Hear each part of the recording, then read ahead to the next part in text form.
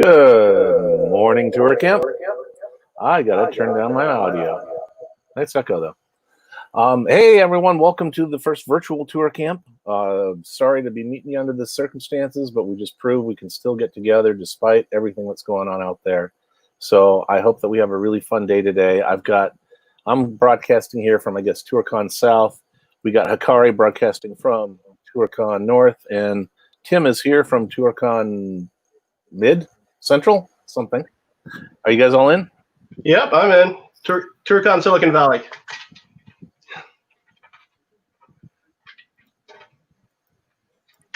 I'm here. Yeah. Okay, cool.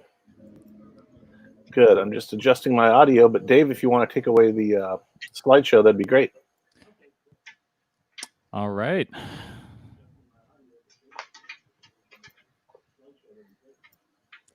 Sounds good. Oh, hold on one second. Let me. All right.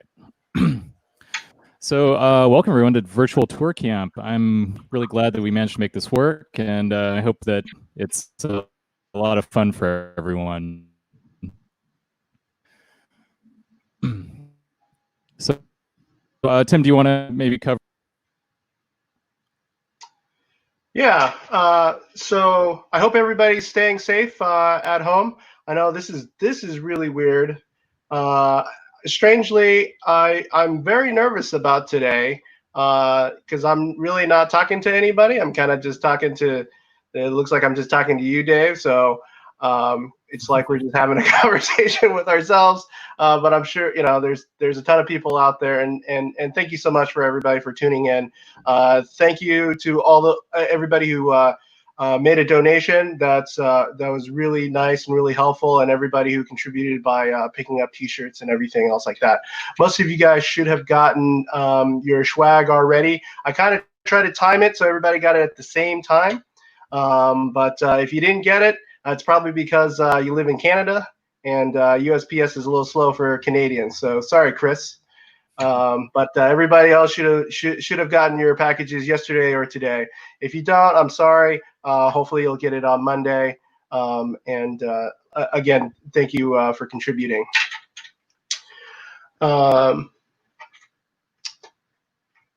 So as far as the venue today, everybody's going to have a different venue. I'm going to probably be hitting the beach later. So you'll probably catch me at the campfire at the beach. And then, do what you do. That's the nice thing about being at home or being at wherever you're at. Just enjoy yourselves. Please try to connect with other people. We do have a couple of different venues for you to connect together via a VR or some of our virtual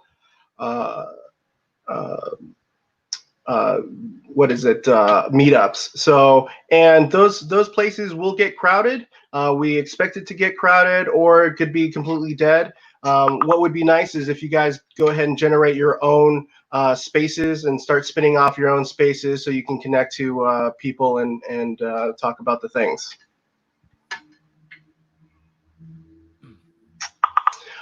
So we sent out a bunch of kits. The kits had stickers, shirts, masks. I think what I'm going to do is I actually ran, we just ordered enough shirts, but we have tons of stickers and patches and buttons and things like that. So I'm going to be sending out a link probably Monday if you're interested in a patch or a sticker. We got enough donations from everybody that I can just send it out. So first come, first serve. If you want to throw in an extra donation, that would be great. But anybody who's participating today, I'll send out a form on Monday. Fill that form out with your address, and we'll send you some stickers and some patches and things like that. So as far as our schedule, I'm sure all of you noticed that we didn't have the typical CFP submission system that we normally do. And instead, we're trying to do a shift over to what the CCC Camp and the CCC events use, which is based on Semantic Wiki and Media Wiki. And the idea here is that, during a normal TourCamp event, we want to create a platform for people to pretty much put together their own self-organized sessions, make it a bit more self-organized in addition to our standard like Prime Dome track, and get you all familiar with using that. And so I'm really glad that a lot of you managed to struggle through the wiki and get some things submitted. And I'm really excited about some of the talks we have today. So right after our opening remarks here in about 10 minutes, we have talks starting. And then as far as the hardware hacking stage that runs alongside this, we have Chris Gerlinski doing a lab demo. He's got a bunch of cameras set up in his lab. He's going to be decapping chips and playing with his microscopes and showing you some really hands-on techniques for dumping ROM images from some chips. So that's exciting. He's also going to come back at around 4:30 to do a talk as part of the Prime Dome track that's kind of a follow-up to the lab work. So definitely check that out.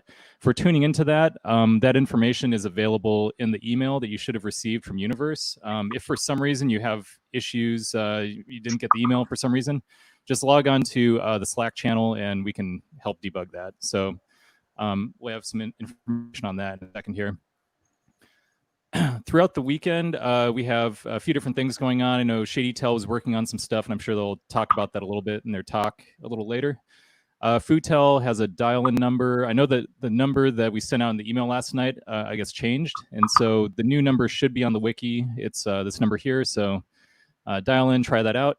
Also, the lull is broadcasting on Twitch. So we have that Twitch stream posted on the wiki as well. And if you have any other projects or things you want to collaborate on with other people, just add it to the wiki. There's a project submission form, and you can create villages. Just play around with it. We want this to be kind of the method moving forward for collaborating on projects at ToorCamp next year. So just get familiar with it, and let us know if you have any issues or any things we should try to improve. And then Tim was talking about this a little bit earlier. We have hangouts going on all day in alongside the streams. So Tim has been tending the fire pit, which is a Google Meet. You should have received a link to that in your email. And people will just be hanging out there. We also have a space and AltSpace VR. If you have a VR headset, or if you just have a Windows machine, you should be able to log in. It's kind of like a first-person shooter if you're on a Windows machine. And we actually have the stream playing on a massive TV inside the VR space, so you can watch it and chat with people while you're in the VR space. And we'll also have the party simulcasting there later on tonight. And then also, with all the talks going on today, if you have questions for the speakers, head over to our Slack channel, VirtualToor Questions, and the speakers know to head there after their talk, and they can field any questions or discuss the content right after the talk. So head in there for those questions, or if you just want to chat about general VirtualToor stuff, VirtualToor on Slack. And then after the talks, we have this couple hours that we're going to just be hanging out. This is from 6:30 to 9 p.m. There's going to be ANSI Drink and Draw that you can connect to. There's information on the wiki on how to be involved with that. Also, you can just hang out in the fire pit, Google Meet, and people will be there just hanging out. I know, I think Tim and Gio were planning on grilling some stuff, and so yeah, head over there to hang out. And then also, if you just want to create any side hangouts, please do that. Just add them to the wiki, and let people know to connect to that. So, and then as far as our party tonight, we have an amazing lineup. We have Bash Explode doing a live set early on. Then we also have Keith Myers, who is James, and then a bunch of special guest appearances going pretty much all night. So definitely tune into that. There's a Twitch link on the wiki, and we'll also be broadcasting that in the VR space as well. So it should be a lot of fun. And do you want to talk about this? Yeah, so Strange Times. We have a venue booked. We always book a year in advance. So the interesting thing about this venue is it may disappear, or it may not, or we may still be in lockdown at November, which is probably likely, or we could be in a civil war after the election. So we really don't know what's going to go on. But we're going to try to plan our best. So, please be patient with us as far as changes and what we end up doing. I think we're going to try to do a hybrid of things where we're doing we may do a virtual thing as well as an actual conference. Just all depends on safety. So everybody's health is number one. So we'll try to take a look at what what our options are as we get closer to November. Like I said, we already booked those dates a year in advance. That's why we have those dates. But at this point, it's kind of up in the air as far as exactly what we're going to do. We're going to do some type of event. Like I said, either it's going to be fully virtual, partially virtual, but something like that, so people can be able to participate.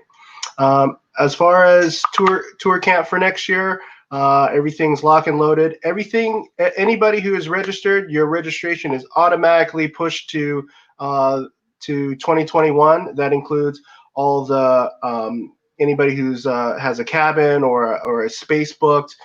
Everything automatically moved over, and we really should appreciate all the support. And as far as moving, I don't, maybe we had a couple of people unregistered, and I totally understand why and all that. So it's really encouraging to see that everybody's supporting us and supporting the things that we do in our community.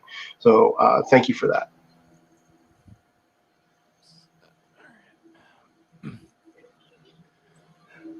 All right. Yeah, that's pretty much all we got for opening here. Thank you so much for wearing pants while you hop on the fire pit meetups and things like that. And looks like we have a few minutes, so I'll hand it over to George. Thank you so much for tuning in.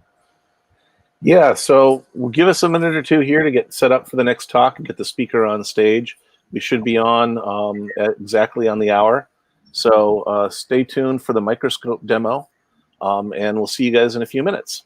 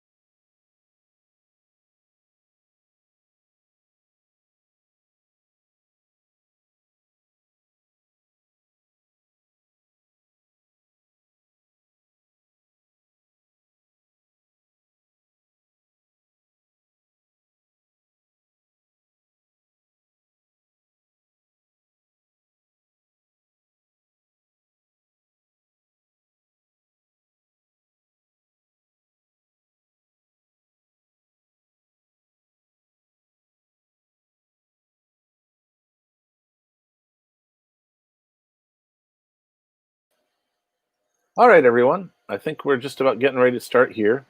Yeah, there we go. There's Vlad. We've got a great talk coming up to you guys. It's the microscope demo, and he's going to be showing you a bunch of really cool stuff.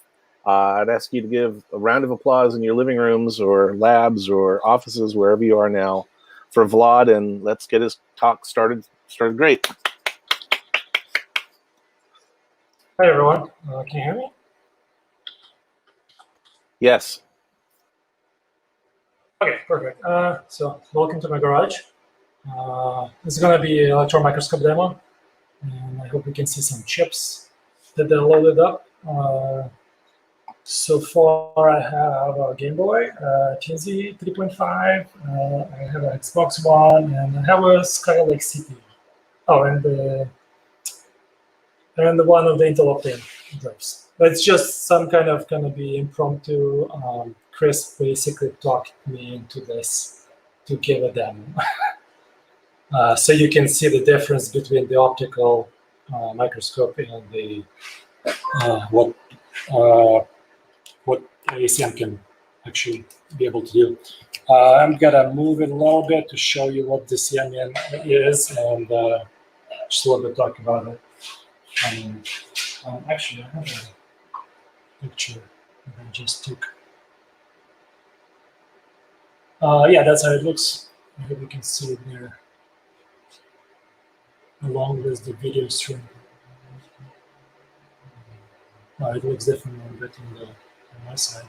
But yeah, anyway, so yeah, I mean, we have an electron microscope here. It has a vacuum inside. You load the samples. It takes some time, depends on your setup. And we have a camera in here that you see right now. That basically allows you to see it inside, so you don't run the stage into the optical lens. And there are a bunch of different detectors. On the left is the variable pressure, and on the right there's variable pressure. On the left is secondary pressure. The one you probably not going to be able to see, there is another type of detector that I have, is the backscatter, and we can see the difference between them and what they do. So yeah, let's get started, I guess. So yeah, I prepared some of the pictures. Let's just start from this Game Boy, so I can go over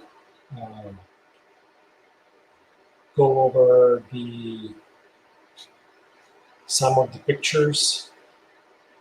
I just loaded the samples, so I would have to actually navigate where it is. I'm not sure where the things are, and I hope 30 minutes is going to be enough. It takes a lot of time to actually set up things. So comparing to the optical microscope, you just basically just put it in and you see immediately. Whereas the scanning electron microscope, it's more difficult. It's basically like a procedures to start. I don't know. Well, vehicle is not a good, I guess, example, but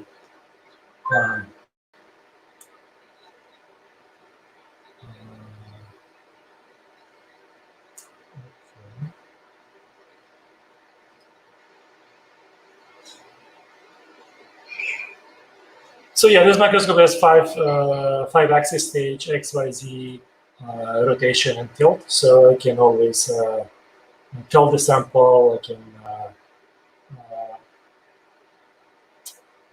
I can tilt, so I can have a perfectly aligned image pretty much all the time, as long as the as long as the sample is quite good prepared. That's one of the difference between the optical microscopes and SEM, that your sample actually needs to be prepared pretty well versus with the optical microscope. It doesn't really matter very much, as long as you just have a chip you can already see. And with SEM, it takes a while. So for example, I have this optical image here. That so this is unprocessed like die of the Game Boy. I got straight out, so they just depackaged it. It was just straight out of the asset bath. There was nothing really done to it. So if you would, for example, compare this to images with the SEM, it doesn't look that great. You can see the gold blonde pad here, or blonde wire it was. It's pretty nice and bright, but everything else looks kind of garbage. So, and it's at 10 kV. So what basically happens is the higher the kV you have, the more charging you're gonna get. So what does it mean is you have typically with chips, you have a non-conductor there. So you have isolator on top, which is like a silicon oxide. So when the beam gonna shoot down, the electron's gonna stay on the surface, and that basically creates that dark image. These images of like, I don't know how to describe them, but you see that curved like images is basically the oxide works as a glass, and it's it's Game Boy from 1989, so the features are really large. So that is even makes it more that makes it even worse. Yeah. So I have a picture of. So yeah, for this particular. So now you see the different, like, so I just, pick the random place where it is. And you can see the image kind of gets like all messy and so on. It's because of the tech oxide layer. Like to get a clear, nice image, it's actually gonna take a lot of knobs turning. To get a good image, like this Game Boy. Actually, so for this Game Boy, I actually took. I have a ion etcher, so I have a reactive ion etcher where you basically can etch using a specialty gases. You can basically etch the oxide, so you can see this etcher on the left. Yeah, and. What you do, you just go to sample in, you turn on the plasma for 10 minutes, and I mean, it's going to remove the oxide pretty evenly. Yeah. Well, actually, you don't see that on the camera because the microscope is in the way. So sorry about that. Yeah. But I hope you can see it on the screen. Yeah, okay, so the other stuff that I have from the Game Boy, for example, so I have pictures of the ROM. And so this is before I removed the oxide with the plasma. And you can see that you can see some patterns, but you don't see the bits clear at all because of the oxide on top. So the microscope is magic, but it's not magic, and you need to really prepare your sample to be able to extract ROM or like an Atlas or whatever. I do this comparing. So this is comparing to the optical image, right? And the optical image is just nice and clear, and you can see pretty much everything. Simply because it's just a pretty large feature size. So that was with this was the secondary electron detector image. And I have also a backscatter electron detector, and that works quite differently. And you can look that up later. I mean, we don't have much time to go over, but basically the idea is that this backscatter electron detector allows you to see the contrast difference in the material. So this is the same samples as before, a little bit different kV settings in the current, because this detector requires a little bit higher kV and higher current. but you can see that the pictures look much better, and it actually could go and do the XM extraction. And I would say the backscatter electron detector is basically mandatory for any chip analysis if you're thinking on picking up some used electron microscopes on eBay or something, or maybe a surplus store from like university or whatever. This one is actually came from Corning Glass on the East Coast. It was sold through eBay, so it was pretty cool. I guess I should say thank you, Zeiss, for helping me out with bringing this up. It was quite a bit of a challenge. So some of the feedback I got, like, "Oh, man, you don't know anything about this this SCM. It's going to be tough." And it was kind of tough, but it worked out. Yeah. So the reason it's called scanning microscope because the beams goes and scans, and you can set the different speeds that at which it's scanning. Okay, so I think 20 minutes left.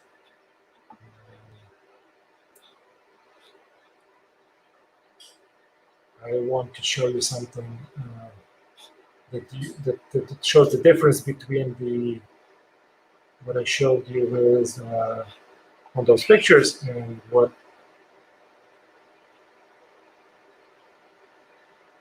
how it is on the microscope now.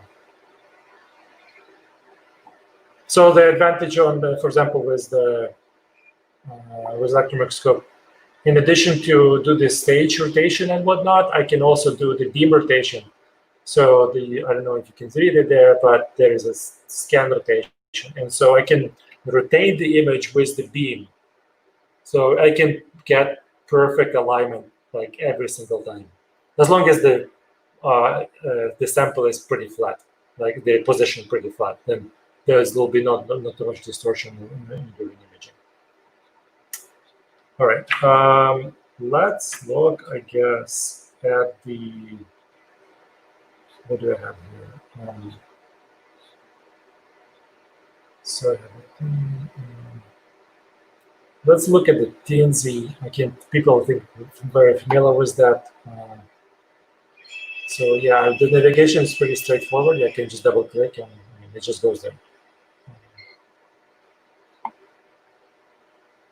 Right now, to get better images, I would need to adjust the Z height, so that's height between the sample, the height between the sample and the column, and I'm not going to do that right now. That would basically allow me to get better resolution.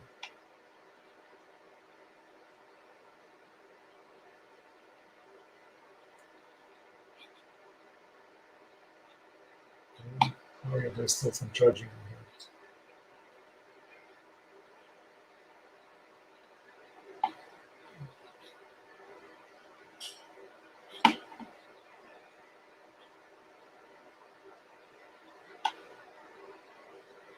Let's do this just out of function.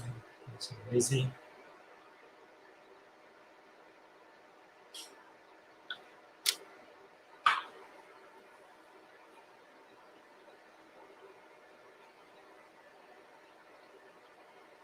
So yeah, it takes a while to adjust things. So once you loaded the sample, you better have a good sample.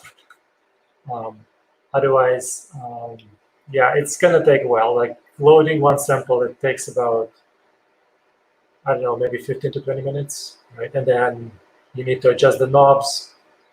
That takes more time.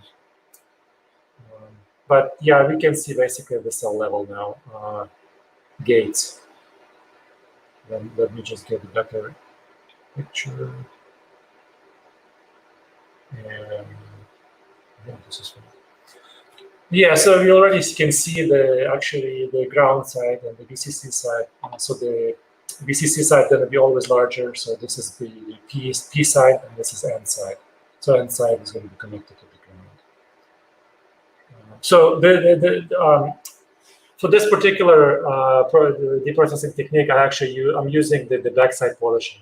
So what I did, I polished the backside. I do have some pictures here. I polished the backside. Yeah, here's the TNC. I polished the backside. So this is the ball side, right? So I polished it. Eventually, I got it down to almost a substrate, so you can see the green stuff is the silk screen from the PCB that is mounted on.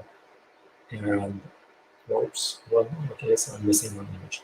But yeah, so I'm basically polishing it down to very thin layer of substrate, and then I'm using KOH, so potassium hydroxide, to etch away the silicon. So the bulk silicon gonna get etched, but because it's more selective than towards the silicon than silicon oxide. So the silicon oxide and all of their layers actually remain. So this helps us a lot. And then we basically get straight to the point, straight to the substrate. Yeah. Yeah, I think there's quite a bit of oxide left here in the yeah, so you can see the cells now. So that's I'm not sure how you can show you good, but I mean this is like impromptu. So I'm sorry if you're not following it, or I'm a bit confusing. But you can see the white spot is basically VS, all of the connects going up into the silicon. Because I removed it, it's all gone now. So all what we see is remaining like basically the shapes of the metal one and the tungsten VS going up. Let me try to change the detector and see how it's going to be different.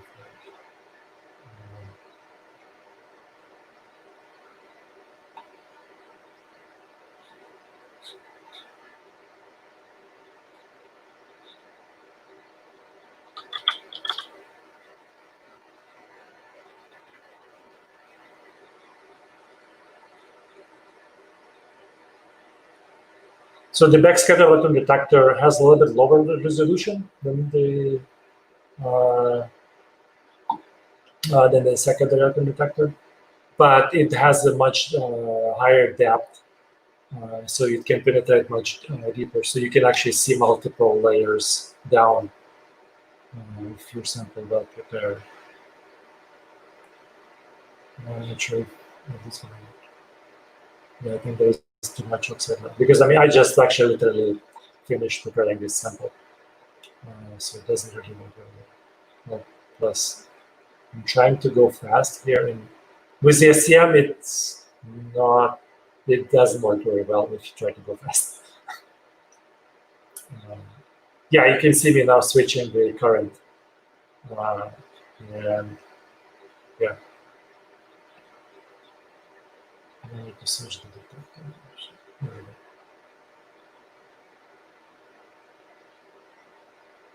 So, you might think about like, what about the autofocus? Well, and autofocus actually doesn't work that great. And I think from what I heard from other people, like the autofocus on other microscope doesn't work that great either. So yeah, actually you can probably, I'm not sure if you can see it, but like image getting darker, so that means that's actually quite a lot of charging in one. So electrons are not being sucked out by the detector. Yeah, there is a collector bias basically. So when the electron beam hits, that collector creates the bias, and those electrons being sucked out into the detector, and then onto the scintillator and the photo and the photo pipe into the photo multiplier to count the photons.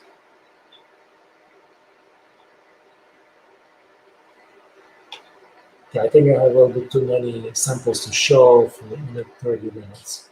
So let's go on with some other samples. I think let's just go straight Skylake, because Like, so you can see the, oh, actually, I don't know.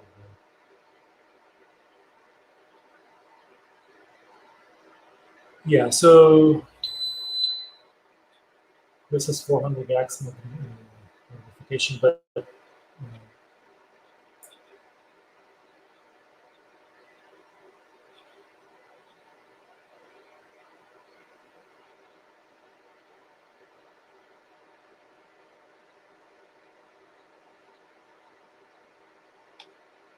yeah, sorry, this is like kind of, I don't know, really difficult to show.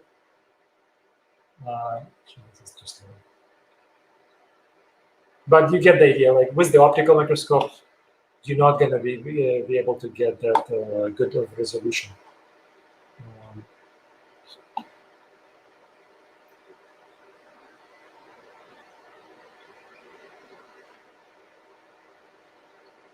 So it's going to stop here, and I'm going to drag window list. Actually, let me just say that.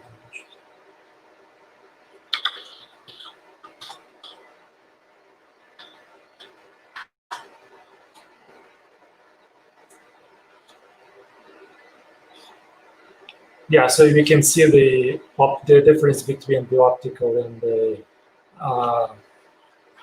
electron microscope.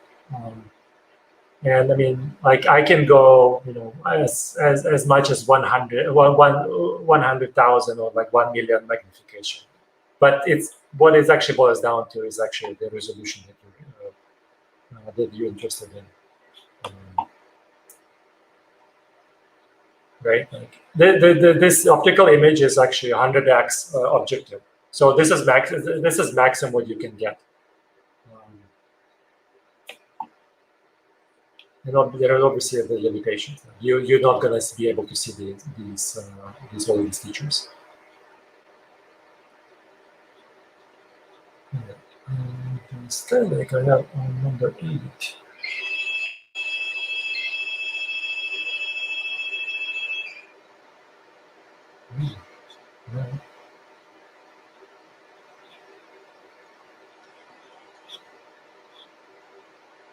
Yeah, like because it's not like very aligned right now. Everything like the working distance and everything. It's not.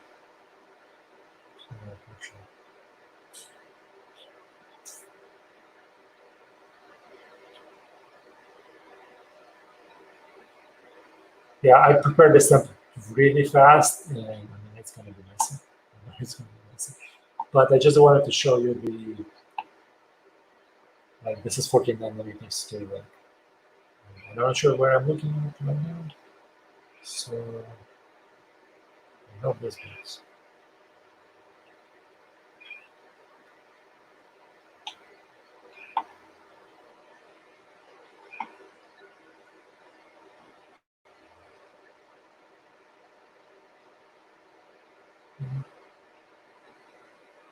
Yeah, so what I'm doing, I'm changing the scanning speed, and so the image is not as clear, but you can see at least something when you try to navigate.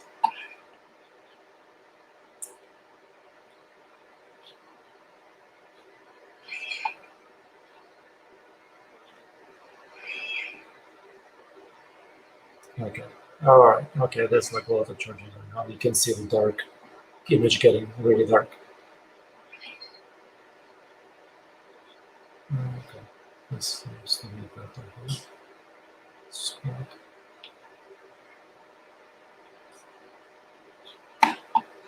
And I don't really know what kind of layer that is.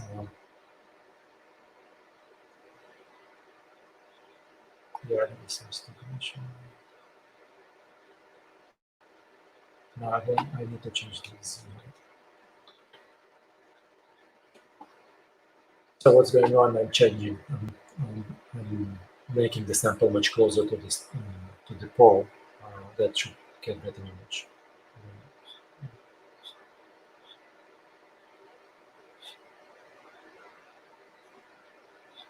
Hopefully.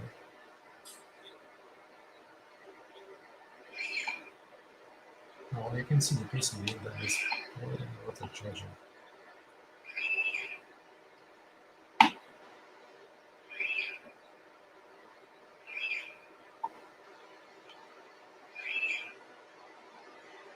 I'm just trying to find a spot where we can actually see something better.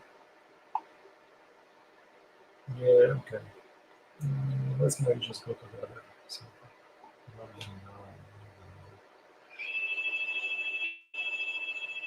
Sorry about that. This is that like I didn't really like prepare it. It's last minute.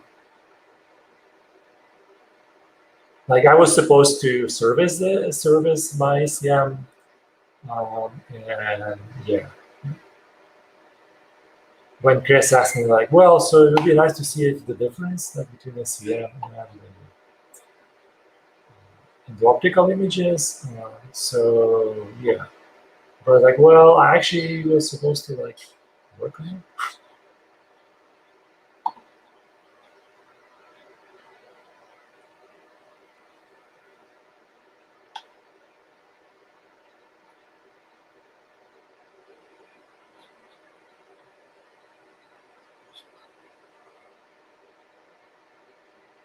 So the funny part, for example, this is supposed to be obtained drive from Intel. And I posted 2 pictures earlier on Twitter about this thing, that it's actually made by Avago. And apparently, like they Intel bought this division from Broadcom or something. And yeah, the funny part that as I open it up, like yesterday to prepare it for this demo, I discovered that this chip is actually, so it's branded on the package itself. It's branded as Intel. When I open it up, it says it's Avago. But the silicon itself is actually made by TSMC. So they fabbed it in TSMC fab, and you can actually. So if you see in the other chips that were made by TSMC, you can really recognize that where it was made. It kind of makes sense because so yeah, now there's like 9,000 magnification, and you can see that yeah, you wouldn't be able to see it in this optical microscope. Okay, so this is not that line.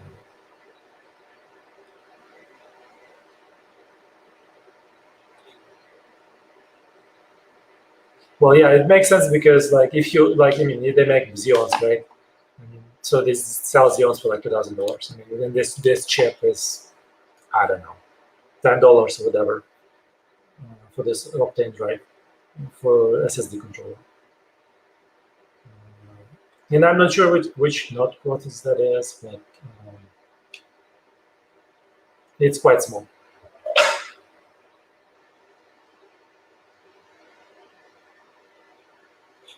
We have 2 minutes left. Yeah, okay.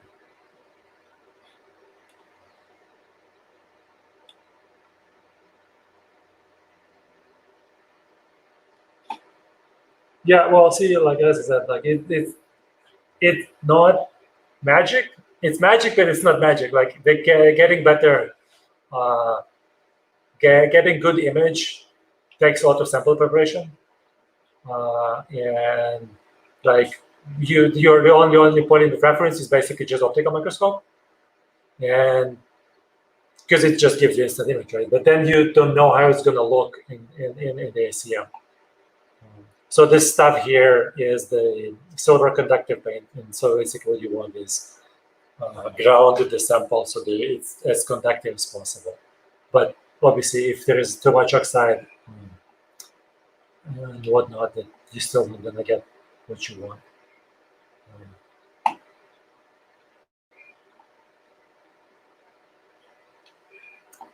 So I polished the sample to the poly, and it's pretty ugly. So it looks like this after I polished it. So you'll be looking somewhere here, I don't know. And when I mounted it, that's how it looks. With basically all of the conductive paint in here on the stuff to make sure that I have as good, a maximum conductivity basically to ground that sample. And actually, I'm running. I ran out of time, but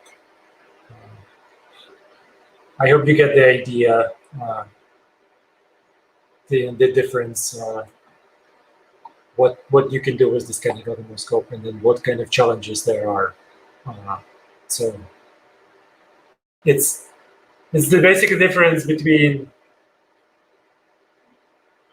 somebody prepared a sample, but they have no idea how you're going to image it, and then somebody images the sample, and then the guy who is imaging the sample going to blame the guy who prepared the sample, and so on. So the best, it's basically a one-man job. Is like when you have a single person that is preparing the sample and imaging it, and he knows, okay, I did the wrong something here, so I have to correct it. I think that's it. I ran out 1 minute in here. I hope you enjoyed it. I don't know. I'm going to be on the Slack in this virtual tour questions. If you have any questions, just let me know.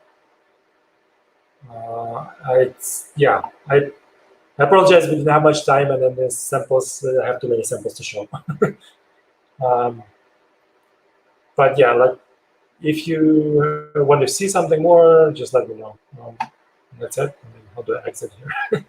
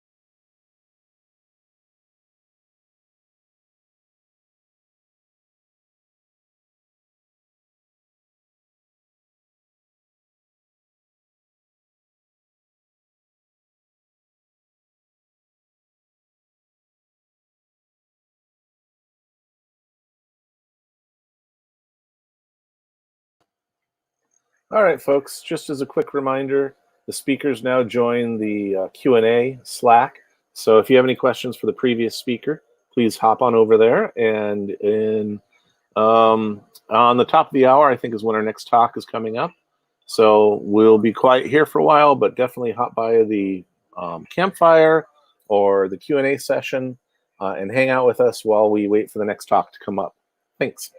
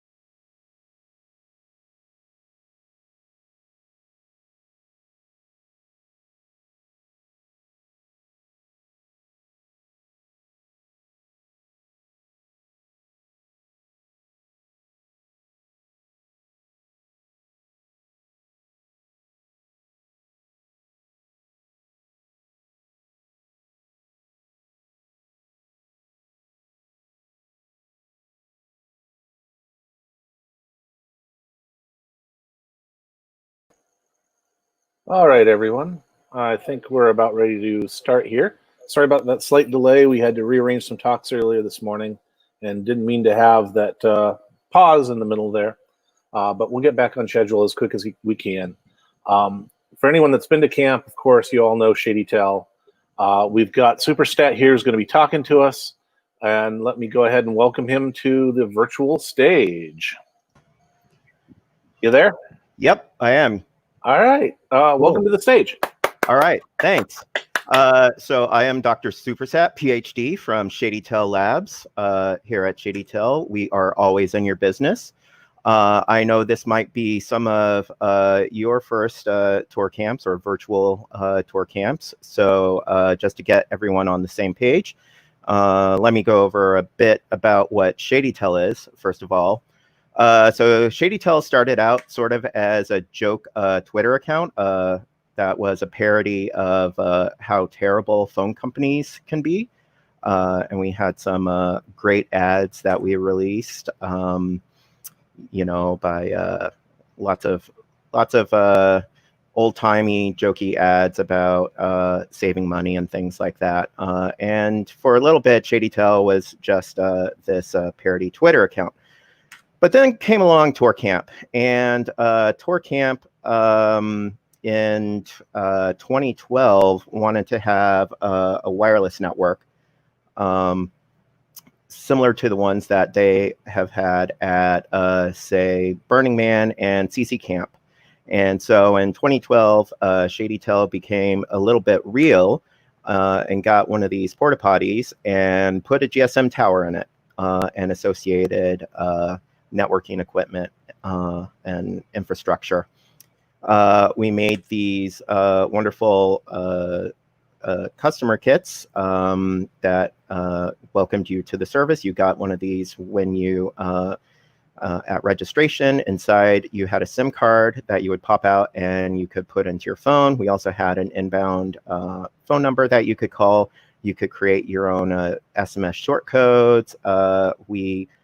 These SIM cards actually run Java card applets. So we released some tools to make your own Java card applets. And we had some small puzzles on there that you could play with them. We also gave you all of the keys to your card. So you could do anything that you wanted to the card. Anything you wanted, you could do to the card. This is a fun example of the about screen from one of those old Java card applets. As you can see, they're pretty simple.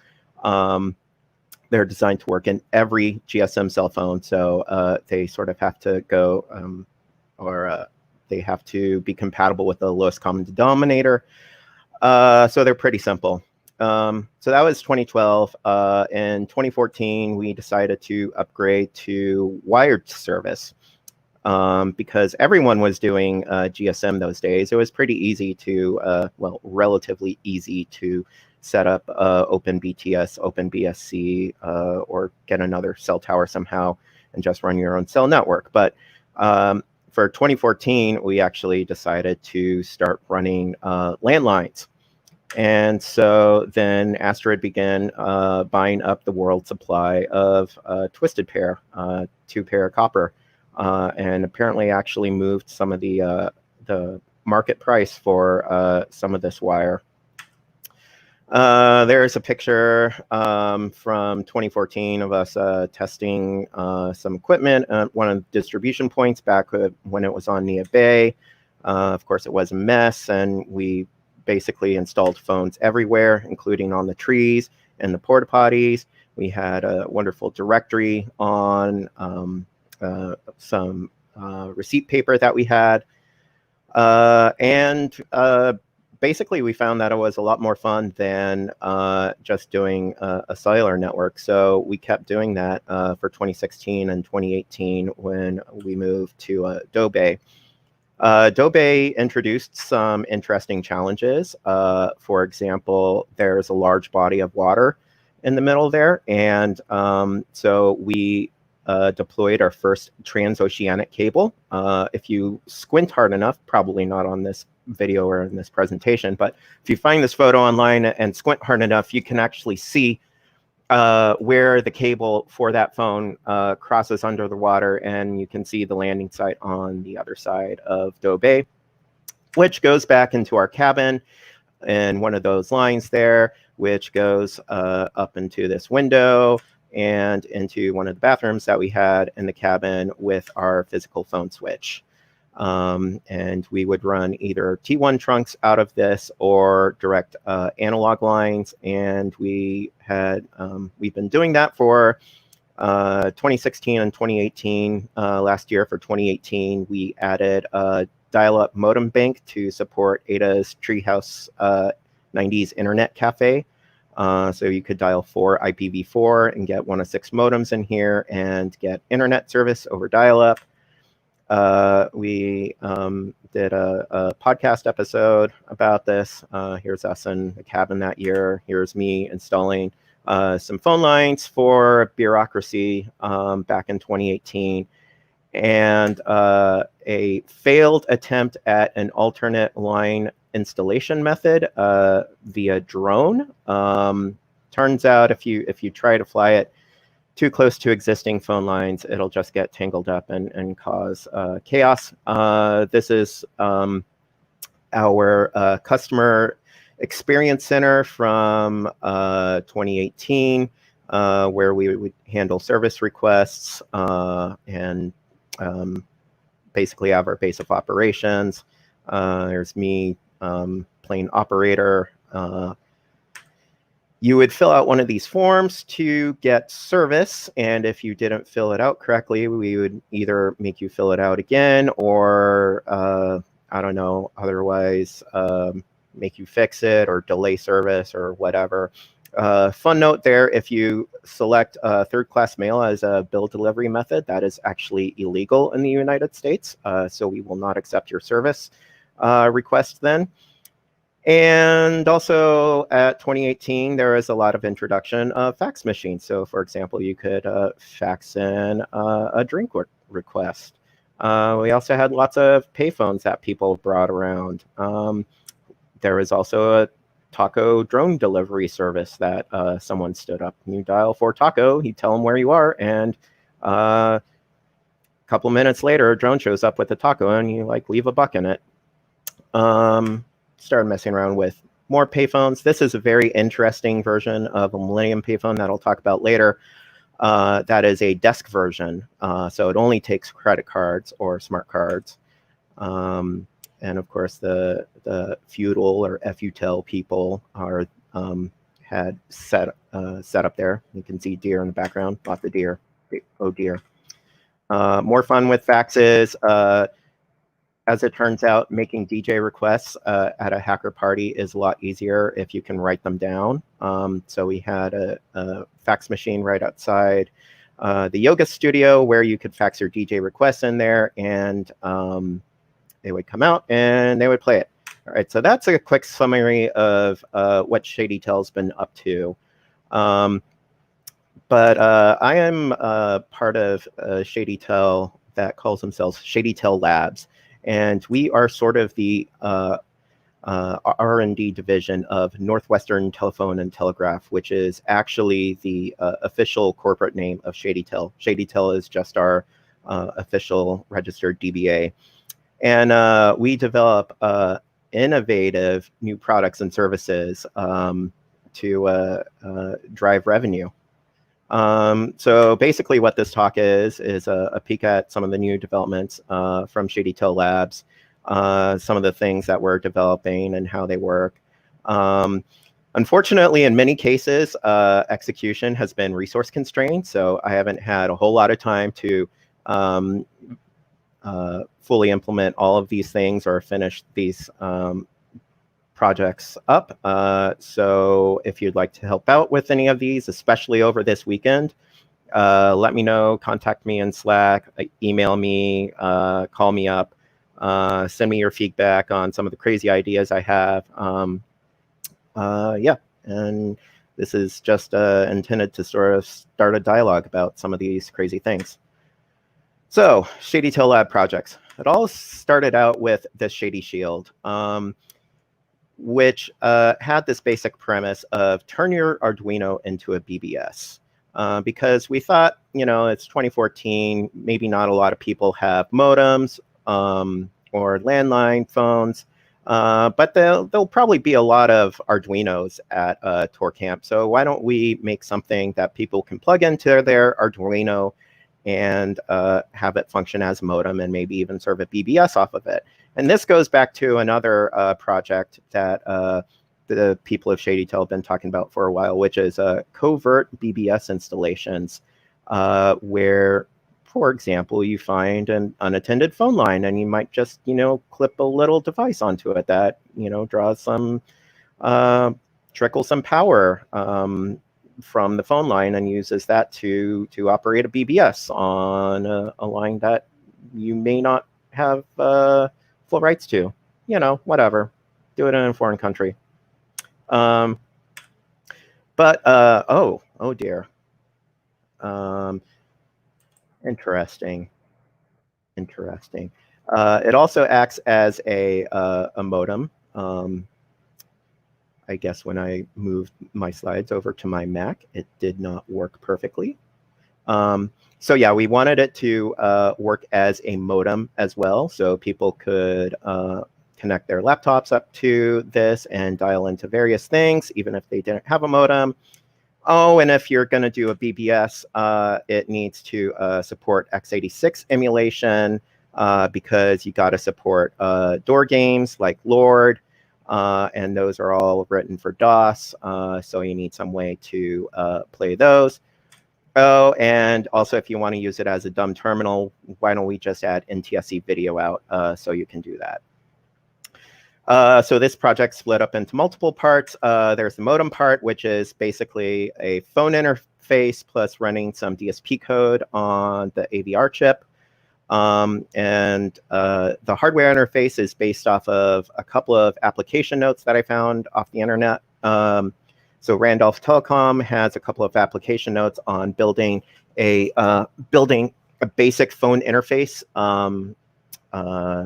So going from a two wire line, a standard POTS line to what they call a 4-wire interface. So you have a transmit and a receive.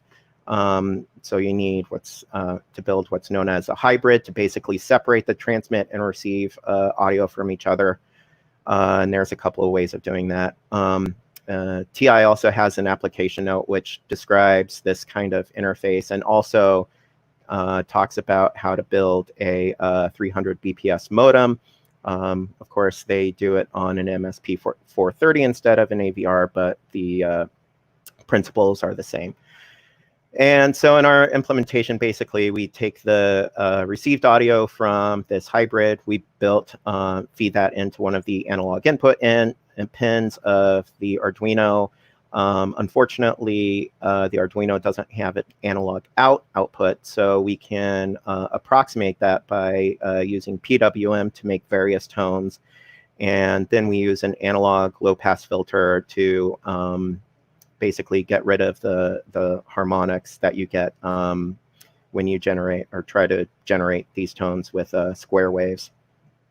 So this was the initial Shady Shield design that we had made just prior to ToorCamp 2014. So on the top there, on the left, there is the phone interface and some lightning and surge protection.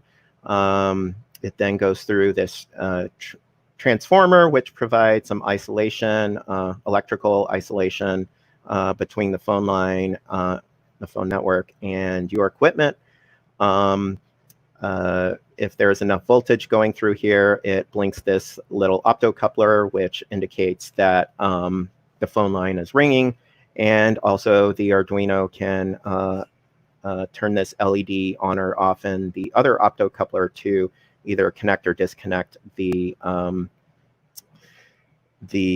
transformer and basically go on or off hook.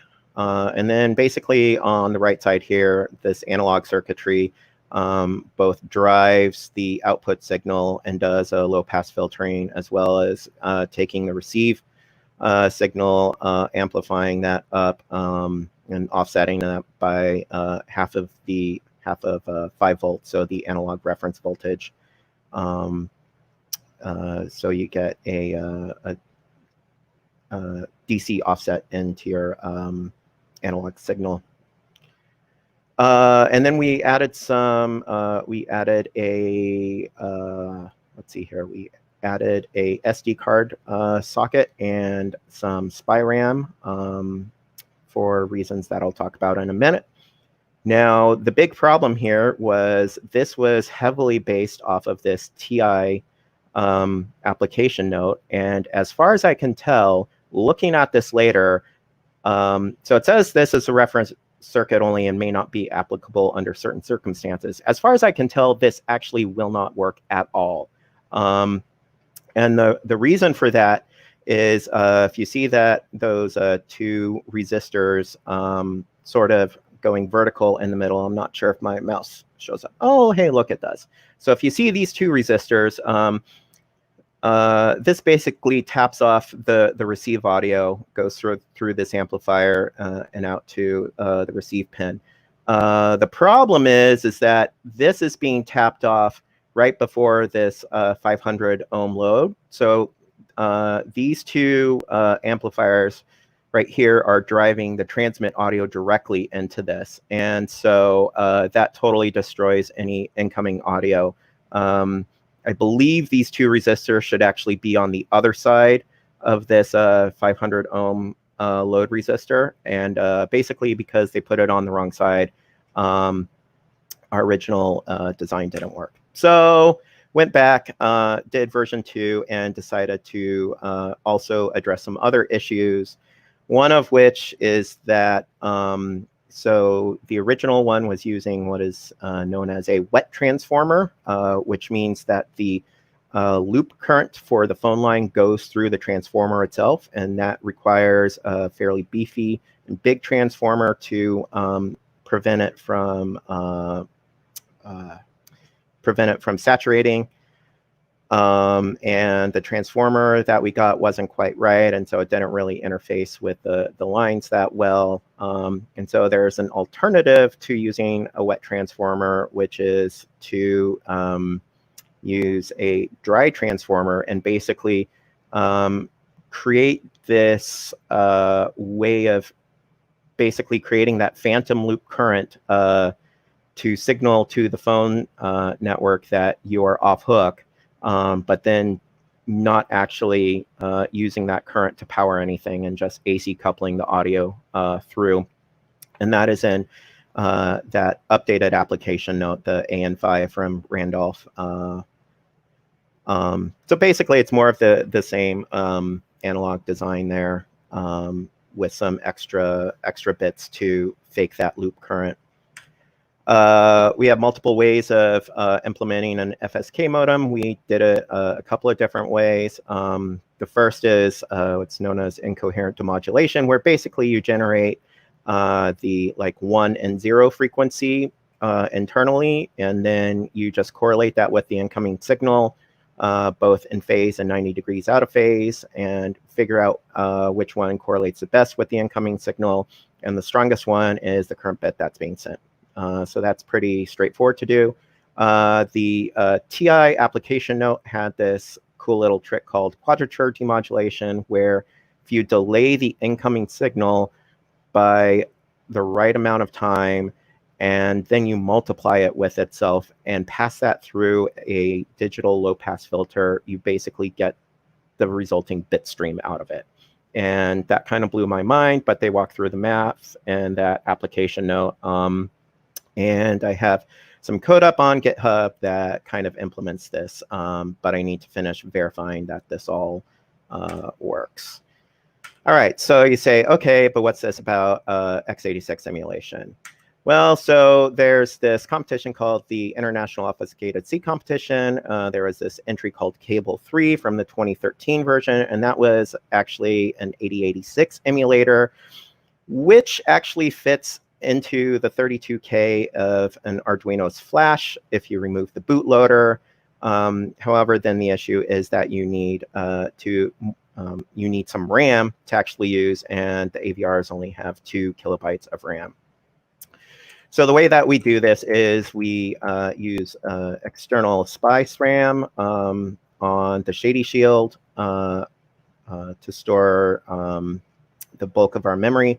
Unfortunately, that is way too slow to access every time you want to do an instruction fetch or memory read or write. And so we have this pseudo paging system that I came up with, which takes advantage of the following observation that I made, which is that x86 basically has 3 main active segments. So you have the code segment, the data segment, the stack segment. Code executes out of the code segment. Memory operations are usually referenced to the data segment. And when you manipulate the stack, that's referenced to the stack segment. So if we split up the AVR 2K RAM into 4 bits, we can have 3 512-byte pages plus remaining RAM for all the other local variables and things that you need for running the emulator. And basically, we keep 3 pages of 3 512-byte pages in the AVR's RAM at a time, and then page the rest out to SPI RAM. And the theory is that should work rather well because you will at least have 1 page for each of those segments. And then we also have an SD card to emulate disks and also to page out of this SRAM if we want to emulate more RAM. So I got this working in simulation. So I have an x86 emulator working on an x86 that does the paging out properly, and it works just fine. It kind of works on the AVR, but it wouldn't quite boot up DOS. And I've been trying to trace this down for a while. The execution tracks in lockstep for quite a while, but it diverges after some point. And I'm thinking there's some like implicit integer size difference where the AVR compiler uses 16-bit ints and Visual Studio uses 32-bit ints, and that's sort of implicit in some places instead of being made explicit. So the math that is generated in some place doesn't end up matching, and that's probably why it diverges, but I haven't been able to track down that bug yet. So if you want to help me do that, let me know. Code is not up online yet, but I can make that available. Also, so NTSC, well, this is basically a solved problem. Someone did that on an AVR back in 2004. Someone also made an Arduino TV out library in 2010. And there's also a follow-up 2013 blog spot on doing stuff in an even higher resolution. So those are the 2 generations of Shady Shield boards. We'll probably do a version 3 and then probably migrate to something off of Arduino because that's getting kind of old hat at this point.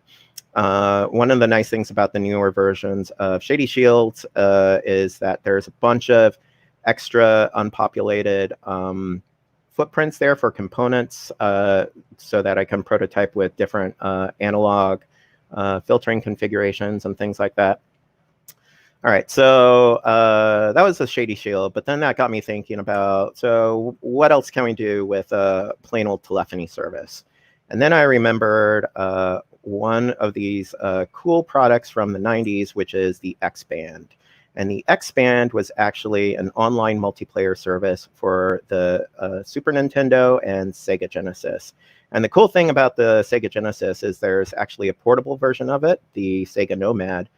So theoretically, you can bring your Nomad to camp, have it run off of batteries, plug your X-Band modem into a Shady telephone line, and then plug in like Super Street Fighter Turbo or NBA Jam or one of those games like that, and play with someone else across camp with their own Nomad, or if they want to bring a full Genesis and TV, they can do that. We'll probably have some setup in the customer experience center for people to play around with once we get this up and running.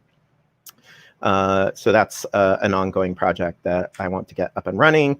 Unfortunately, this service got shut down in the late 90s. The source code survives, a lot of it. I happened to get access to some of this source code. There's another group that was trying to revive the Xband service, but they wanted to make it work over VoIP, and basically it doesn't work over VoIP because there are a lot of assumptions made about consistent latency over the phone network. So basically it will only work at ToorCamp physically. So they're kind of disinterested in bringing it back, but I'm going to help them out with their IP-based service. And they, along with some former Catapult employees who built the Xband, are helping me out a bit with some information on what they figured out so far. One of the cool things about these devices is they actually have a smart card reader, so they can read EMV credit cards. So that's kind of cool. I've got a lot of these things and a lot of other toys to play around with, but I'll get to some of those later. Switching gears for a bit, talk about Shady TV. So we observed ShadyTel provides telephony and internet, dialing for IPv4. So, we're not that far off from being a triple play provider. Let's offer TV as well. And since it's the digital age, we can put multiple virtual channels onto one analog TV signal. So I was thinking, you have a main channel with like your schedule and announcements and ShadyTel ads and PSAs and things like that. Another channel for the Prime Dome, maybe a sub channel for just the speaker, just the slides, maybe another channel for the hardware hacking stage, and a channel for movies or other entertainment. And basically just generating this multiplexed MPEG transport stream with OBS plus some other magic to multiplex multiple OBS outputs together. So there's a problem with that. Who's going to have a TV or a TV tuner at ToorCamp? Well, as it turns out, lots of people do.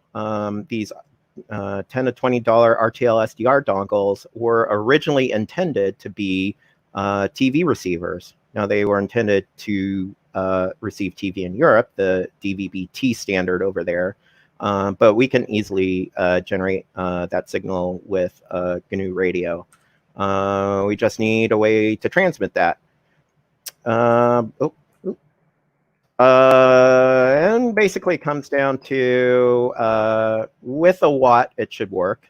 I did a bunch of math and it seemed like, if we just put out a watt, it should be fine. The thing that I did not anticipate at the time is that I learned later is that OFDM modulation schemes like DVB-T have a terrible, what is known as peak to average power ratio, which basically says your average power that you're putting out at any one time is a watt.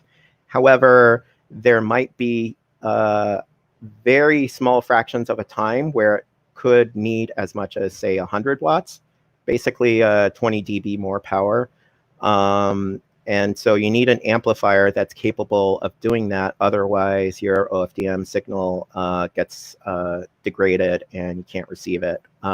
So this is why I was having issues using some cheaper amplifiers.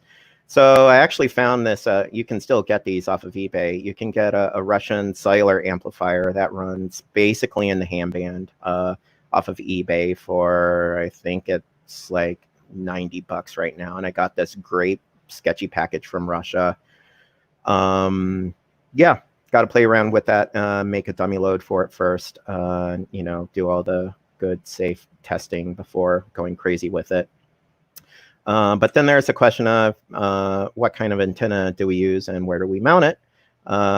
Maybe there's a tower. I know in the past people have brought towers for their own ham radio stuff there. Maybe we can attach it to a tree somehow. One of the issues is that ShadyTel is kind of lower in the camp. So the prime dome district is a lot further elevated than ShadyTel is. So we need a lot of elevation if we were to broadcast from the ShadyTel cabin. So maybe a blimp. I don't know. Put a blimp with like a USRP and an amplifier on it. I did reach out to WashDOT a while ago and asked if we could bring helium tanks on the ferries, and yes, you can. I also might have a barge hookup now, so we can transport stuff.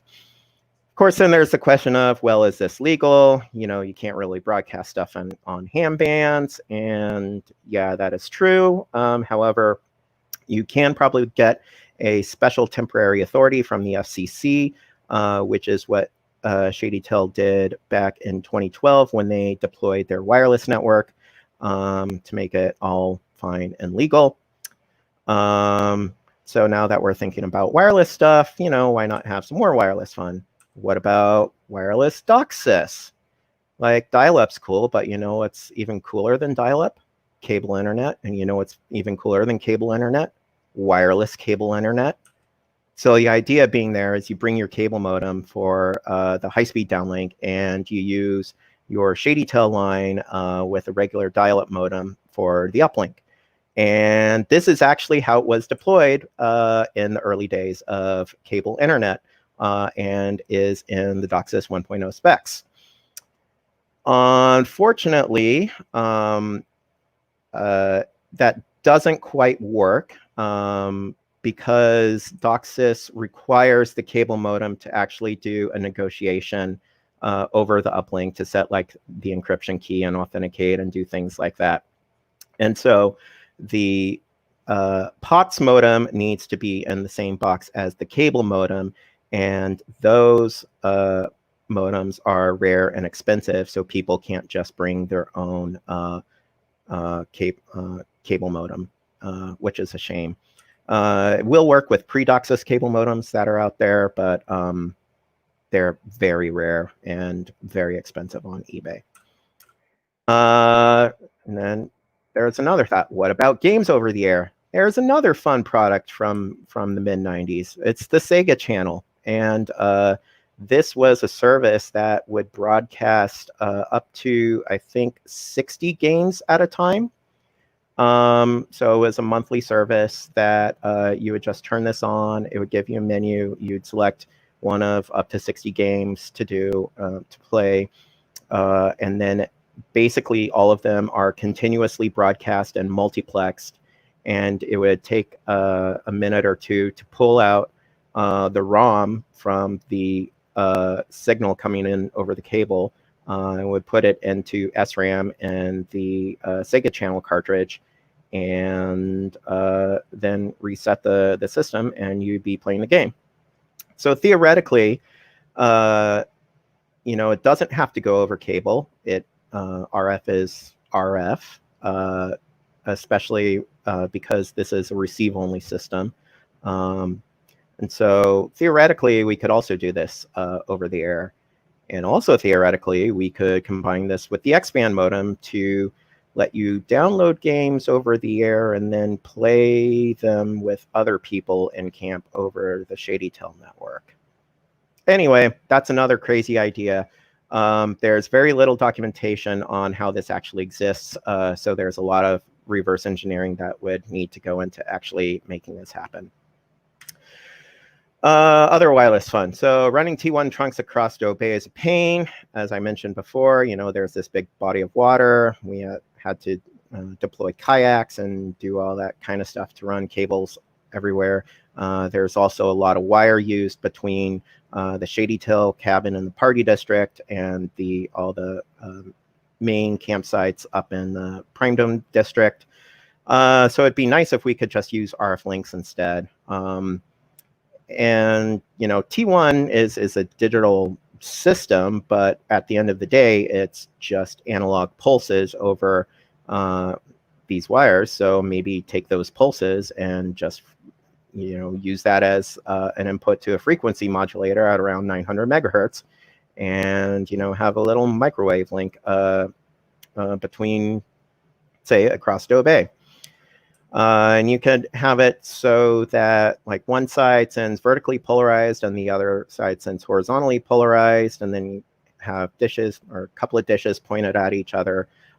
So basically they see each other, and you can send a T1 channel both ways.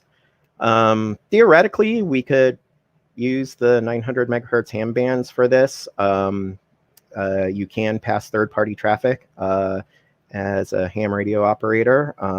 There's a question of station identification, so I thought it would be pretty lolsy to just barge into one of the phone calls every 10 minutes and announce a call sign, which I guess would meet that requirement, but it really isn't a good use of spectrum, so probably not going to go with this, except for a very small experiment, maybe. Basically, it uses excessive bandwidth, and you're always transmitting all 24 voice channels over that T1 link, regardless of how many are actually in use. So we can probably do a lot better with some like custom modulation scheme and a T1 line interface unit. So, maybe get one of these T1 interface chips and connect that to a HackRF. And the HackRF has a processor on there and a CPLD. And it actually has a couple of ARM processors, and one is sort of designed for dealing with bit streams. So it might be feasible to actually go from T1 bit stream to generating a waveform and back on just on a HackRF, especially if maybe we use some of the CPLD. But there's more we can do with that. Also, instead of wireless T1 trunks, we could use the existing IP infrastructure there at ToorCamp. But one of the issues with that is, T1's a pain. The hardware to plug it into a computer or a network is big, expensive, usually requires PCI or PCI Express. That's not great for being portable. And so I started thinking about how to interface this with, say, a Great FET. So me and Jared Boone had been messing around with these, basically a breakout board that he made for this T1 line interface unit that basically goes from a T1 phone jack to an RX bit line, a TX bit line, and a RX clock and a TX clock. And so you got these bit streams out of that. What's interesting about a Great FET is it's also basically a HackRF without the RF part. So so the original plan was to use a Great FET as a way to go from, say, a T1 to USB, and then you can do a phone switch in software on a computer that you plug this USB device into, or maybe even you might have some leftover cycles on the Great FET to do it on the Great FET instead. As an alternative to that, there's something else coming out from Great Scott Gadgets, the Luna board, which is FPGA based, which might be better for dealing with these bit streams. But there's a bunch of details in that I definitely don't have time to go into. But yeah, it would be cool to have some code shared between the Great FET and the HackRF for dealing with T1s. So a bit about Millennium payphones. We happened to come across a guy who knows a guy who has a bunch of these phones that we were able to acquire. And recently there was a a manager made for these phones. So these Millennium payphones are basically useless without being configured by the special server that it has to dial into. Someone had reverse engineered that and basically made their own Millennium Manager service. So we've been using that to program some of these phones. I want to port that over into Python and onto one of our virtual modems that we have connected up to our SIP switch, so that people can basically just provision these based on our web-based Millennium Manager and not have to set up their own Millennium Manager and their own modem for talking to their own payphone. So, you know, that's definitely an ongoing project. And finally, I'll talk about one other project that I am hoping to at least get a proof of concept working up today. And that is the ShadyTel FAP, the Fast Automated Provisioning System, where you can service yourself and get your own ShadyTel extension. So that is coming soon. And so since we're running behind schedule, I guess I will leave it at there. This has been a presentation of ShadyTel Labs, and I will see you in Slack for questions.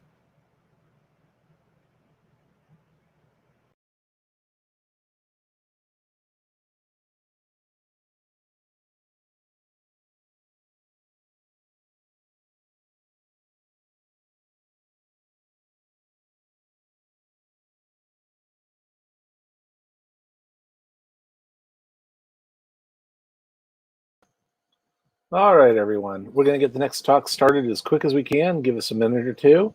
Apologize for the delay, and we'll get everything back on track quickly. So see you in a few minutes.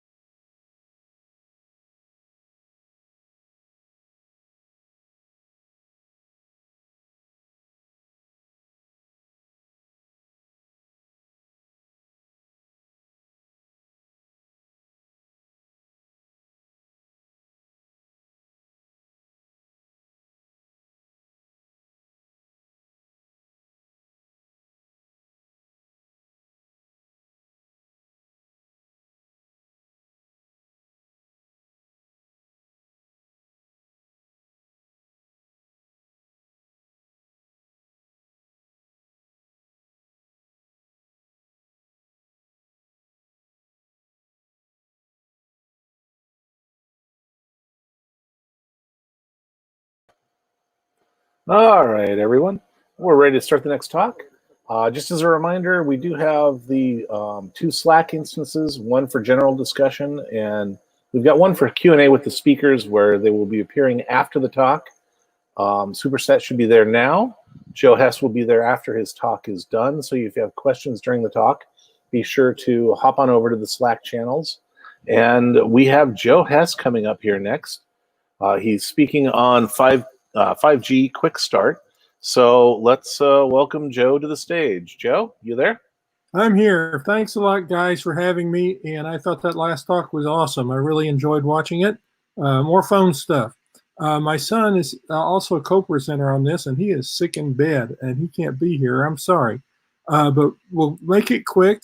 The whole idea of this thing is to cover the most overhyped protocol in history and give you legs up so you can sound like you know everything about this, where you really know far more than the average person, but nowhere near enough to set up and install a 5G network. So the reason we started doing this, there's a new internet explosion. Some of you may have seen some of it. Low-cost 500 GB links are going to quadruple the speed of the backbone, probably by the end of the year. There's a huge rollout in 5G and bandwidth leasing. I mean, down here where we live in Los Altos, you can see towers everywhere. Places they didn't have an excuse to put a phone tower. There's one there. And there's a huge similar explosion in low-cost radio, like LoRa and some of the others. You can even go on eBay and buy yourself a 5 or 6 gigahertz send receive full duplex system that'll go 1,000 yards. I think it costs around $200. So look into it. What 5G is and isn't. We put that little drawing there to kind of see. It's really kind of like 4G expanded. It's an extra channel, but you can get more than one extra channel. MIMO is multiple input, multiple output. You've probably heard the acronym. It means you can have multiple antennas. You can also receive multiple RF signals at the same time. It's been around too, but it's going to get expanded a whole lot. CRAN, the radio access network, was tested over 5 years ago. This has been around a long time too, but it's a key component of 5G. And the biggest myth of all, 5G is not required for self-driving cars. No matter how many times you watch the Qualcomm presentation, no, you don't need it. Cars are already on the street, trucks are already on the street, and ain't none of them that run 5G. So you need it when you come to an intersection with a car, another car that has 5G, so you can not run into each other, and that's about it. You can drive down the freeway just fine using LTE, and there's people out there doing it. And it's also not necessary for the expansion of IoT. If you talk to a lot of the presidents of these operators, they say they can't afford 5G. Only the big guys are going to be able to afford it. So a lot of them are going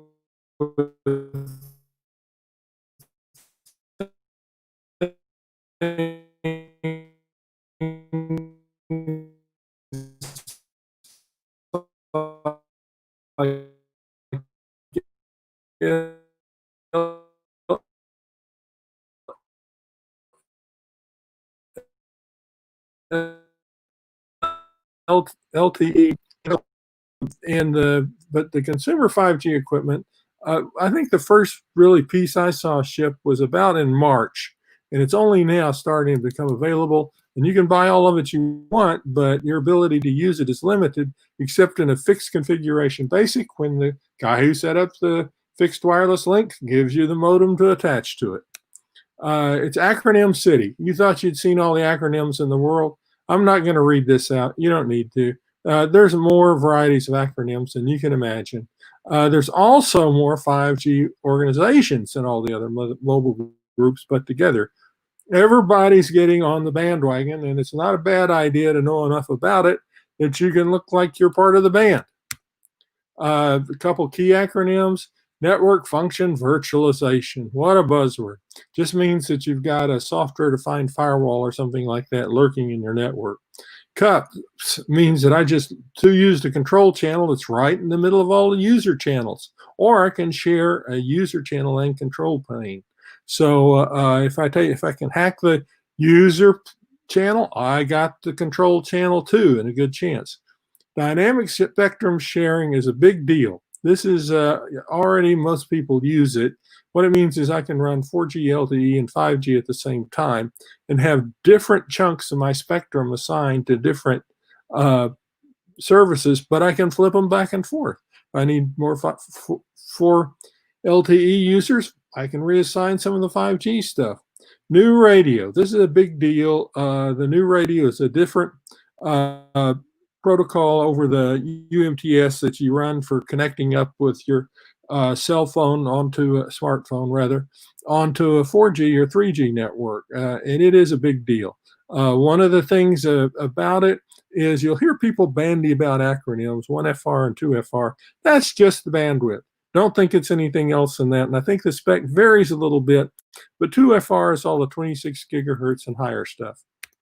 Sorry, went the wrong direction.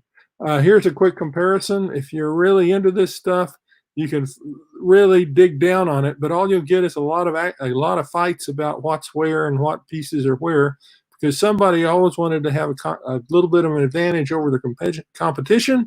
So they'd take a new feature from a 4G or 5G system and stick it into an old system. And so there's people that have, that's how we get things like CRAN and 4G networks. And one big important point, though, frequencies are largely independent of technology. In fact, there's I don't know that you know it, but this big giant Sprint network that's being set up is down in the 950 megahertz range, and they're even expanding a 600 megahertz network that they were able to get their hands on from the government. So you don't have to have high frequency to have 5G, and just because you have 5G doesn't mean you have to run at a higher frequency. And the only place you need it is there's no specs for these other communications protocols above 26 gigahertz. But I'm telling you, situations confused. Don't take any of it for granted. Dig down on the specs for the stuff you're operating on or you're talking about. Frequency confusion, I mentioned that a little bit. The bands change with new radio, and the way you can tell is that they have a NR band in it, so you can see that. And there's a lot of confusion about L bands and S bands. I put a little bit of it here. Just be aware that different people call them different things, and people tend to throw these words around. Like I just right here, 3GPP standard has 3 bands with the L band in the name, and they're not together. So it's not simple. When you hear it thrown around, ask a few questions. Right now, the press covers 5G rollouts, and they do a good job of it. The guys that do the best are right in the middle of this slide, telegeography. If you're interested in where 5G is and isn't, they do a pretty good job of it. But if you read their comms update, you can see who's doing what. It takes about maybe 30 minutes a week. And the stuff that's in there, once they put out their initial press releases, and you see it from telegeography and a couple other guys, it goes away. It is hard to find out who, if like somebody gives you the assignment of finding out what kind of phone service they have on Grand Isle, Mississippi, you may have a hard time finding out. Or worse yet, what equipment's out there, or something real hard. How about what is in Patagonia? Whose equipment is it? What frequency do they run at? Nobody wants to tell you. But believe me, there will be a press release right now about 5G. Just soak it in, salt it away somewhere if you ever think you may need to know in the future. More about new radio. Bands start with an N. The non-standalone and standalone mode. NSA is non-standalone. Doesn't stand for the security agency anymore. Non-standalone. All it means is it runs using an LTE core, and it doesn't run using the converged 5G core. Only 2 networks today, and I think this is still true in June as well as May, run in standalone mode. One's in Japan, one's here. So I'm sorry, one's in China and one's here, and neither is very large. So LTE is still going to be around a while. Why CRAN, VRAN, and ORAN? 3 acronyms, okay? You need it because this is all virtualized. And what I'm trying to do is get N-by-1 redundancy with all my cell towers and my base stations. Any one of these will give it to me. But a VRAN does not have a cell tower tied to a specific area. So it allows an antenna to be redirected. So I have a traffic jam. on the freeway and I need more bandwidth in a particular area, well, I can reallocate an antenna rather than having it hardwired to a certain number of cell units and a fixed base station. I can just provision it online so that I now have far more bandwidth in that geographic area. ORAN is an open radio access network, and it gives you anything you want. Any antenna can be used with any cell or phone. I don't know how that's going to work. It doesn't exist right now anywhere except in test. But it'll be a lot to play with, and I'm sure it'll be a lot of opportunity for a lot of people.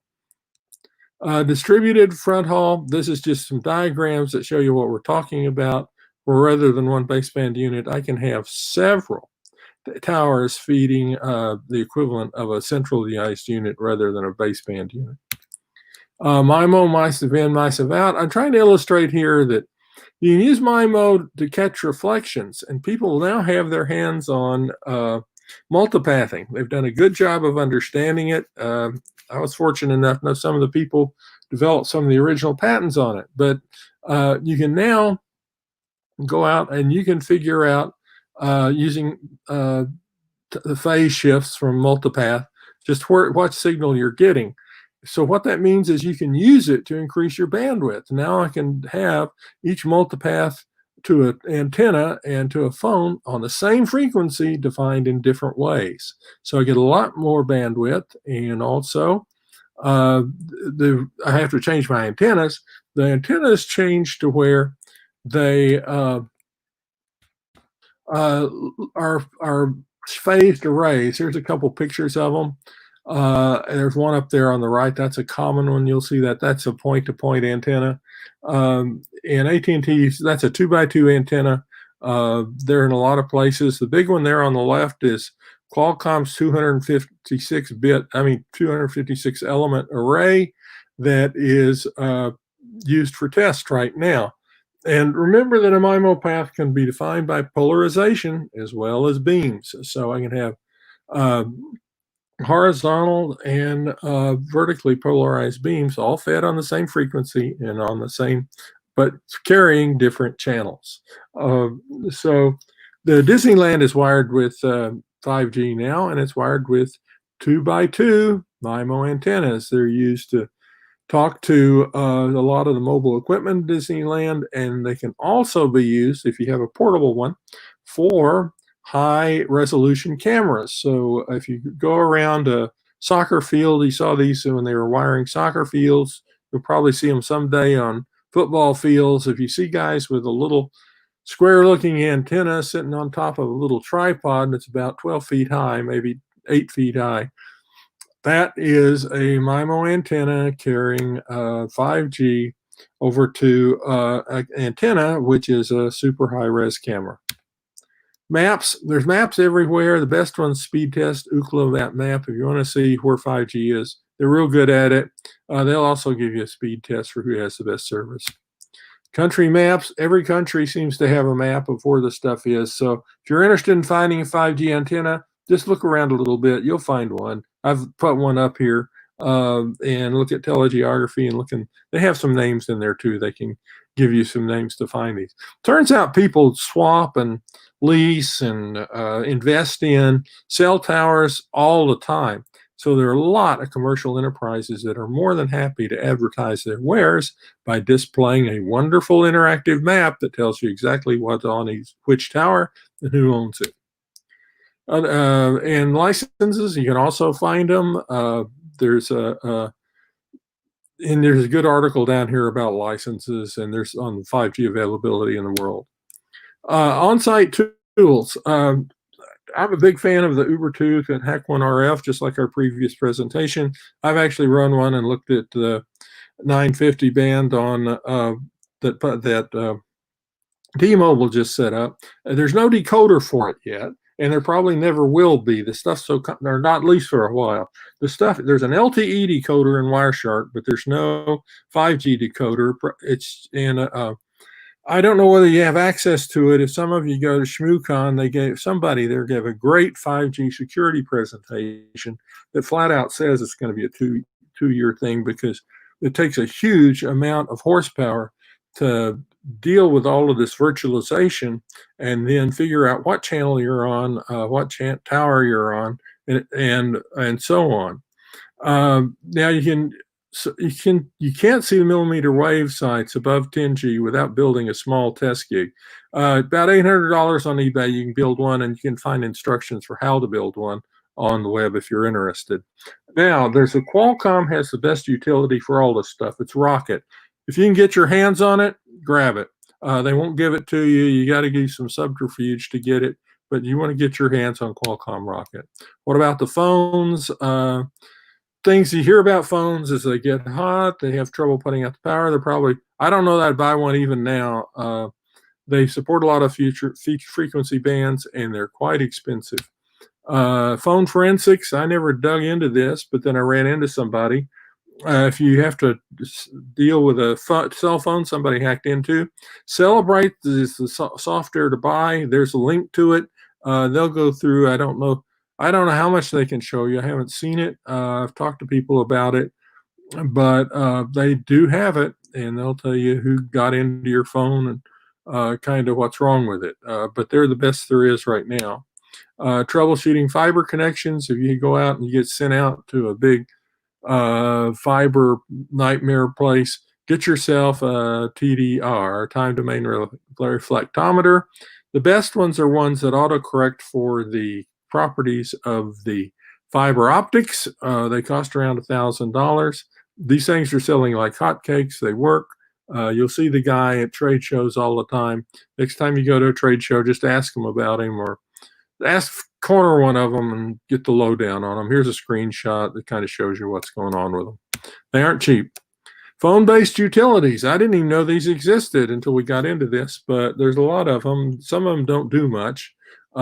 This is a screen here of cell.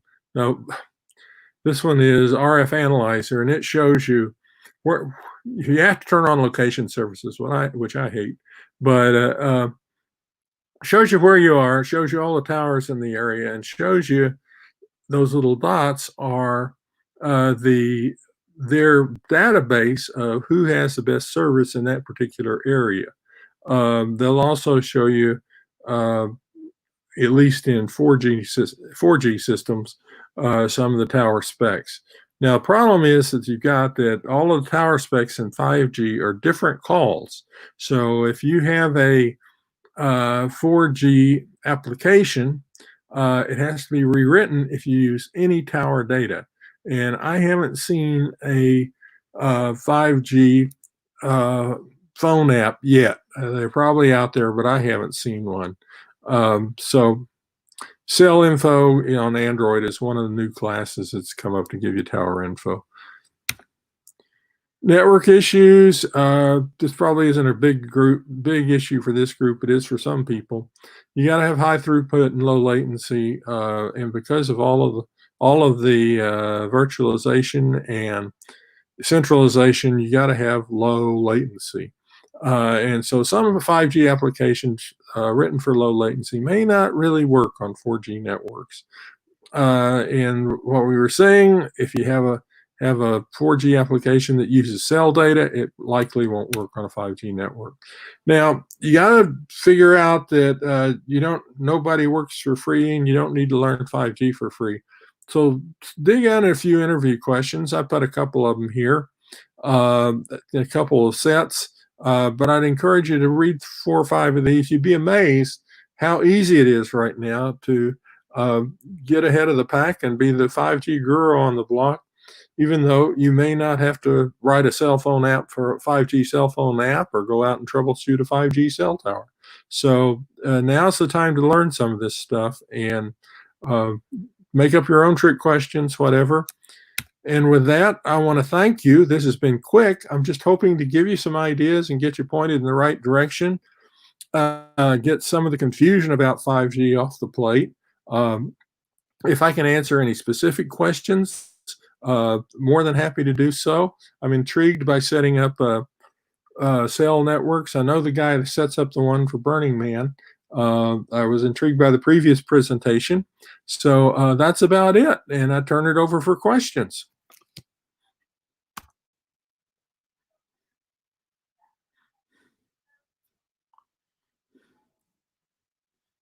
Trying to stop sharing my screen, guys. I'll eventually disappear, and you won't have to listen to I'll you. take care of it, Joe. I got it. We got it, Dad. And please head over to the Slack channel. I certainly got it brought up already. Questions. If you have any questions, please head over to the questions channel to hang out with the speakers. And we'll be starting the next talk momentarily. We're running a little bit behind here, but we're catching back up time as we go. So we'll see you guys back here in just a few minutes.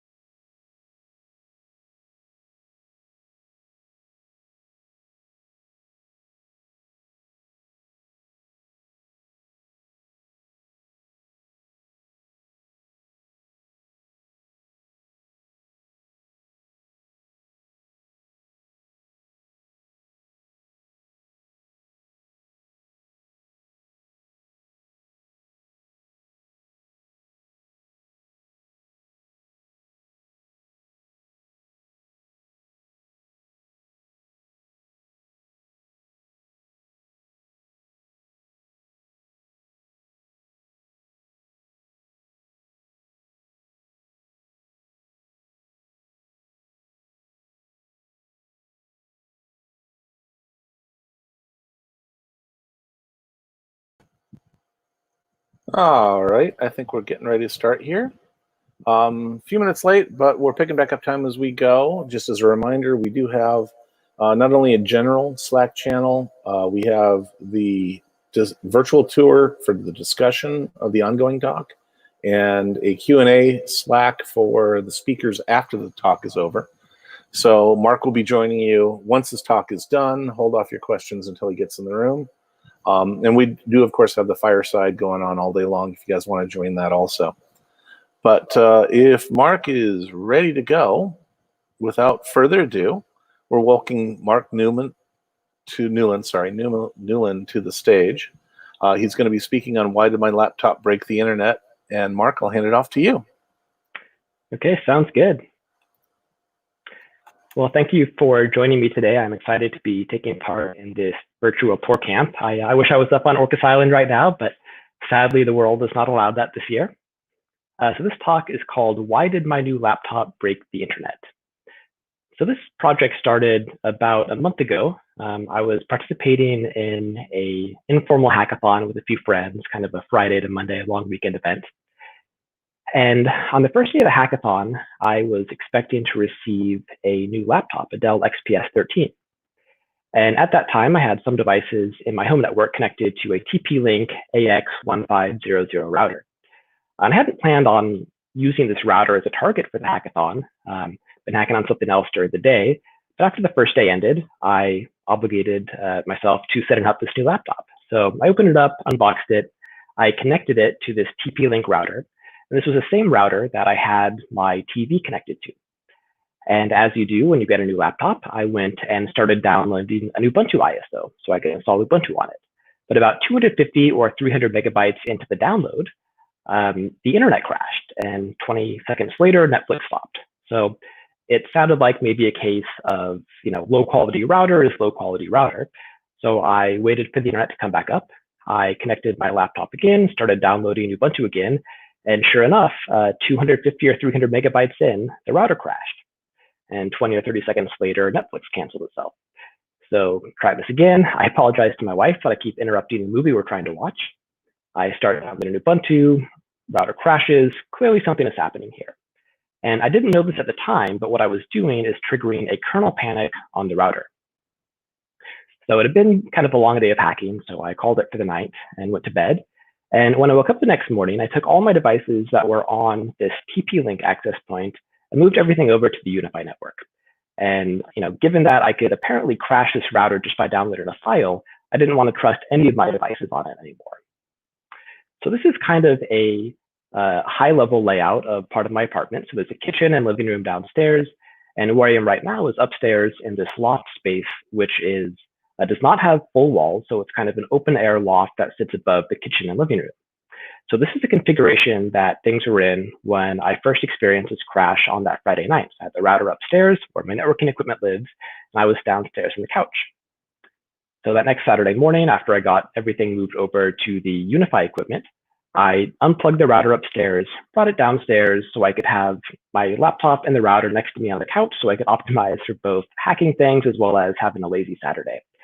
But unfortunately, for the life of me, I couldn't actually get the router to crash when it was downstairs on the couch. So I thought maybe it was related to having multiple client devices connected. So I connected the TV back to this router, started streaming something on the TV, and sure enough, everything worked as expected, which was kind of goofy. So I thought, okay, maybe the router has to be upstairs for some reason. So I took it upstairs, went upstairs with my laptop, and no crash. So finally, I decided to reproduce the more specific conditions of the crash the night before. So I had the router upstairs. I'm now downstairs on my couch, and sure enough, it immediately crashes. So this is kind of curious and leads to observation number one, which is that this crash doesn't happen when the router and laptop are next to each other. No idea why, but that's at least the first observation. So then I spent some time trying to narrow down the conditions that lead to this crash. So I was first wondering, this is a new laptop. Maybe it has some out-of-date software drivers. I first checked to make sure the router was up to date and it was running the latest firmware. So I run Windows Update and that crashes the router as it does. So I took the laptop, put it on the Unify network, updated it, moved it back, still crashed. So now I'm trying to figure out, okay, does it matter if there are multiple client devices connected to the router? So I disconnected the TV and I'm able to reproduce the same crash. So now I'm wondering, does it matter that the router is connected to the internet? I'm thinking maybe it's something to do with data coming from the internet through the router over Wi-Fi to the client device. So I disconnected the router from the internet. And At this point, I can't do a download because there's no internet. So I just did an nmap scan against the router. And sure enough, that triggered the crash. So now I'm trying to figure out, OK, is this something that's specific to the operating system? So I installed Ubuntu on the laptop finally, ran nmap, and triggered the crash. So now we have observation number 2, which is that the crash is not dependent on a specific client device operating system, given that we can trigger it from this one laptop running either Windows or Linux. And also the observation that the crash is not dependent on multiple client devices or internet access, because we can trigger it when the router is offline, and all we're doing is communicating between a single client device and the router. So I have this ability now to trigger this crash reliably, but I have no idea what's going on. So the next step is to figure out, OK, is it possible to get a root shell on the router? If so, that might lead to some more insight about what's happening. So from another laptop, which does not trigger this crash, I did an nmap scan against the router, and we can see that it has an open SSH service. And I'm thinking, maybe we'll get lucky and just be able to connect in and get a shell. So for a control test, we can see if we try to log in with a password that is not an expected password, we get permission denied. And this bad password is corresponding to the admin user account on the web UI. So we're trying bad credentials that we'd normally use for the admin portal on the router. Then we can try the correct password for the router and see that it is able to authenticate, but is not able to allocate a PTY or get us a shell. Then I tried doing an SSH connection and just executing a command, in this case ls, and the exec request failed. And we can learn from this that there appears to be some case where the user-defined web portal credentials are intended to be used against this SSH service because we can authenticate, we just can't do what we would normally expect. So I started Googling around to see if there was any documentation from TP-Link about why this SSH service is open if it doesn't give us a shell or the ability to exec anything. And there are a couple quotes from this which were interesting. So the top one here, in order to use the Tether 2.0 app, TP-Link wireless routers should have the firmware which supports SSH. So this suggests that the SSH service is used with this specific TP-Link app. And I haven't looked at this app. I'm hoping that some folks watching this talk today are able to dig in further and figure out what this app is used for and hopefully how it's broken. Then we have another comment here on the bottom, which ends by saying, so please rest assured that the SSH will never cause any safety issues on your device. It also tells us that client devices cannot access two TP-Link products or adjust their settings with command lines. So what they're saying here is they have this SSH service, they know about it, it runs on the router, it's made to be used with their proprietary app, but nothing else. And so unfortunately, this means that we can't immediately get a root shell on the router, but this is something interesting to look at, which we'll circle back to. So I open up the router, and we can see in the middle of the picture here, there are those 4 pins sticking out. These are pin headers that I soldered on after opening the router and seeing 4 unpopulated through holes. And if you've ever looked at an IoT device and it has 4 unpopulated through holes, it's probably going to be UART. So I broke out the multimeter, found the ground pin, guessed the TX and RX pins, and it ended up being a 3.3 volt UART at 115/200 baud. And so with that, we're able to connect with a UART adapter, open up screen, and sure enough, we have this passwordless root shell with this fantastic ASCII art here. And so this is great because this means that assuming we have physical access to the device, we can connect over UART and get a root shell. And in my experience, if you have an embedded device running Linux or an RTOS, and you have any kind of a crash dump capability, it usually spits out a crash dump over the local UART if one is present. So I left the computer connected to this UART, went and grabbed my laptop, which causes a crash, and kicked off the crash cycle. And this is part of that crash dump. So we can see here, this is the thread WL0-K thread. This is the process which had the crash trigger in it. And this is the kernel module, the driver for the Wi-Fi 6 Broadcom module within the router. I ended up running through around 65 iterations of the crash cycle, recording the crash dump. And in all but 3 or 4 of those cases, a crash occurred in this kernel module. I don't know if that tells us anything about the exploitability of the bug.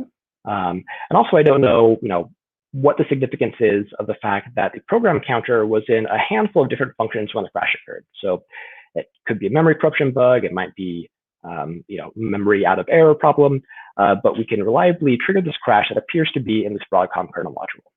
So now that we have this kind of feedback cycle, I decided to figure out what the minimal viable attack is to trigger this. And after some experimentation, it looks like it's related to the rate of packets going from the client laptop, the Dell XPS 13, over to the router. So light web browsing can sometimes trigger the crash, but not always. But I found if I run nmap with the -t5 argument, which gives us aggressive timing, it will reliably trigger the crash every single time. I did some experimentation with various Wi-Fi channel bandwidths, and it has to be an 80 megahertz channel to trigger the crash. 80 megahertz is the highest channel width that this router supports. So I would presume that it would be possible at higher rates if this bug affects other routers as well. But it cannot be triggered if it is a 40 megahertz or smaller Wi-Fi channel. And so that lines up with this notion of the rate of packets impacting the reproducibility of the bug. I've only tested this on the 5 gigahertz access point on the router. And that's because the XPS 13 can't connect to the 2.4 gigahertz AP. I have no idea what exactly is breaking there, but it just fails when I try and connect to the laptop, and I haven't dug in further. And that's another kind of curiosity I'm hoping somebody can figure out. And finally, an obstructed channel appears to be required to trigger the crash. And so channel in this context, in the nomenclature of wireless communications, is basically the physical space between the two radios. That'd be the physical space between the laptop and the router. And when I say obstructed, in my initial test where the router is upstairs, laptop is downstairs, it's just a wall that's sitting between. But this becomes kind of annoying when I'm trying to iterate on this, because if I have a laptop which is reading data from this UART shell, that has to be physically connected to the router. If I want to execute the attack from the other laptop, that has to be in another room. And so it's hard to do that pretty close. So I decided to see if it was possible to create an artificially obstructed channel. And when I say artificially obstructed, I just mean that I started wrapping foil around the antennas on the router. And after I got enough foil wrapped around, it was possible to execute this attack with the Dell laptop sitting just a few feet away from the router instead of in another room. Now, at this point, I had spent a few days kind of going deep on this Wi-Fi bug and reproducibility, and I was starting to get curious about what other interesting things this router has to show us. So for some historical context, I've looked at these type of devices before, and I have 25 CVEs in Comcast equipment from a project a few years ago. And so I spent a lot of time thinking about attacking these types of routers and access points. And I was really curious, what the network service was running on the device looks like, and also what the web UI looked like. So we're back over now to the UART root shell on the router. And this is the output from a netstat command. And this top network service looks super interesting. It's called temp server, which just sounds sketchy. But more importantly, it's only exposed on a LAN facing, a internal IP address, 127.0.0.1 on port 20,002. And so this is not exposed on the LAN. So I wanted to see if it was possible to use this SSH service that's on the router to use port forwarding to access that internal network service from a computer on the LAN. So the top command is an SSH command to connect to the built-in running SSH service on the modem.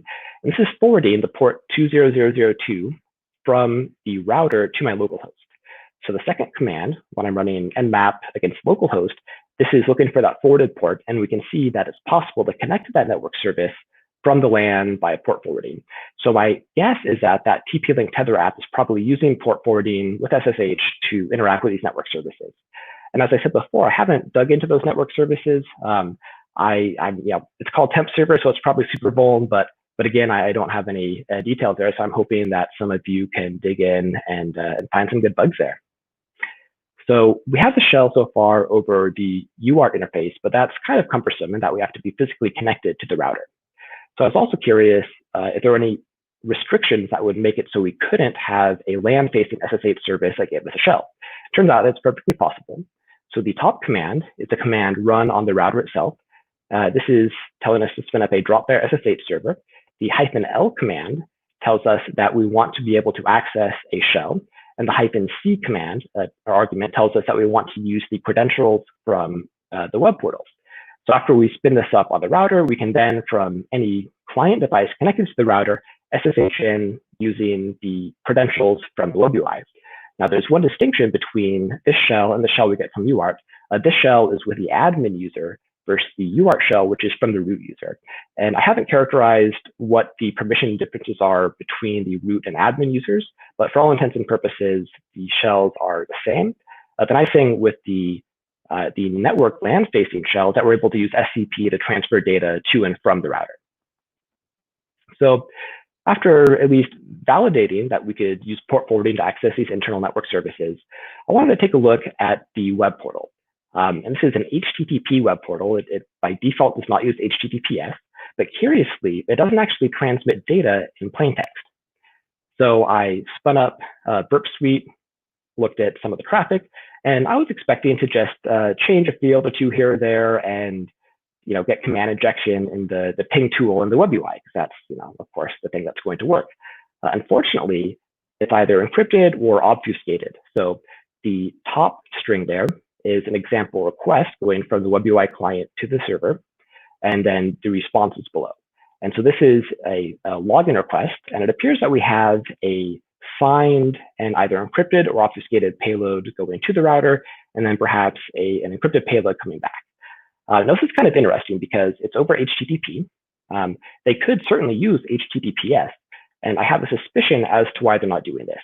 So when you log in, it attempts to redirect you to tp-link wifi.net, which then resolves to the IP address of your local router. And I'm not exactly sure why they do that, unless it's for branding purposes or something. If they wanted to do that over HTTPS, they would either need to use a self-signed certificate, which modern browsers wouldn't be super happy with, or they would need to ship an actual TP-Link proper private cert or private key with a cert to the client devices, to the customer devices. And if they did that, that'd be very bad, because that would mean that anybody could spin up a internet-facing web server to that domain. So I suspect they did this so that they can still have security while using their TP-Link Wi-Fi.net domain. So my first thought here to dig into how this crypto is done is to reverse engineer the server side of it. So the TP-Link OS is based on OpenWrt, OpenWRT, and OpenWRT uses a web portal called Luci or Lucci, L-U-C-I, and it's a Lua-based web portal. So it's basically a bunch of CGI scripts that are written in Lua. The first thing I tried was just Googling around for Lua decompilers. And there are actually a few different flavors of Lua 5.1 decompilers that are open source online. Unfortunately, I wasn't able to get any of those decompilers to work with these Lua scripts. And after doing some digging around, it turns out it's because OpenWRT uses a custom variant of Lua that has a custom bytecode format. So I checked out Lua 5.1 source. I applied the OpenWrt patches, built Lua. That Lua wasn't able to talk to these Lua scripts. I thought it might be a platform thing, cross-compiled per ARM, put the patched cross-compiled Lua version on the router, tried to run it, and I wasn't able to get that to read the scripts. It produced a header error. So I eventually found that TP-Link has distributed GPL source dumps for all of the GPL code that runs in the router. It's possible to build Lua from that. That's able to talk to the scripts, but I wasn't able to get that link to the Lua decompilers. So some interesting follow-on work for somebody who knows Lua better than I do would be to try and port these existing Lua decompiler projects over to work with the OpenWrt flavor of Lua. I do want to comment that I observed one project on GitHub where somebody had released what was purported to be an OpenWrt compatible Lua decompiler. It didn't work in my case, and I haven't dug in to see what the problems were there, but at least it appears that somebody's done some of that work. So then I started to look at the JavaScript code that implements this DIY crypto stuff. And I won't go into too much detail just for time, but I've published an open source Python implementation that can actually speak this DIY crypto stuff and communicate with API endpoints on the router. They've made some problems here. So the client, for instance, generates a random session key, but goes ahead and uses a hard-coded key anyway. When you log in, the client encrypts the login password with a hard-coded public key, but the corresponding private key ships with the public unencrypted firmware image. So if you observe one of these HTTP logins, you can decrypt the password that's used. If you don't observe a login, but you observe traffic going back and forth between an authenticated session and the router, you're still okay because the session payloads are encrypted using a hard-coded session key, and they are signed with a public-private key pair that is generated on boot by the router, but that signature is not actually computed over the payload itself, it's computed over just the length of the payload. So as long as you send another payload with the same length, you can use that sniffed signature over and append it to your own payload that you've encrypted with a hard-coded key. So I want to do a quick demo of the web portal client here. So this is up on GitHub, and I'm going to run this here, and this will go through the login process of logging into the web portal of the router using some proprietary crypto stuff, and then request some Wi-Fi configuration from the router. And then this is just the default invocation that happens when you check it out and run the script from GitHub, and this just spits out all of the Wi-Fi configuration. I think will be interesting, though, for somebody to take this and poke at the rest of the web UI, because I suspect that the ping field probably has command injection or probably some other bugs to find. So, this is a project that's been something I've been hacking on for 4 or 5 weeks here, and I haven't had the cycles to really do it justice. So instead of waiting until the project was baked or dropping on the floor, I thought it'd be more fun to share the progress I've made so far. And here I have a number of rabbit holes which I would love to see somebody go down, where I think there are going to be some good bugs at the bottom. So, top of the list here is this TP-Link Tether app. This is a mobile client application which speaks to that SSH service running on the router, probably does some goofy stuff. There is TP-Link Cloud, where they have this cloud-based remote router management. I haven't looked at this, but it does not sound great. The temp server binary, which I suspect the TP-Link Tether app connects to, that's shipped with debug symbols. So some binary RE on that and their other proprietary network services I think would be fruitful. I'd love to see somebody get Fluidity compilation working with this proprietary variant of GlueUp. Somebody could build out tooling to sniff web portal credentials. Somebody could set up a kernel debugger and dig into that kernel panic. And then a couple outstanding wireless questions are, why does the Dell XPS 13 fail to connect to that 2.4 gigahertz access point? And another note, I only have that one Wi-Fi 6 client device, so I don't know if this crash is specific to this one Wi-Fi client device or if it's all Wi-Fi 6 client devices. And so I hope that I'm able to inspire some folks and share some knowledge that can lead to some interesting O-Days coming out of this. In a few minutes here, I will post this slide deck along with links to my source material on Twitter, and I will be joining the Slack channel shortly for any questions. Thank you all so much.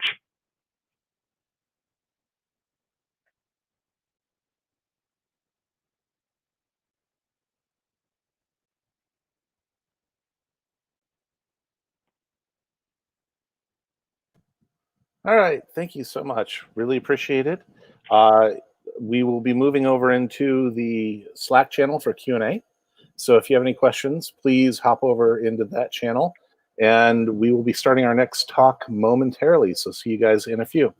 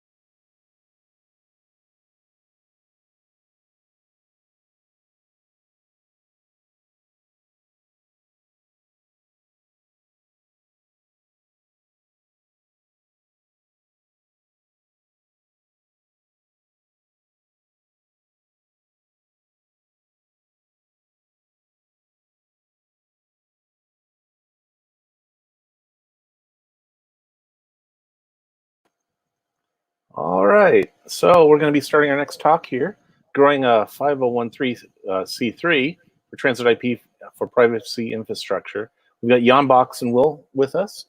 And again, after the talk, be sure to migrate over to the Slack channel for questions, where you can do a Q&A with both of our speakers. We really appreciate both of them being here. And welcome both Jan Box and Will, and I'll hand the slideshow over to you. Yay. Hi. Hey, Will, can you hear me? I can hear you. Great. So my name's Jan Vox. I'm one of the co-founders of Emerald Onion. During the day, I'm a security engineer. I manage web proxy infrastructure for a healthcare company. And then we run Emerald Onion on the side. Yeah, and I'm Will as well. So another co-founder. We started this a little over 3 years ago at this point. Yep, June 2017, I think. So just been 3 years. So I have been running Tor exit relay since around 2010, and have a background in privacy policy, mainly in Seattle with the Seattle Privacy Coalition, and then I worked for Tor Project for a brief period, and then did some work for the ACLU of Washington. What is the present mode? Oh, sorry about that. So Emerald Onion was just something that I wanted to build. We wanted to create an organization that was designed to be an ISP and designed to withstand certain legal issues around running Tor. And so I guess that's worth sort of jumping into a little bit, which is this came out of the time that we were both around Seattle Privacy Coalition before founding Emerald Onion. One of the things that I think really was notable in the Seattle community, especially, was there was a raid on the house of a couple of the Seattle Privacy Coalition members who were running a Tor exit node out of their house. And while that, I think was known already to not really be the best idea, it hits a lot closer to home when you actually know people who have faced that sort of response to running Tor exit. And it seems like one of the most effective ways to help normalize and deal with that in a saner way is to run Tor infrastructure as a more institutional and operational thing, where you can respond to that sort of pressure in a corporate manner, in a way where you've got a lawyer on your side in advance and can think about things a little bit more rationally and be a bit more effective in how you respond. Yeah, I had run a Tor exit relay out of my condo for some time, but thankfully didn't have any issues. What happened to those two people was really unfortunate. I don't know why the Seattle SPD did that. Let's see, in 2017, again, this was like May, June, July timeframe. We started out just doing the Washington State nonprofit registration, and that was only about $50. This was a pretty simple process. We needed basically a CEO, a CFO, and a secretary. And those are like the three minimum people that you would need, so 3 people. And then we also used those initial 3 people as our board of directors. So as a nonprofit, you have to have a board of directors. And so it's basically run very slim just by these 3 people. I was one, Will is another, and a former volunteer of ours. We all started it together. And then we also had our general counsel. We had a recent UW graduate, Matt, who is now our general counsel, who helps obviously with legal issues. And that's probably, honestly, the most important part of this. Was we got, I think in some sense, very lucky, but also strategically had this opportunity of finding someone who was just getting barred, so was able to legally act as a legal representative, and was excited enough to do that in a pro bono fashion, which helped us sort of understand, just have someone to bounce questions off of, really. We really only had one legal document around abuse, and we'll talk about that. And we went to outside counsel to get that written up and feel happy about that. But Matt was really invaluable in making sure that a bunch of the registration stuff that we were doing made sense, and that the way we were structuring stuff we felt comfortable with. Mm. Yeah, and on some of these slides, you'll see some links at the bottom. So like emeraldonion.org is our website, and /articles, you can see our articles of incorporation that we used for Washington State. So those should be usable for anyone else wanting to do the same thing, even if it's in a different state. It's generally the same. And then next, we needed to register with Aaron. That's our RAR in North America, and I think it was $500 total, maybe $550. I can't remember, for the V6. The /36 was the smallest range that we could buy, because we didn't have a lot of money then, so we wanted to just start out with a small network. I believe there was an initial registration to become an entity, and then another one for the initial allocations. Yeah, that's correct. So I can't remember, 500, 550. One of them was one amount, and that was just registering as an ASN, and then the other was to buy that /36 of IPv6. And then we heard pretty early on that there was one way to get a /24 IPv4 scope. So if you all probably know that IPv4 is exhausted effectively, and it's either takes a lot of time or a lot of money or both in order to get a /24 or larger of IPv4 IP space. And we're going to talk about how we were able to get one fairly quickly and also for free. So it's a really cool thing. So the ASN, if you don't know, autonomous system number, this is ours. Basically, we have a bunch of IP ranges. I think we're up to like 5 now, or I can't remember how many we have now. So Jan Box, we aren't seeing your main window shared still, so we just see the first slide on your window. I'm sorry, I'm not. What? Sorry. We see the non-presenter mode, so it now is flipped to starting up. But oh, so you didn't even see this slide? I'm sorry. Correct. Oh, okay. Well, this is the Washington State portion. And then we, yeah. So can you see this now, Will? For the ASN? Yep. All right. So the ASN is what all of our IP scopes are attached to. This is our base. This is our identity on the internet as an ISP. And this is used by the BGP system for routing traffic between different ISPs. So this tag is the number by which we announce that from our edge routers, the IPv6 and IPv4 scopes of addresses that we are able to serve content from, and that causes the rest of the internet to send traffic to us. So jumping back to the IPv4 opportunity, I guess you could say. So basically, Aaron has this policy.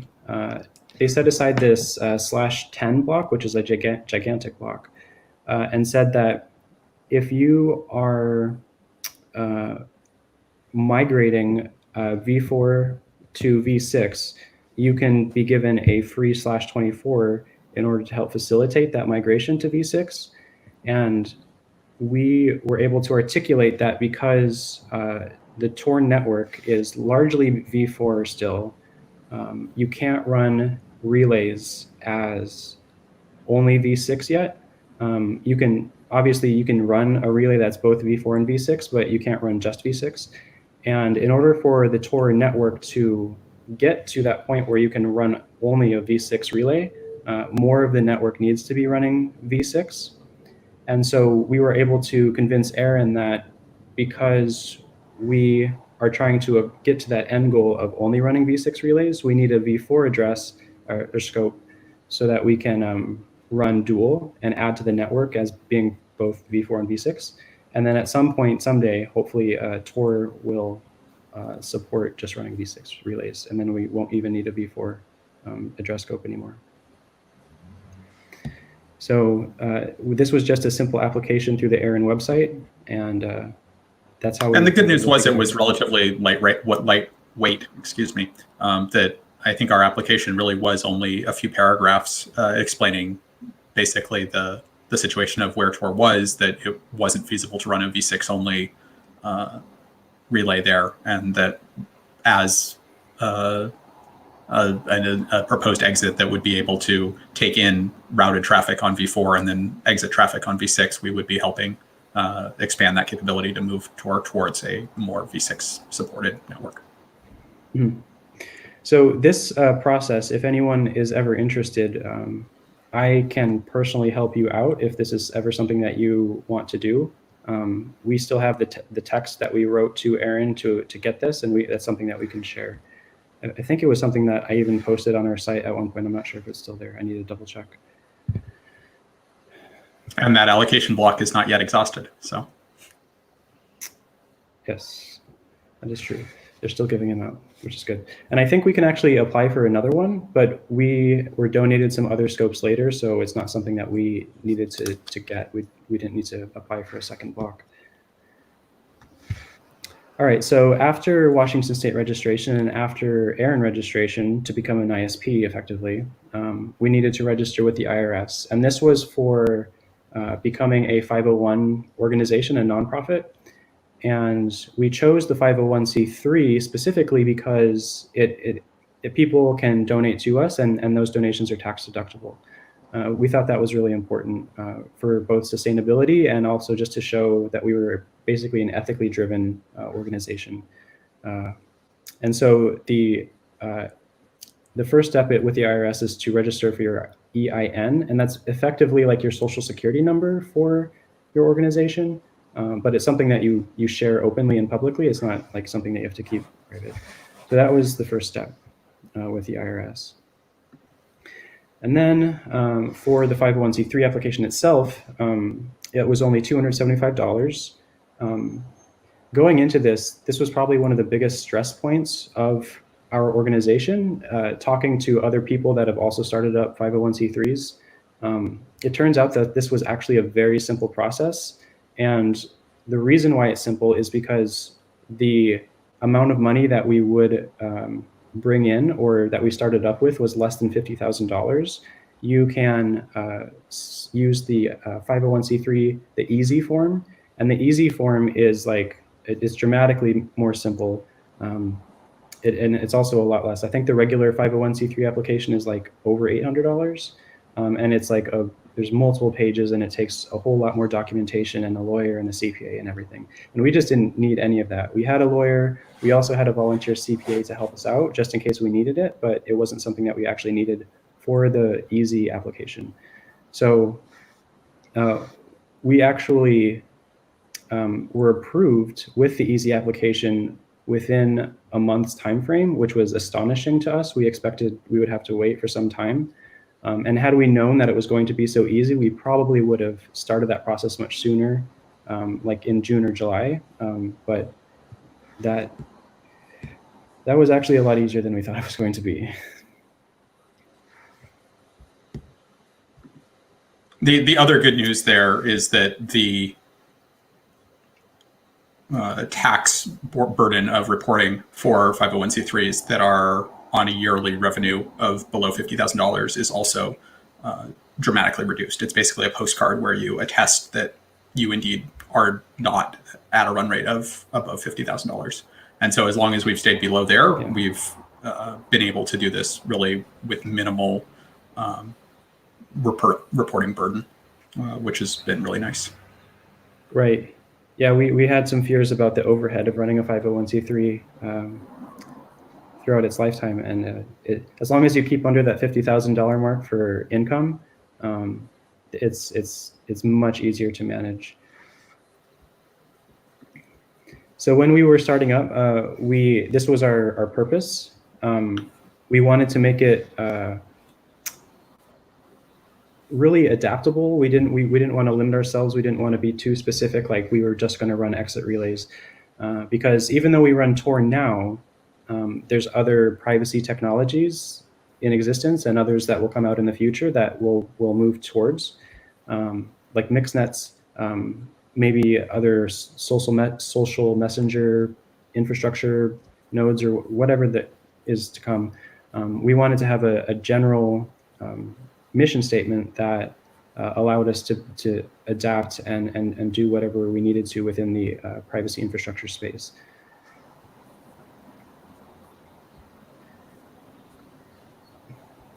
And then part of the application is what's called an NTEE code. And there's a whole bunch of codes, and we decided that the U-40 was the one that kind of made most sense for us.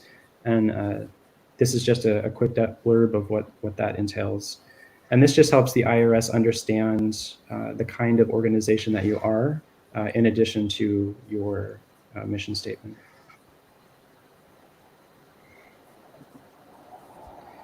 So basically, what I wanted to express with this initial part was just starting up a 501c3 as a technology organization is actually achievable, and you can do it within not like a 3-month time frame or less, and you can do it for less than $2,000, which was astonishing.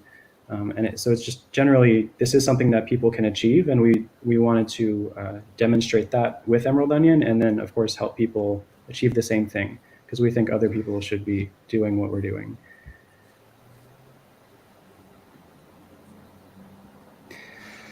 So part of our startup, the ideology behind Emerald Onion, something that was very important to me was understanding the legal challenges around onion routing and running an ISP effectively. So early on, we consulted with, Marsha Hoffman. She's a former EFF attorney. We paid for her services to write some legal FAQs that we have published on our website. It's just emeraldonion.org/FAQ. That document is a good reference for anyone that wants to run relays or exit relays specifically. Anyone can copy it and use it, so please do. Obviously, one of the things that you shouldn't be doing when you're running exit routers is you shouldn't be logging any network information, not only for the privacy of the Tor network, but also for your own liability. We don't want the liability. We don't want to know what Tor exit, or we don't want to know what Tor users are doing, because it's a privacy network and we're trying to protect the privacy of people. So we have in our policy that we don't log any network information.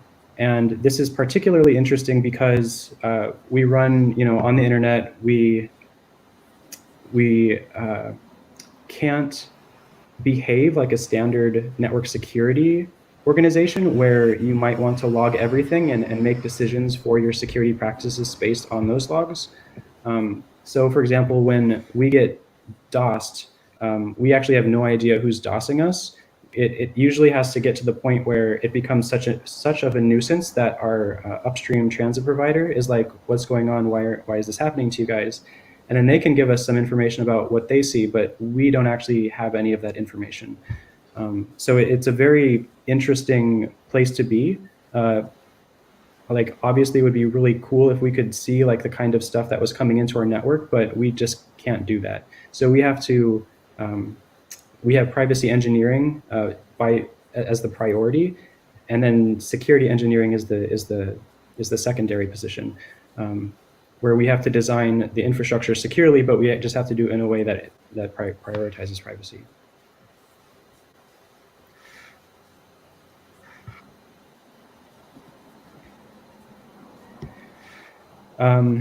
So in the USA, we have luxury, I guess, of having the DMCA to deal with.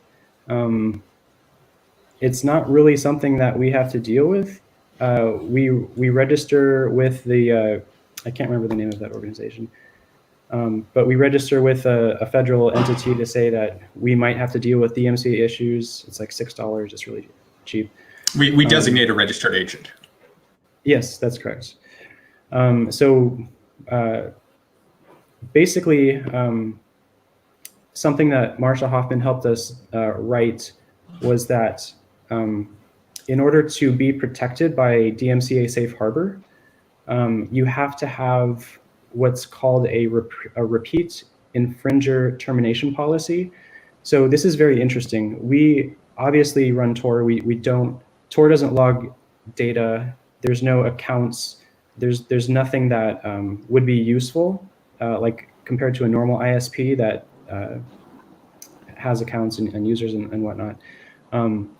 So even though we don't have any of that, and even though we don't have logs that would kind of like help us terminate someone that was a repeat infringer, we have to have language stating that we will terminate, even though there's no possible way that we can. So this is the language that we have in our legal FAQ. And just by having this and saying in the rare condition that maybe we will be in a position to terminate someone, which we can't because we're an exit relay, this provides us a safe harbor for DMCA. So I don't know, we have tens of thousands, maybe we've surpassed hundreds of thousands of DMCA complaints to our abuse email address. And that comes in because we own the IP space through our ASN. So we get all of that abuse directly, and we get a lot of DMCA abuse, and we have an auto response set up that just sends back, hey, we're an exit relay provider. This is our legal FAQ. And then I review like the abuse that comes in just to make sure nothing is like weird or something that I need to respond to personally. But most of the time, just that auto response with that legal FAQ is all that we need to respond with. And that way, nothing escalates beyond the abuse itself. Like if we were just to sit silently, maybe someone would send us a court order to do more. So we think it's important just to do that auto response, just sharing that we are protected by the DMCA Safe Harbor and that we have a repeat infringer policy. And we basically just don't care about DMCA requests at all. Yeah, I mean, I guess this is an interesting legal line that we're walking here, and it's something that I think we have talked about because it is an interesting position, right? Which is the reason that you're covered under DMCA Safe Harbor is you're doing to the best of your ability, you're preventing illegal action on your network. And so the question is, at some sense, we're doing as much as we can, given the constraints of Tor and what we've put in terms of our logging. And as far as we know, even though we are getting a lot of these DMCA complaints, it still is quite a small fraction of the amount of bandwidth that we are sending. So, and we have no knowledge that these are US people where this actually applies. And so there's sort of enough gray area. And one of the things we'd have to, I think, be trying to understand, maybe, although it's also perhaps behooves us not to try and understand it too hard, is, how much of that gray space is there for us to really, say, look, as far as we know, our network is largely being used for non-infringing purposes. We're, not doing anything to encourage that behavior.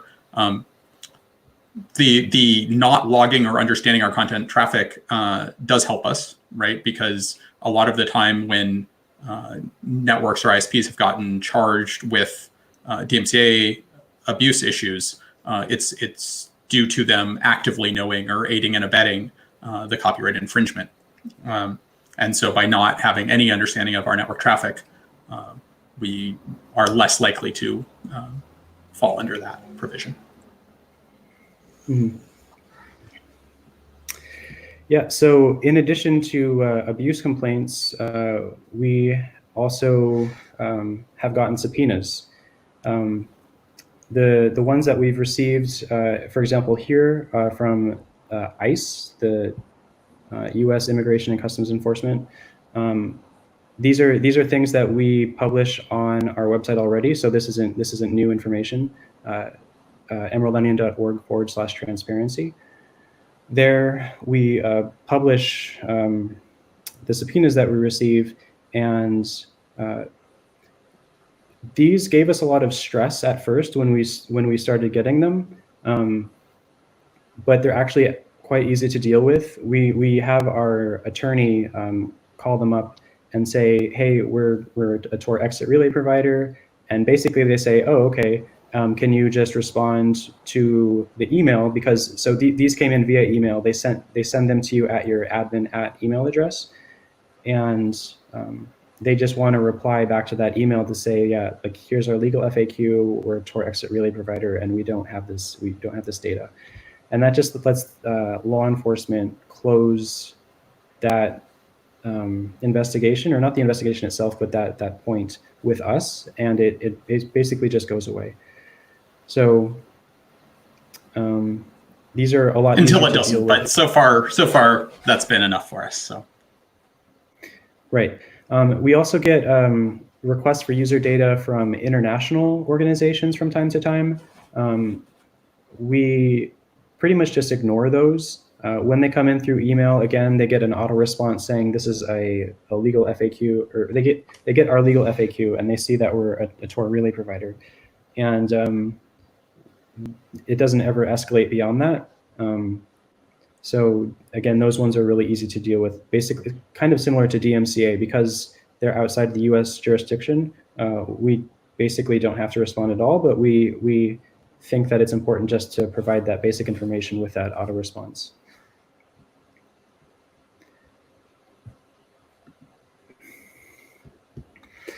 So part of limiting your liability as an exit relay operator is not running it out of your home. I did this for probably 2 years, running a reduced exit policy, and my ISP kind of hated me, but they were still like liberal enough to like be cool with it, so that was fine. But really, you shouldn't do that, and it does add a lot of liability to yourself personally.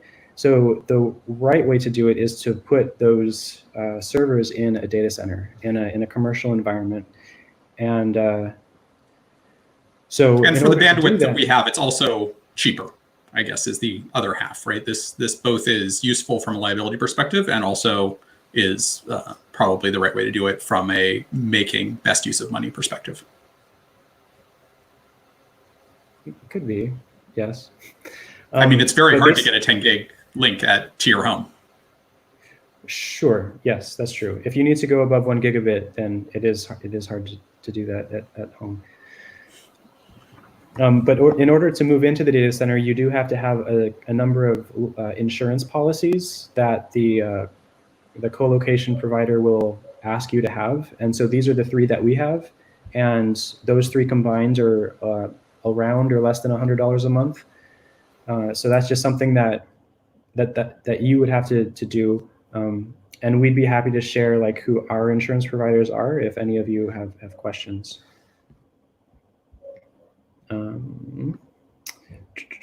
Yeah, to get started, we invested about $2,000 into our own hardware. I think at the time that was about 2 1U servers, and we cared a lot about power usage then. So they were like, I think Xeon D systems, like the system on chips, Xeons. And so we needed one for our edge router, and then we needed one that just ran relays. So that was the largest investment. When we started, we had very small U space. We only had 5U, which I think is like a quarter rack, and then we only had 2 amps. So that was $200 a month for us. We have grown quite a bit in the past 3 years. Now we, I think, pay about $600 a month. We're now down at the Westin in downtown Seattle, so that we can be directly paired with the Seattle Internet Exchange. And I think we have a half rack now, and I don't know what our AMP usage is. I'm pretty sure it's like 15, maybe. Like we've grown quite a bit.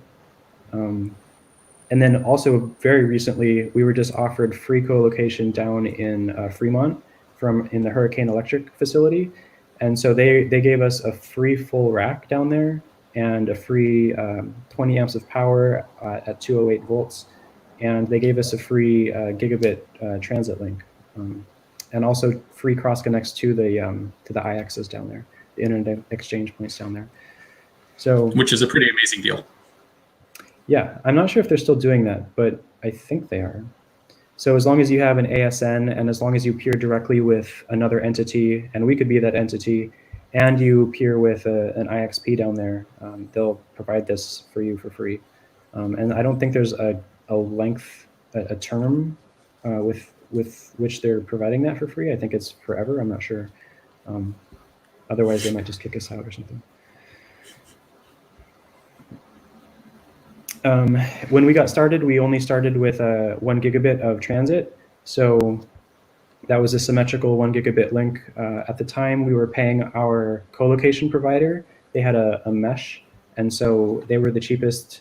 And then we actually changed and did our transit through the internet exchange point when we became a customer of Hurricane Electric. And now we are actually running at 10 gigabits and we're paying HE directly. And I think we're paying, I think $900 a month now.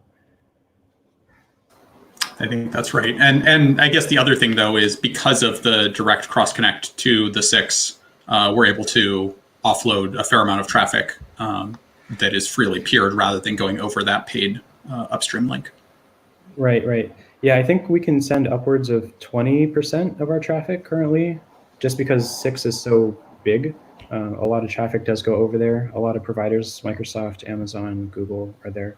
So we do send a lot of traffic over that IX link. And the Seattle Internet Exchange is really extraordinary because it's also a nonprofit, and so its pricing is really, really good compared to, I think, any other IXP that I've seen. For example, our 10 gigabit connection with the Seattle Internet Exchange was only $2,000, and that's a one-time cost. I think we started out with the 1 gigabit. I think that was only like $200. So it's very affordable just to start. And of course, being peered with an internet exchange point, you have direct access to all of these other entities. And so you just share, you send traffic to them for free, they send traffic back for free. It's a really good thing to operate on IXPs and to be a participant on them. Not only to reduce costs in terms of bandwidth usage, but also the Tor network is, I mean, it's quick enough that you can watch videos, like YouTube videos on it, but because of that multi-hop performance hit, and the latency because of the requirement to hop over two countries, you're looking at anywhere from 200 to 600 latency. And when we can peer directly with with Google, for example, we are actually shortening the time that it takes to get to Google. And so it improves the experience for end users, which we think is important.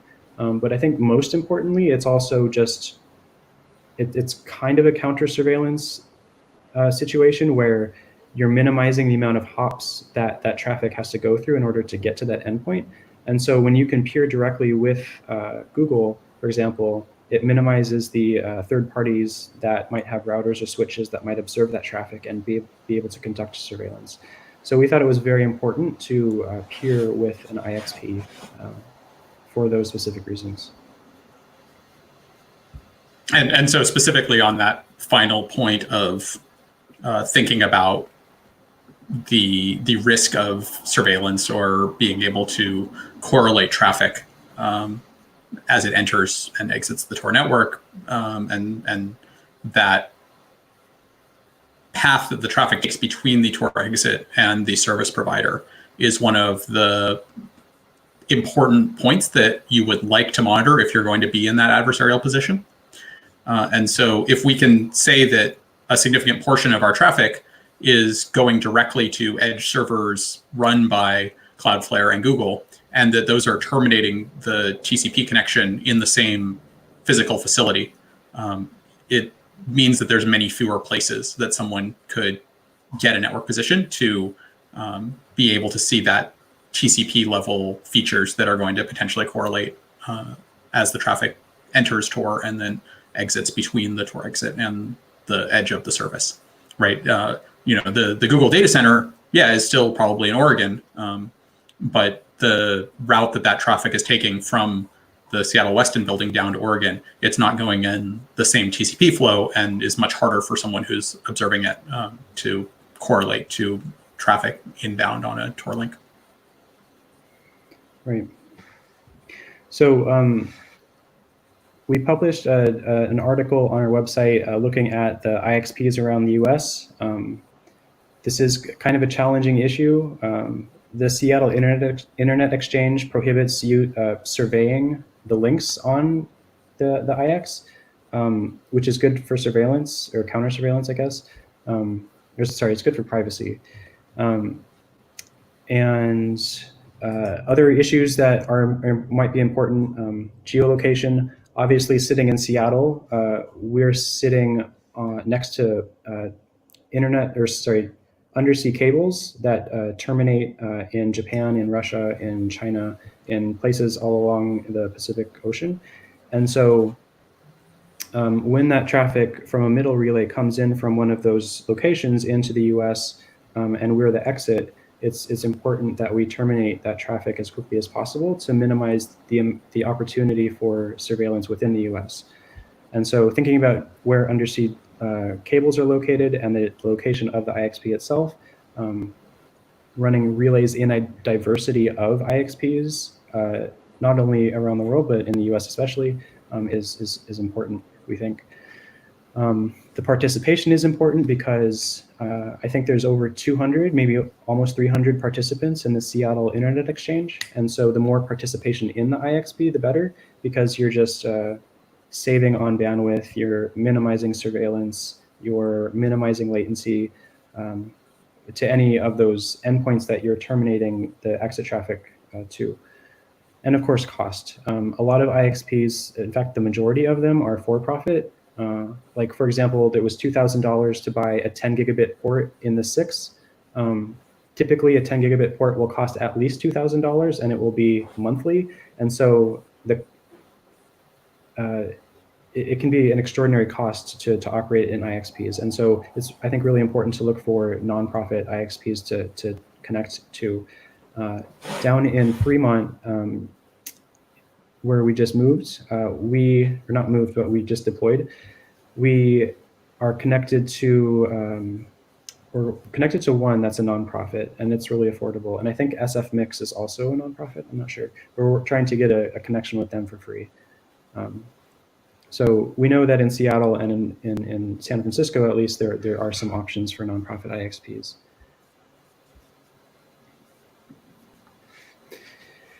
So how did we get started in terms of money? We were initially given a $5,000 grant from Tor servers, and that really, we were able to do everything that we did within that $5,000 budget. Throughout the year, we also had direct donations from the directors, like from me and Will and our ex-director, where we just donated monthly to the nonprofit. We had only about $1,000 of public donations the first year. The DuckDuckGo had a privacy challenge that year, and we were able to raise a significant amount of money from them, with their help. And that actually paid for the entire next year, the second year of operation. That was such a large amount of money, so that was incredible. And then we received some money from the PayPal Giving campaign, which was pretty nice. So this was, again, just in our first year. And again, it is less than our $50,000 budget or cap that we want to stay under to remain easy to manage. Currently, our main source of funding is actually from Microsoft volunteers. Microsoft donates $25 to a 501c3 that a Microsoft employee volunteers an hour of their time towards.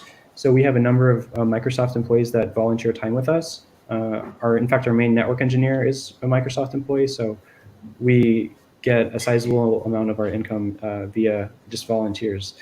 Google has a similar program. I think it's like $10 per hour that a volunteer volunteers. And we're always looking for other volunteers, of course, and it's really nice when the companies that they work for have these kinds of programs. We've run a couple donation drive campaigns, especially when things like matching, either DuckDuckGo or PayPal's matching things have come along. A lot of this is sort of, I don't know, scrappy raising funds for the next project. I think the general sense has been we want to maintain an ongoing operations cost at a level that we can deal with without too much stress. And so a lot of what we try to get these external funds for, when we can't get people to come in and offer to sign up for some sort of monthly or ongoing thing that we can get a sense of stability on or sustainability on, is for one-time things. Like we want to buy the one-time 6-link, or we want to buy a new piece of hardware. These things where it's not committing us to have to keep searching for money to keep doing that sustainably is much easier. And this is a challenge with any sort of nonprofit is what's your sustainability plan, and do you feel like you are at a run rate that you can sustain? Yeah. So obviously money is always a factor. We always have challenges around money and income. IP transit fees are always expensive. When you go and deploy in a data center, data centers are pretty for-profit. They're very capitalist, and so it's hard, or it has been difficult to find very low rates for transit, for IP transit. And we were fortunate hearing about one opportunity with Hurricane Electric, which we took advantage of. Unfortunately, it took a 5-year contract, but we feel like, we're going to be around for at least 5 years, so we thought that the risk was acceptable. And of course, people don't have to start out with 10 gigabit of traffic. You can just start at 1 gigabit and just to start out, and it's still a significant improvement for the Tor network. Registering with your RIR, like Aaron, for example, those are recurring fees. They're one-time costs, and then there's recurring fees. I think we pay $550 a year to maintain our IPv6 scope and our ASN. So that's a small fee. And of course, the IPv scopes themselves, like I just said, the V6 network is one that we pay annually for. Transport fees. What is a transport fee? Why is this here? I don't recall. Is this cross-connect fees? I think so. Okay. So cross-connects are where you're in a co-location facility and you have to have a cable run from your spot to another spot in the data center. And data centers like to charge money for the maintenance of that cable run. And so that's a cross-connect fee. And in our co-location, we were fortunate enough to be provided 2 free cross-connects to the Seattle Internet Exchange, so we don't pay for that one. We however, do pay for our Hurricane Electric cross-connect fee. We were able to talk the facility down into, I think, $75 a month. So it's really important to identify opportunities within data centers that minimize the monthly recurring rates or the annual recurring rates to keep those costs down. So cross-connects are one thing that you have to keep in mind. And of course, co-location. We started out with only $200 a month. Now we're up to $600 a month because we're trying to grow. So that's something. It's obviously a monthly recurring fee. Equipment. It's been really nice when we've received big hardware donations from folks. So if you have a lot of contacts within the tech community, or if you have any hardware yourself that you can just donate, that just helps tremendously. And of course, peering port fees. So again, this is in a Seattle, or this is in an IXP, where we paid one time for our 10 gigabit connection. Someday, maybe we'll get our 100 gigabit link. And And of course, you just want to minimize those monthly recurring fees. So try and look for IXPs that offer one-time costs instead of recurring costs.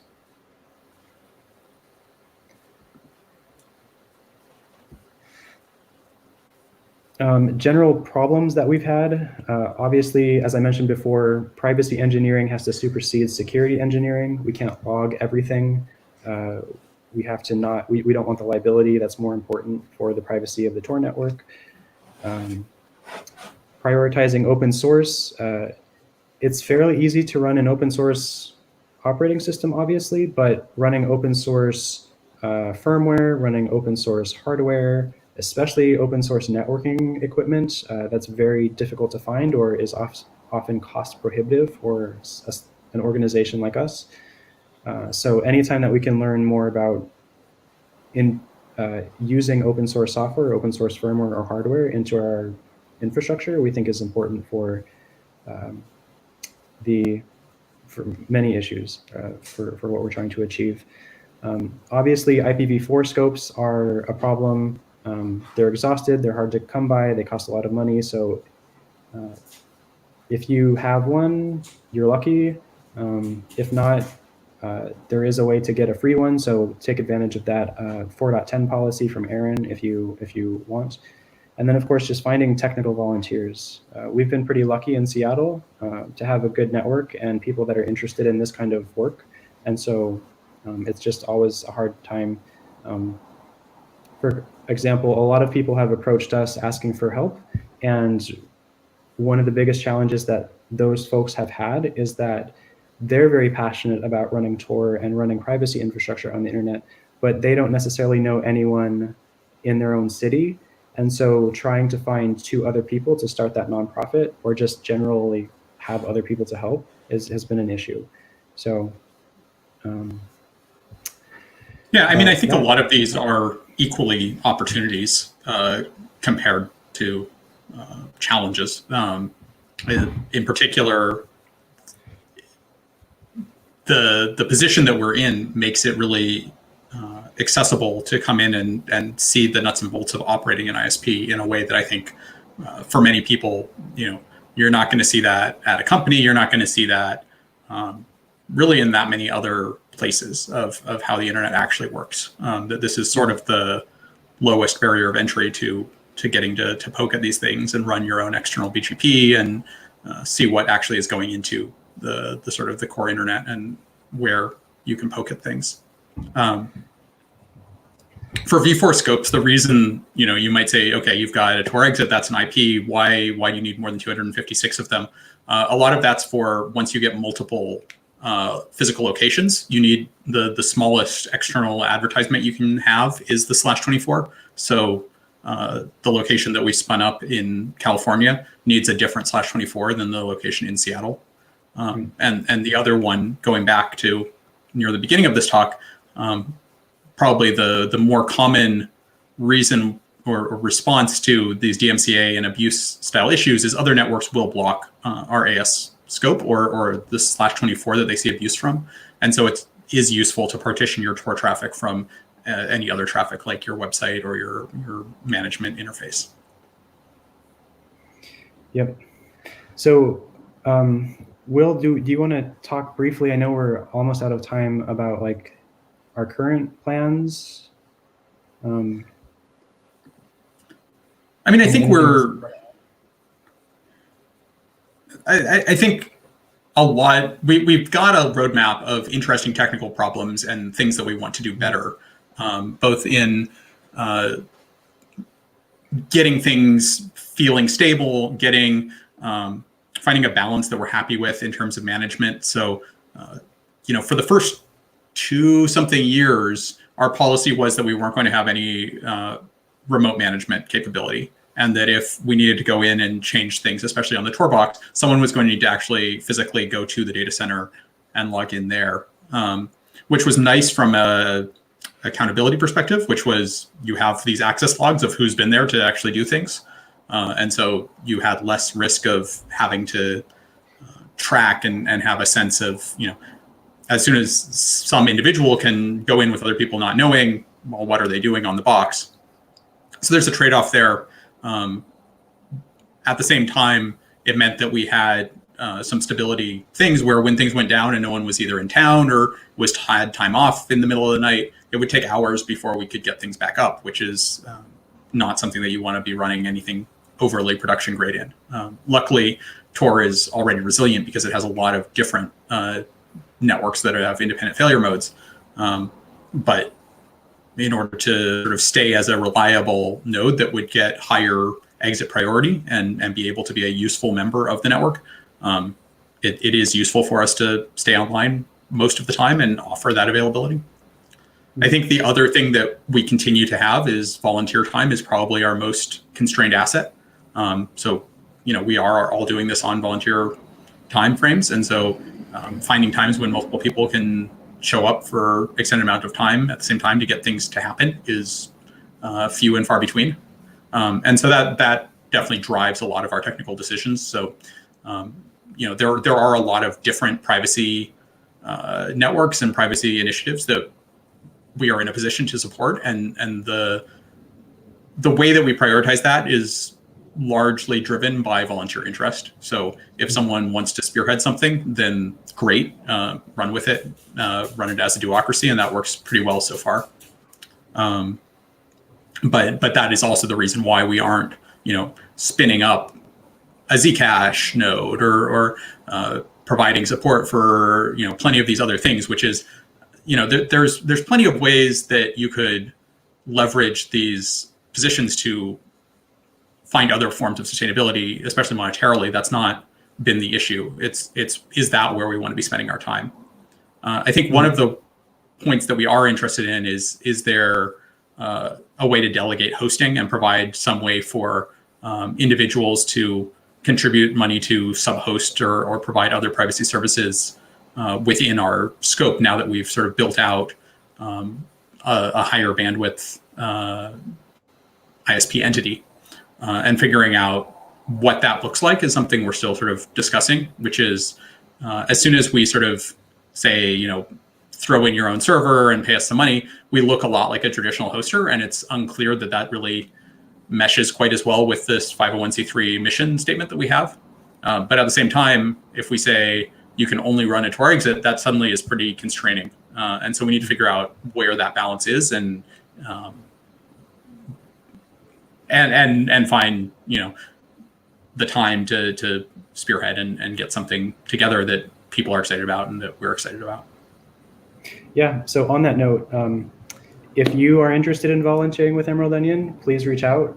We're active on Keybase. That's how we organize. We're active on Twitter, so you can ping us there.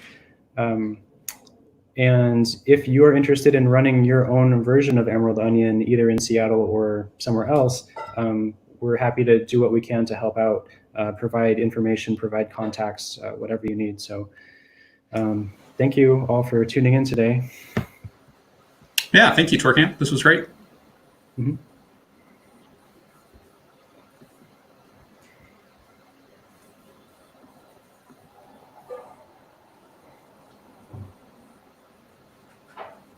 I can't hear you, Joe. You're muted. Thank you for that. Join our speakers here in a minute in the Slack channel for questions. And our next talk will be starting soon. Thank you guys so much. That was great. Thank you.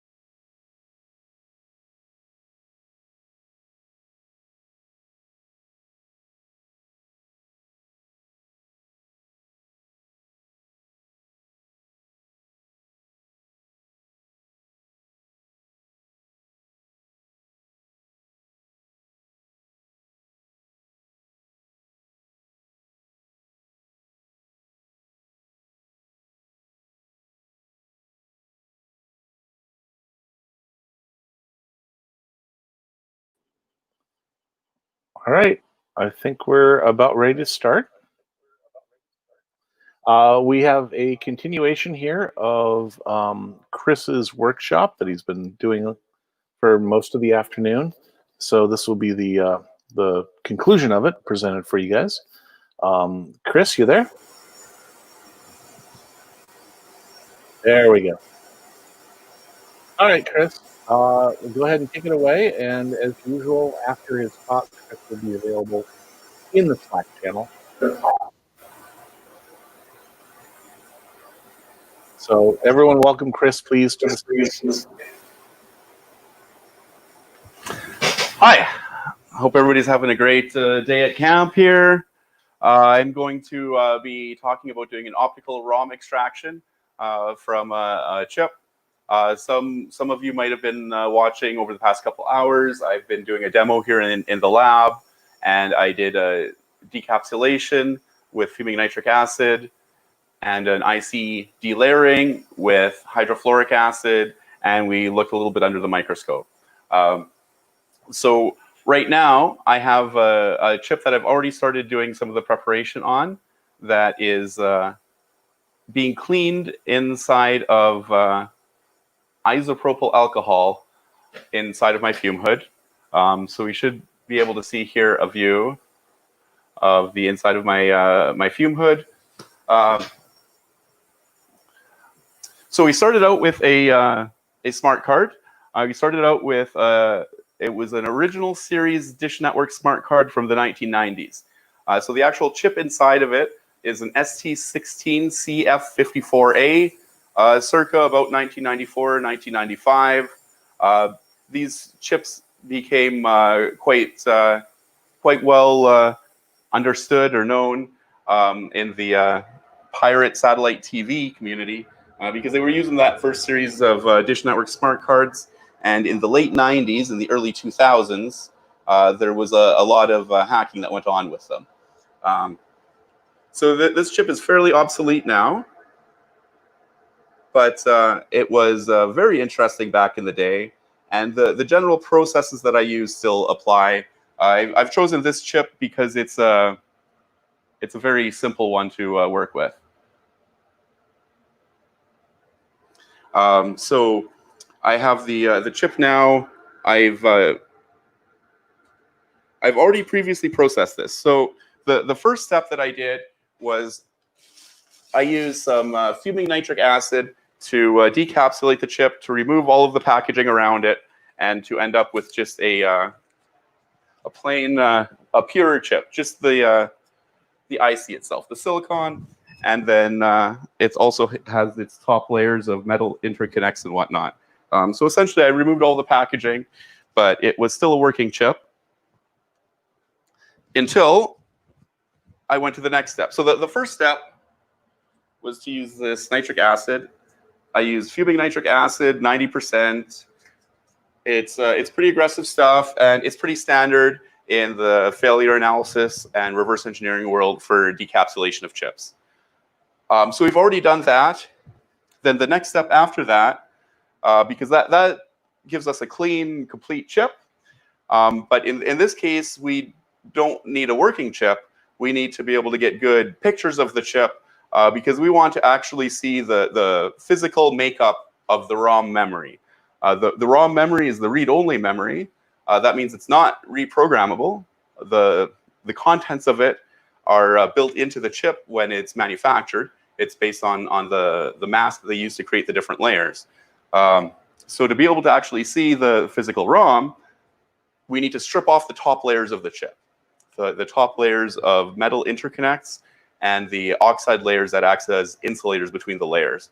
So in order to delayer the chip, what I used is I used this product, Wink Rust Stain Remover, which is a solution of hydrofluoric acid at about 3% concentration. You can buy this in North America, just in a hardware store. It's easy to get, and it works actually really well for delayering the chips. That level of concentration works great. So I just put a little bit of that rust stain remover, the hydrofluoric acid, inside of a beaker on the hot plate. I put the chip through there, And we removed one metal layer at a time from the chip. So that's the work already done this afternoon.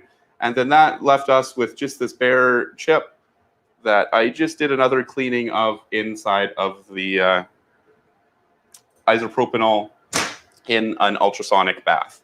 So what I'm going to do is I'm going to take that chip now, and we'll take it over to the microscope, and we'll take a look at what it looks like under the microscope.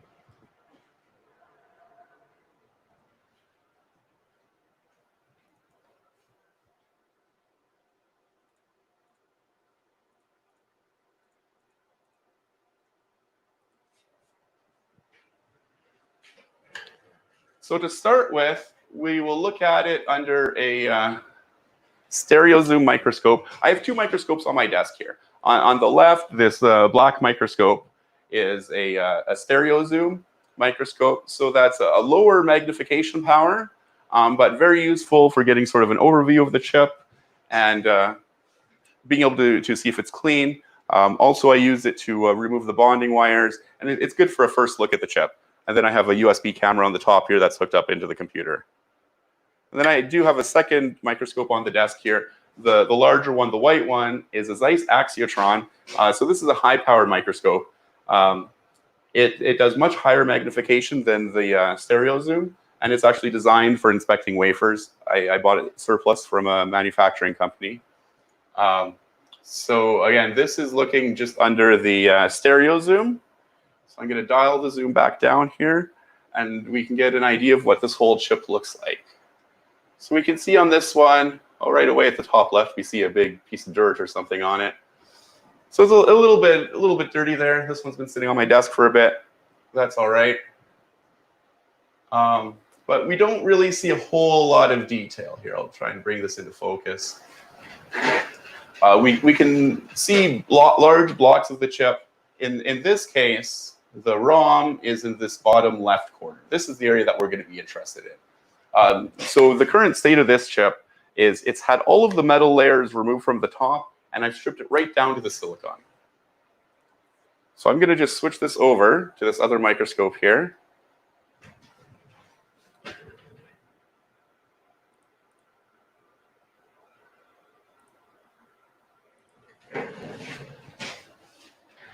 And in this view here,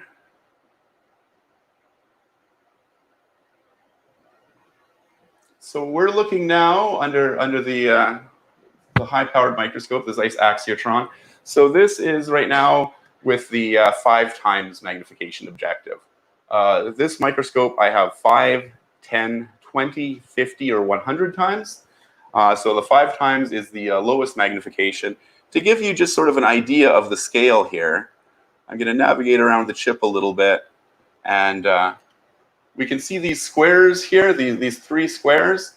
That's where some of the bond pads used to be, the pads that would have had wires attaching the die to the actual package that it was in. So the pads have been removed, but generally speaking, these pads, a good guess for the size is they're around 100 micron.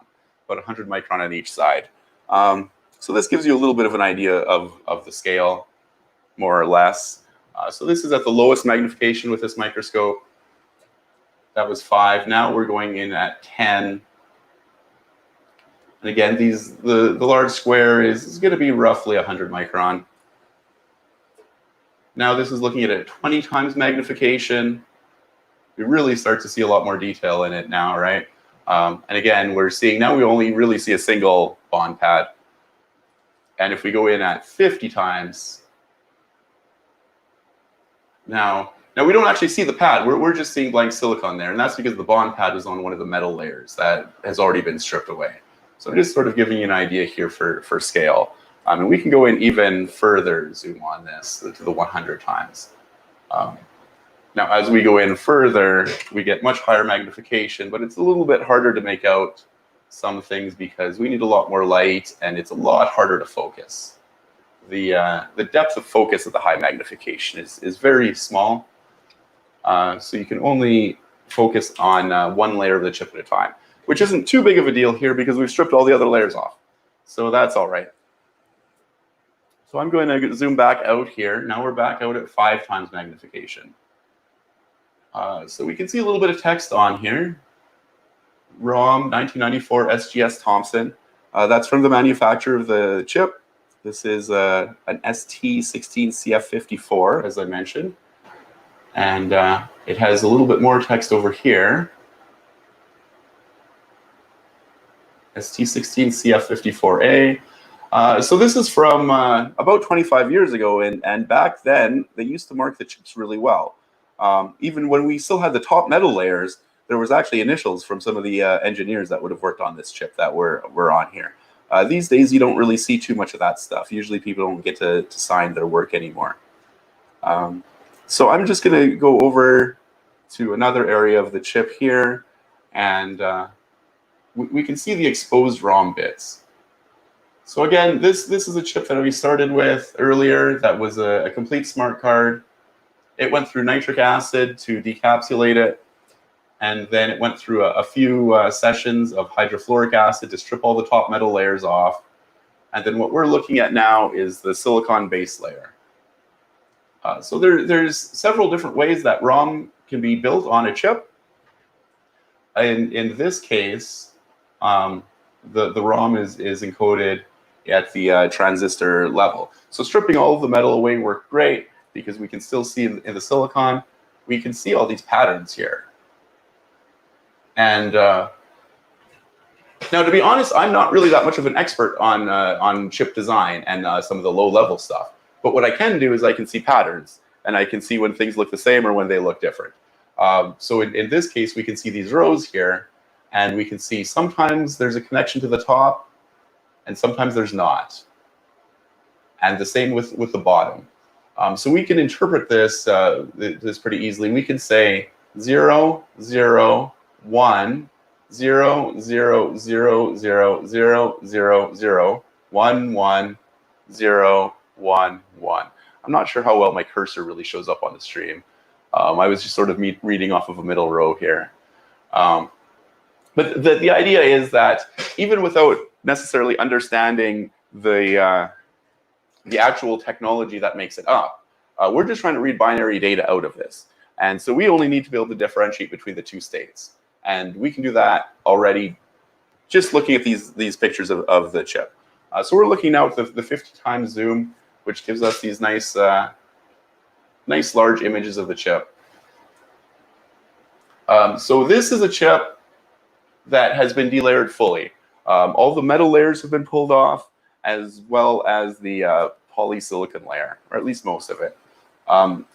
This was actually one that I didn't prepare today. I prepared it earlier. I can show you the actual chip that we did today, which didn't spend quite as much time inside of the acid, so it still has the polysilicon intact. So that covers up a little bit of the silicon layer below, but it does have most of the metal layers stripped off of the top. We get some nice colors here as we get down to this level, just the little bits of remaining oxide over the silicon plays with the light. So on this one, that hasn't been delayered quite as far as the other one, we can actually still see bit patterns at this layer too.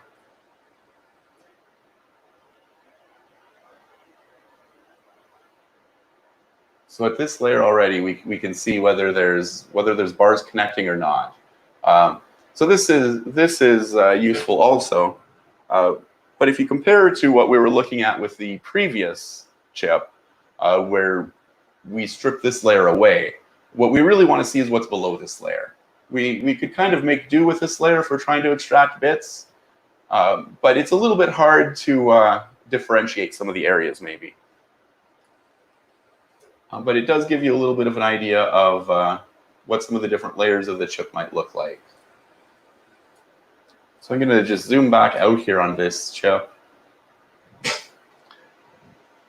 And I'm going to switch back over to the previously prepared chip that just came out of the isopropyl cleaning. Still looks a little bit dirty, but that's all right for a demonstration, right?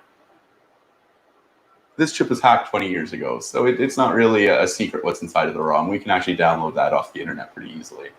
But 20 years ago, it would have been super interesting to do that on this chip. do this whole process on this chip, because that was back when the pay TV piracy was quite lucrative. So there were actually people in the 90s and the early 2000s that were doing this kind of work with these chips to extract the memory contents from them.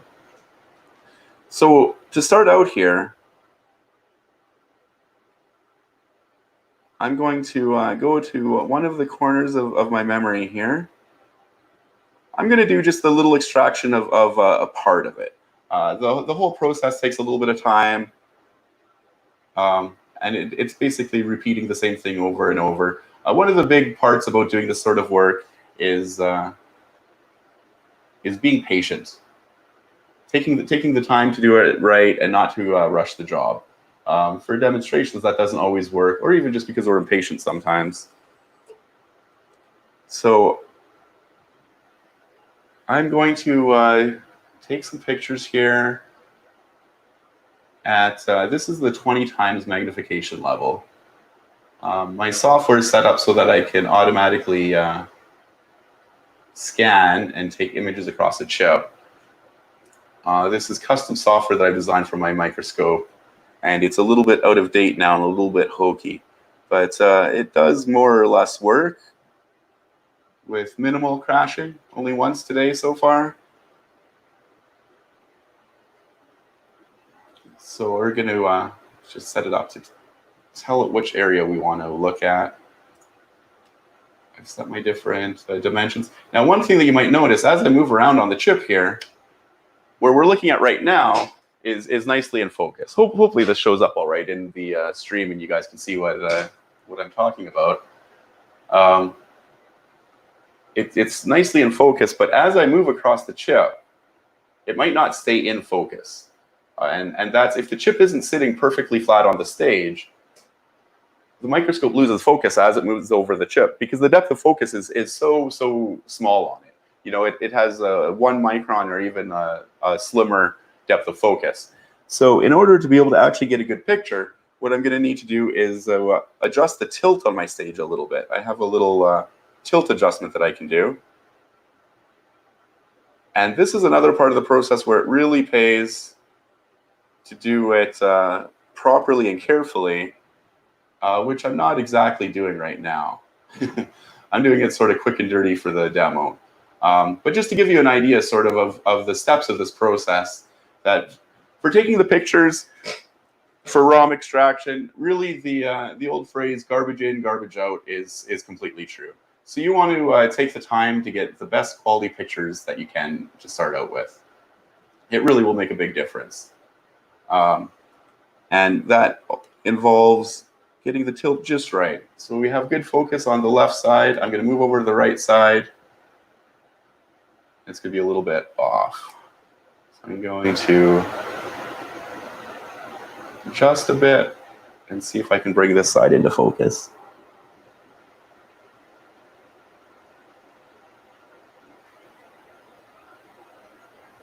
And this is really a good example of what it's like doing this sort of work in the lab. There's a lot of just really finicky processes, a lot of turning knobs and getting adjustments just right. With the optical microscope, there's a fair bit of that. With a electron microscope, there's a lot of that. So because we're looking at an older chip and we're looking on my optical microscope, this is actually a relatively smooth process. Whereas if we were preparing a more modern chip and we were wanting to look under an electron microscope, then it would be even more finicky than this. You can spend a lot of time just trying to adjust things to get clean pictures. So I think we're getting pretty close here. This side looks nicely in focus. But you can see from how many adjustments I'm doing just to get this small area of the chip. When you want to take full pictures of an entire chip at high resolution, it can be quite a bit of work to get a really nice clean picture. Okay, so I'm just identifying my area that it's going to scan.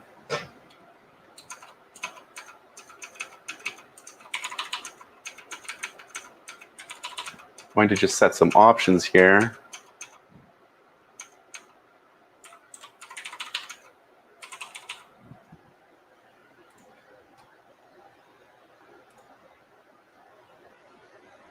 I have a Dropbox here somewhere.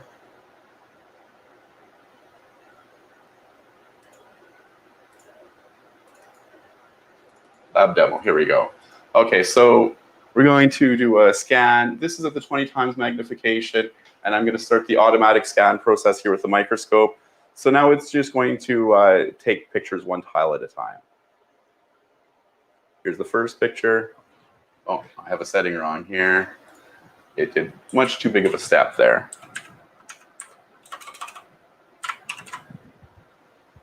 We'll restart this. Okay, so we have a first picture. And what we want to do is, as we're taking the pictures, we want to make sure that we have overlap between neighboring pictures so that we don't miss anything. And then after we've taken the pictures,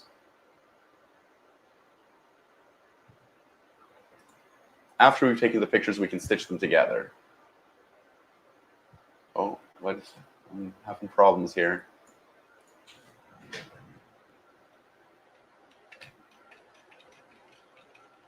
Okay, we're going to just sort of restart our software there because once in a while things get a little bit confused. I think it lost communication with the stage there is what actually happened to me.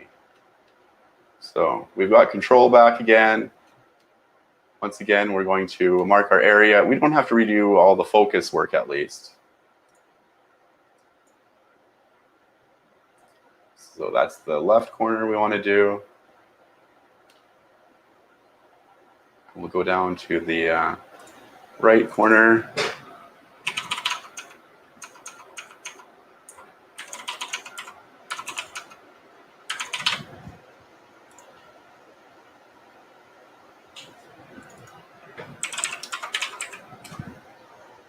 And we're going to start scanning it. So it's going to move back to the first position, and it's going to take pictures one tile at a time.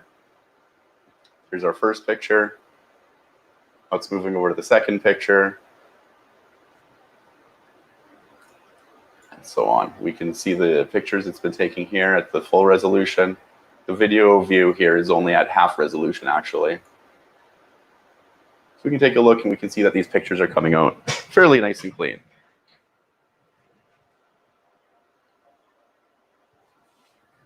Okay, so we've got the first row of pictures taken. It's going to do another row. We've got a big dirty spot here, which would be a problem if we were actually wanting to extract all the data out of this. And that's, again, one of the places where just being very meticulous and taking your time and keeping things clean makes a big difference. In this case, I could put it back into the acid to clean that up. But for the purposes of a demo, it's kind of a good real-world demo to show it with a little piece of dirt, because that does tend to happen.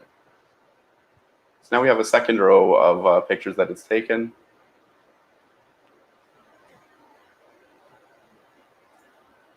And if I go into my Dropbox here,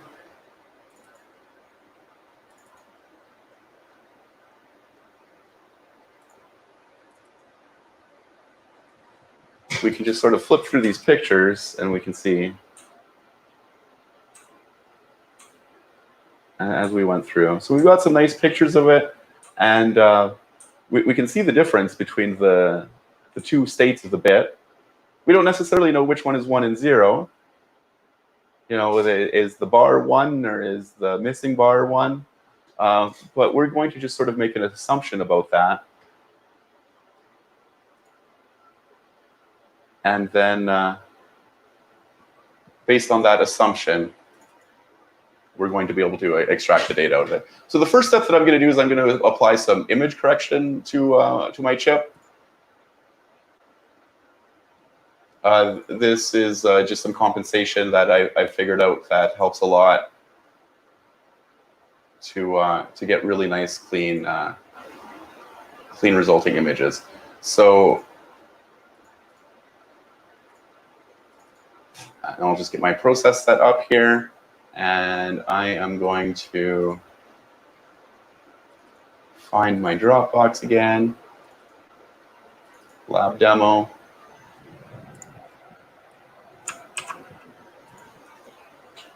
So it's just going through each image, and it's doing some white balancing and some flat field correction for the image, just to clean up the image a little bit. I complained a little bit there because I still have my other program running.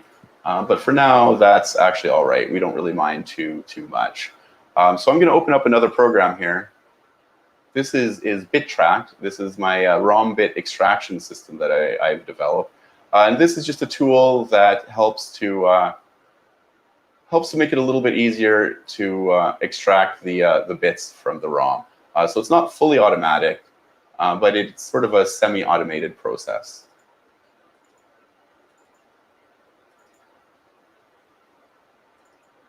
So I'm going to go ahead and I'll open up this first image here. So we have the image open.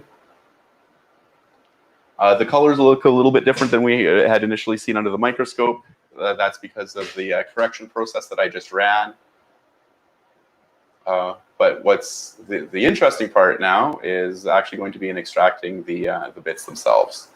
So one thing that I haven't done here already that would have been a good thing to be able to show is to scan the entire chip and stitch it together so that we have a better overview of it all.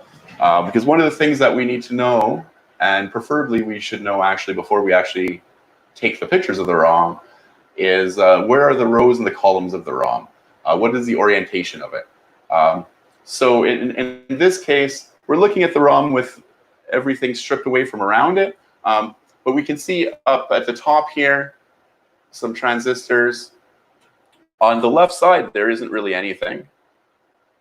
And on the right side, there is a bunch of stuff.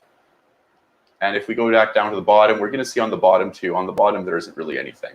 So we can see here that the rows and the columns are addressed from the top and the middle of the two. So the right side of this ROM block. And the top here is going to be the ROM outputs.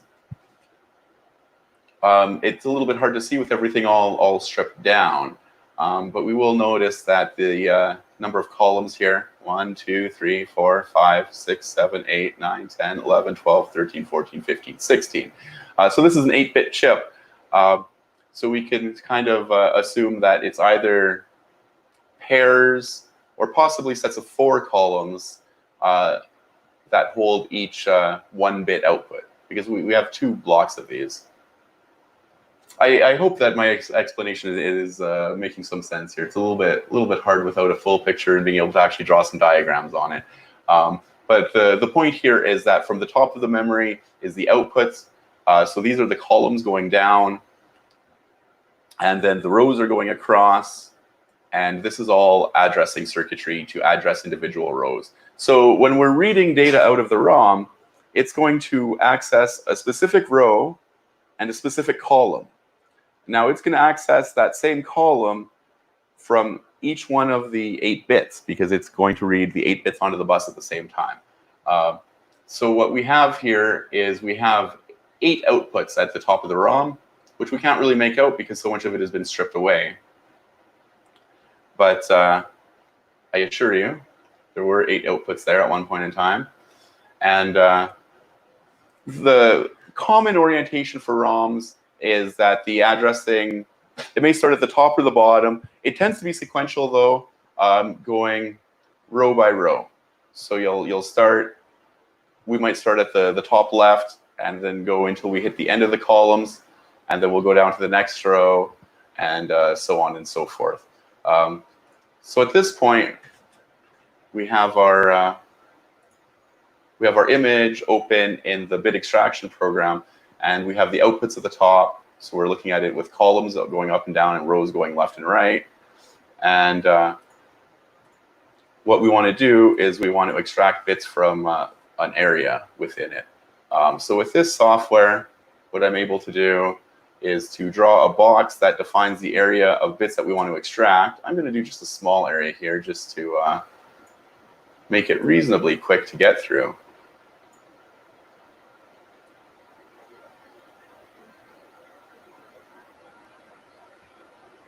So this is 8 rows, and 32 all the way across. So 32 all the way across plus a gap here. So I'm going to say it's 33 across, and it is 8 up and down. And what I'm going to do here is it's drawing boxes over each of the areas that it's looking at to determine how the bit is encoded, whether it's a 1 or a 0. And the software is going to draw a box that's going to be either yellow or blue, depending on the value it detects for the bit below. So all these boxes right now are yellow because I don't have my settings quite right.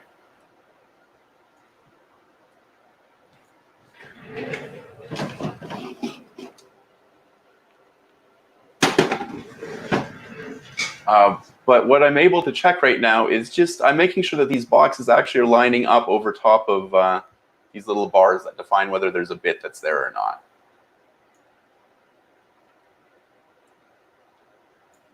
And we do have that. So what we want to do now is we want to be able to differentiate between one and the other. Now I do have a histogram option within the software. The hope being that one of the color channels is going to give us enough variation between a light bit and a dark bit. Often it's useful to pre-process your image to really stretch out the contrast, and I haven't done that in this case actually. It probably would really help a lot, but this gives us something to work with anyways. And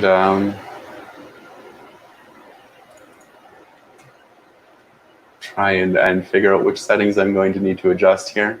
I should have prepared a little bit more for this. Spent a long day in the lab here. So we can adjust the thresholds here, and it's going to tell us whether it's bright or not. Let's drop these right down.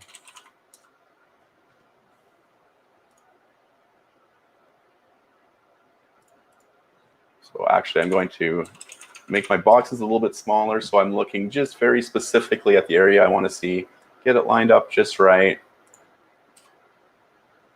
And then I'm going to start to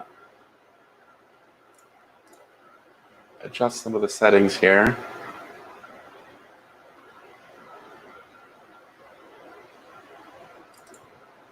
Okay, so if it's a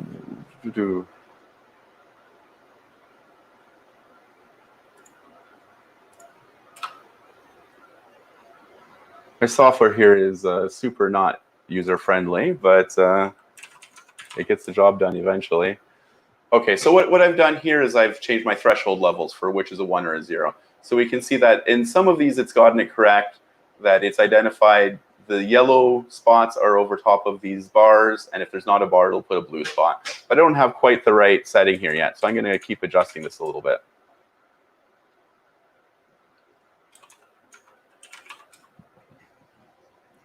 So I'm playing with the settings here a little bit just to try and get the best results we can. We'll try and get it, fairly close. In this case, some more pre-processing really would have helped out a lot with it, but I didn't get a chance to do that. But what I can do is I can actually go along and I can set the bit values manually. Or I should be able to.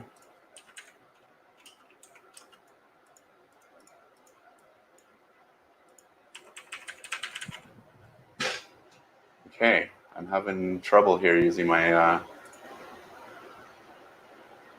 I would complain about how user-unfriendly the software is, but I'm the one that wrote it, so I don't have anyone to complain to except for myself. Okay, so I can double-click. That's how this one is set up. So I'm just going to go through and I'm going to flip these bits to the correct values.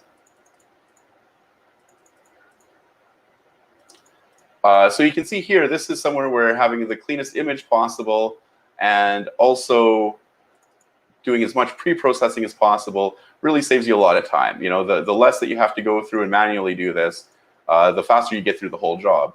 And if you're extracting a ROM that's a few kilobytes or more, it's going to take a long time. If you, oh, I'm flipping colors the wrong direction, aren't I? Yeah, So being meticulous about it and doing your preparation work goes a long way here. So I'm going to do just a small area. For the programmers out there, though, you can see this is sort of an interesting programming challenge to be able to optically extract the bits out of an image like this. Now, the trick about automating it is that different chips will have different types of ROM. And depending on how you image it, it might look quite different. So fully automating the process can be pretty tricky. Generally, the solutions that I've seen that people use that work quite well are to do sort of as much automation as possible, but leaving the ability to go in and repair mistakes and easily tweak some settings.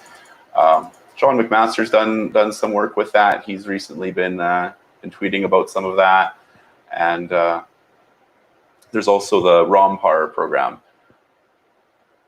that was released a few years ago, which I believe John has taken over maintainership of. So we're just going through and checking all these bit values, seeing that they look all right. Now, if you're doing a full chip, you'll actually spend the time to prepare things so that you don't have to do it quite at this level of detail where you're checking every individual bit. But we got through it anyways, so that works. So now that I have done that, now my next step is I can actually export those bits to a file. So I've created a text file, lab demo bits 1. So we can see right here. Can I zoom this? Yeah. So we can see the extracted bits here. We can just overlay on top of the image a little bit. And we can see where the blues, it's exported as zeros, and the yellows as ones. So we have 0, 0, 0, 0, 1, 1, 0, 1, 0, 0, 1, 1, 1, 1, 0, 0. This one here is actually not really a bit. It's just in the grid. So I would actually normally take that one out. You can see it's a full column of zeros that goes all the way through the file. So that's easy to deal with. You would just pull those out like that.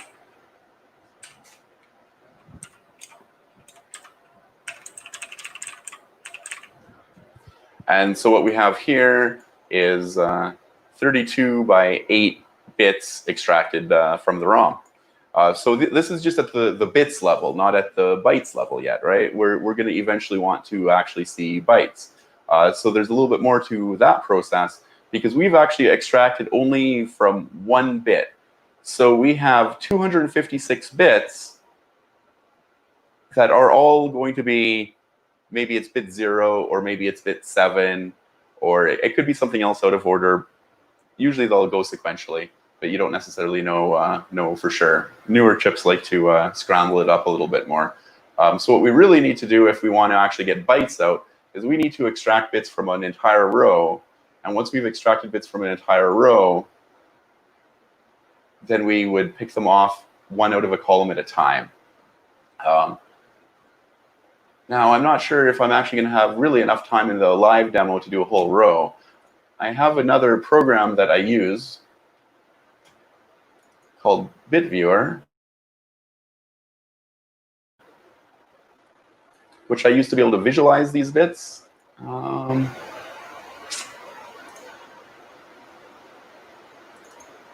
Users, Dropbox. Okay, so we'll load in the bits here. So normally when you would extract the bits, in this chip in particular, each row will have something like 512 bits usually. So those 512 bits are making up the are multiple columns for each of the 8 bits within there. So if you have 512 bits wide and it's an 8-bit chip, then that means that each bit output, each data bit, it has 32 columns within it. So for example here, these might all be one bit output. Now in this program, if we export a whole row, then we can actually start to convert to binary inside of this program. So we have a binary view of these bits. This isn't the actual bytes that are inside of the chip, because it actually depends on how they're all oriented. So I have a couple of different decoding options here for which way to decode them. In this case, neither of them is actually coming out with really our correct data, because we've taken such a small piece of the ROM. We haven't actually extracted even one full byte. We've extracted a lot of bits from sequential bytes within the chip. But this gives you an idea of what the actual process of going through it would look like. I'll just see if I can find another example file on here. I was expecting the earlier lab demo to go a little bit quicker and to have more images to work with here, but I'm not as prepared for this as I had earlier hoped. But our general process, just to recap here a little bit, we go from the microscope imaging here. Get our window back. We go from the microscope imaging. We take our pictures. We have to take pictures across the entire ROM to get access to all of the bits. Once we've gotten our pictures out, then we can process them to get cleaner images. After we've processed them to get the cleaner images, then we can do the bit extraction process that I showed here. So here's the next column. So yeah, you do the bit extraction process where you can actually pull the bits out. After that, you have your binary ones and zeros. Then after that, the next trick is just to convert into bytes. So the conversion into bytes, it can be a little bit more complex than I can explain in just a few minutes here. But generally, they're all arranged in columns, and they usually all go sequentially. The nice thing about doing this kind of work, trying to extract this data out of chips, is this is all laid out by engineers that tend to work in a very methodical, very straightforward way. Very logical, the layout most of the time. So usually when you're looking at bits inside of a ROM, they're going to be laid out with sequential addressing, and there's only a few combinations of bit order to actually be able to extract those out to bytes.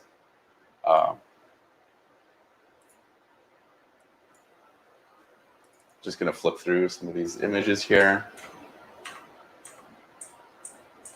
Now you can see that we took a few pictures of this chip here, but we only took a picture of a very small area of the ROM. If we want to take a picture of the whole ROM, it's going to be a whole lot of pictures. There's a couple of different ways we can process it after we've taken all those pictures. First is we can take all our pictures and we can stitch them together into one large image. And then from that large image, we can extract either all of the bits at once or a lot of the bits at once. This works nice for streamlining the process, but sometimes the actual imaging and stitching can be difficult.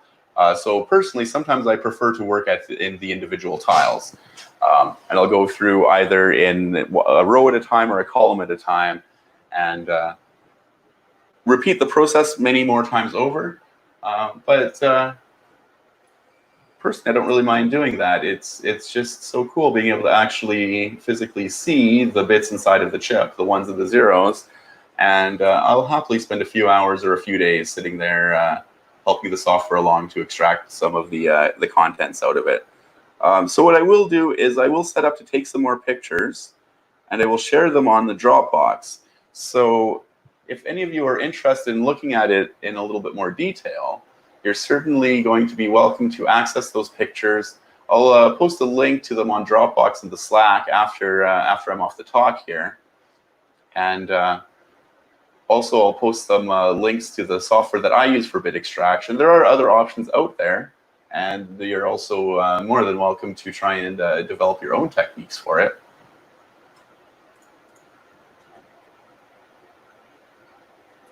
So right now what I'm doing is I'm just going to set up to image this entire ROM area. And we'll start this imaging process, and we'll let the microscope do its thing. So I'm just going to each corner of the ROM now so I can define the area that I want to extract. And you can see more little pieces of dirt and stuff around. In this case, the chip is a large enough technology, and the ROM is, we're not at risk of losing the ROM just because of the way that it is designed in this case. You know, we're looking at the actual patterns in the silicon from them creating the transistors. In other cases, it can be a little bit more tricky to actually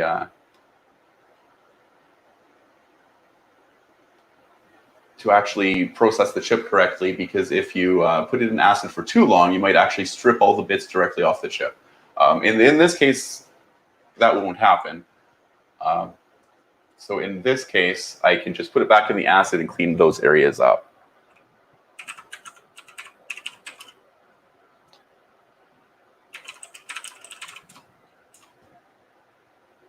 Okay, so I'm going to start the scanning process here. The microscope is going to go into its automatic process.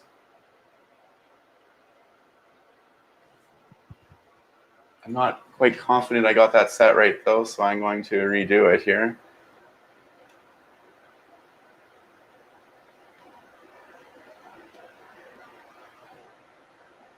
Just thought I might have cut a little bit off the left there, and it's better to take a little bit more picture than a little bit less, right?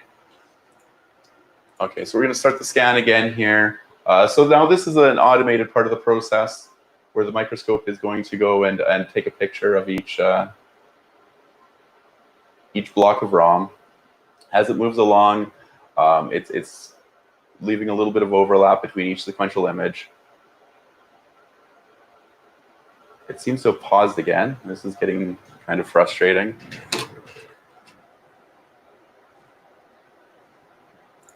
Just like always, as soon as you try and do a live demo, that's when everything starts to fall apart on you, right? So we're just going to restart the program again here. What a terrible programmer created this software, hey? That's why I would consider myself a hacker, not a programmer. There's a distinction there, maybe. So again, I'm just making sure that I'm telling the software the right area to do all the imaging of. I want it to go just a little bit past the edge of the ROM to make sure that nothing gets cut off in the imaging. So I'm going to set my corner here.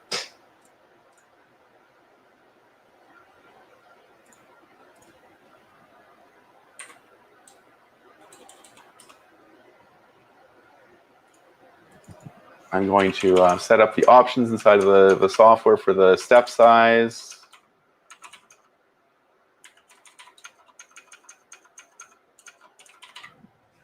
And we're going to start the scan over again. So it moves up to the top left corner, takes the first picture. There's a couple seconds of pause every time it moves the stage, just to make sure everything is completely stable and the stage doesn't shift during the picture. Helps to make sure that the picture comes out nice and clean and you don't get any distortion in it. And yeah, so this is a fairly big area. So the pictures are actually going to take a while. The picture taking is probably going to take more than the next 10 minutes that we have in the talk here. I hope that what I said has been at least semi-coherent. Coherent enough for camp, I guess. If you were watching earlier, you got to see the chemical deprocessing steps. And then now we're doing the imaging steps. And I sort of gave a brief idea there of what the actual bit extraction part of it looks like without actually being able to complete that whole process. Yeah, we're just going to chill out for a couple minutes, watch the microscope work. Personally, I really enjoy this part of the process. I like being able to watch the machine work and do its thing. Maybe we can get a little bit of music going here in the background while we work. Definitely my favorite part of working in the lab is the parts of the process that are automated.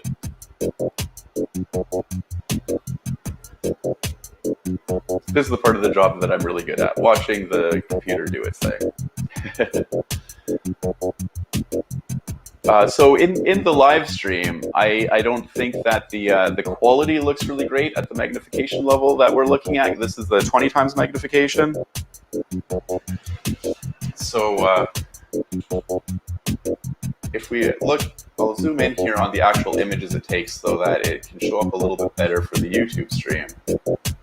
The window that I'm enlarging now is the still image, always from the last photo it took.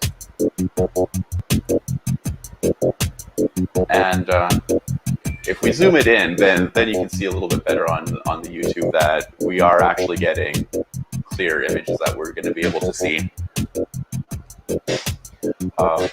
And again, I'll share a link on Dropbox if you're interested in inspecting these images directly. I'm working right now with a 20 times magnification objective on this microscope. This one goes up to 100 times, but at the 20 times, we're still getting good enough quality to be able to differentiate the bits. And going up to 100 times is a lot more pictures to take, so that takes a lot longer. And it's a lot harder to get proper focus, actually. So the lowest magnification you can use that is actually suitable for getting a clean image is desirable.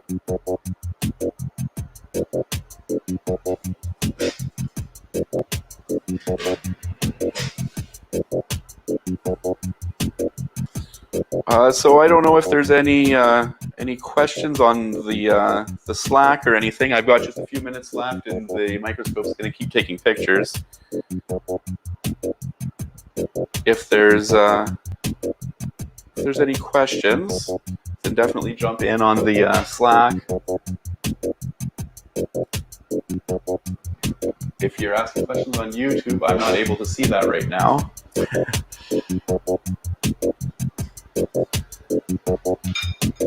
Then, yeah, while the microscope is working, I'll just show you a little bit more back at the fume hood, back where we were working earlier. And yeah, just to go over again a little bit, to summarize the chemical process involved here. We started out with fuming nitric acid to decapsulate the chip. That gives a complete chip with all of the multiple layers. If you want more information about this, you can look up. There's some other talks. John McMaster's talked about this. I've done some talks about this before. Other people certainly have also done some ROM extraction work. You can see talks from DEF CON about it also. Everybody tends to sort of develop their own process, and every chip tends to be a little bit different. But overall, the systems are generally about the same. Decapsulate the chip using nitric acid. Delayer the chip using hydrofluoric acid. This Wink rust stain remover is an excellent product. Very inexpensive, very easy to buy, at least in North America. Works super great on the chip. I mean, you can see the chips that we're working with now have been processed using this rust stain remover. I didn't use any chemicals besides the nitric acid, the rust stain remover, and acetone and isopropanol for cleaning, which also you can get at a hardware store, pharmacy, those kinds of places. If you're interested in doing the chemical processing, definitely do your research. I'm not a safety expert exactly on this. I'm just comfortable enough to do it myself, working with the different acids. Make sure that you're comfortable with it and you understand some of the dangers. As far as any advice to work safely with it, do your research. Don't skimp out on safety gear. Try not to make any real assumptions about it, but try and actually dig down to find the right answers.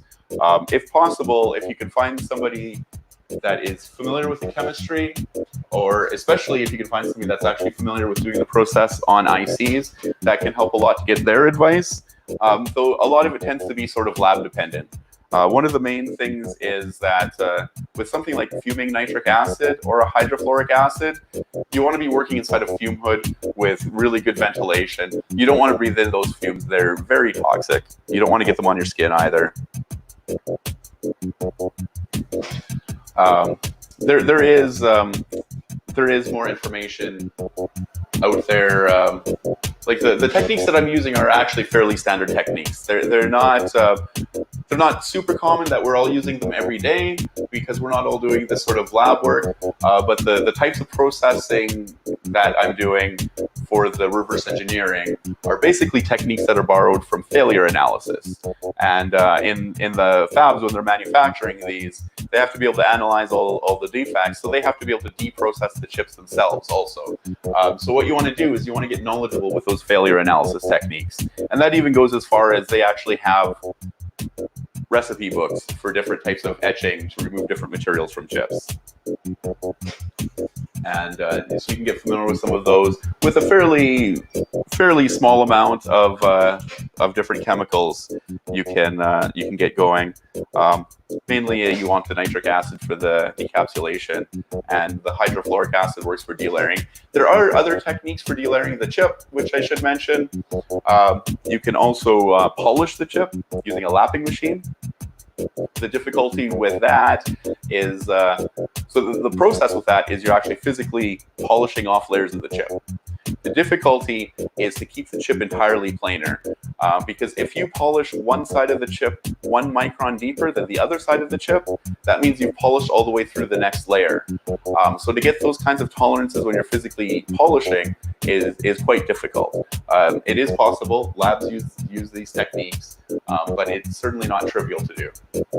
And then another alternative for delayering is to do reactive ion etching or plasma etching. So you have a vacuum chamber that has just a small amount of specific gases inside of it, and you trigger a plasma. You create a plasma inside of the chamber, and that can selectively etch certain layers off of the chip. If you're doing imaging with an electron microscope, or if you're doing work with a focused ion beam, then you pretty much need to work with those techniques. Just to prepare the chip suitably for imaging. When you're working with an optical microscope, it's much more forgiving. If you have a little layer of oxide on top of it, that oxide layer is going to be clear, so you can still see through it optically. But under an electron microscope, as soon as you're covering things with oxide, then you're not going to be able to get much contrast out of the image at all. So I'll leave off here with this still taking pictures. Catch me in the Slack if you have any more questions. I love to chat about all of this kind of stuff. It's a passion of mine. There's some others around who've been doing some of this work. John McMaster joined me for the lab demo that I did this afternoon. I think he's also in the Slack now. He's a great person to talk to about this kind of stuff. Check out his website, Silicon Prawn. He's got a ton of chip pictures on there to look at. Also, he's got a great wiki with a lot of information about techniques that he uses and has read about. So check that out. And yeah, I'll catch you all in the Slack. And I hope everybody is having a great camp. And I believe that for me right now, it is time for a beer. So I hope that this has been a reasonable demo showing you how it's possible to extract the raw ROM bits from an IC. This demo is with an older chip, so it's a lot easier than what can be done with some of the newer chips. You know, the smaller technology, you get down to 60 nanometer or below technology, and you know, at that point you need a scanning electron microscope to even image it. But in general, the concept is the same. That the ROM memory, the read-only memory, is physically encoded inside the chip, so we can physically see the bits inside and extract them. And it is a ton of fun to do that. So thank you to everybody, and I believe this is the end of my time slot. And so I will. I'll say goodbye for now. That's awesome talk. That was so much fun. Enjoyed that. It was really, really cool. So everyone head on over to the Slack channel. Okay. And we will start to talk in about 3 minutes here. Thank you.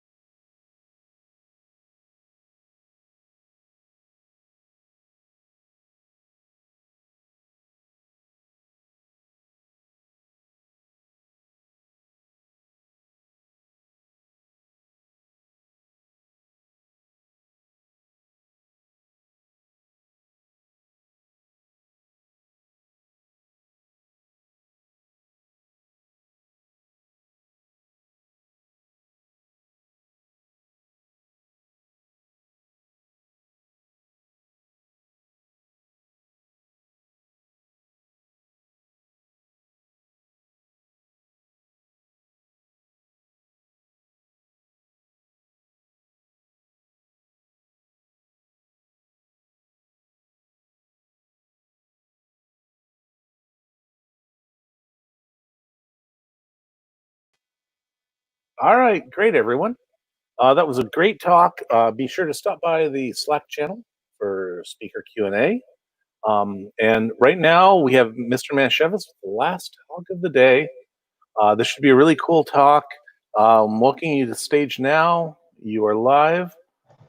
And let's hear about Do Robots Dream of Electric Sheep? Thank you. Hi, everyone.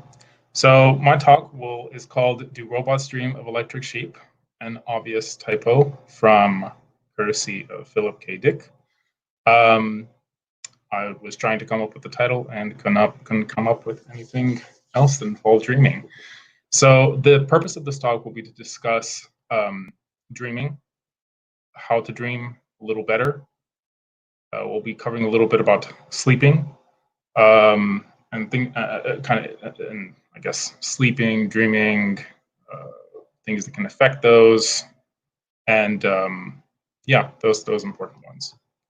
So we're going to start off with caveats. I know it's not a typical introduction, but I want to kind of set the level set and set the stage here when it comes to what I'm going to be talking about. And of course, it would probably be a lot more natural if I was on a stage at ToorCamp, but unfortunately, that's not happening. So I'll try to adjust for that.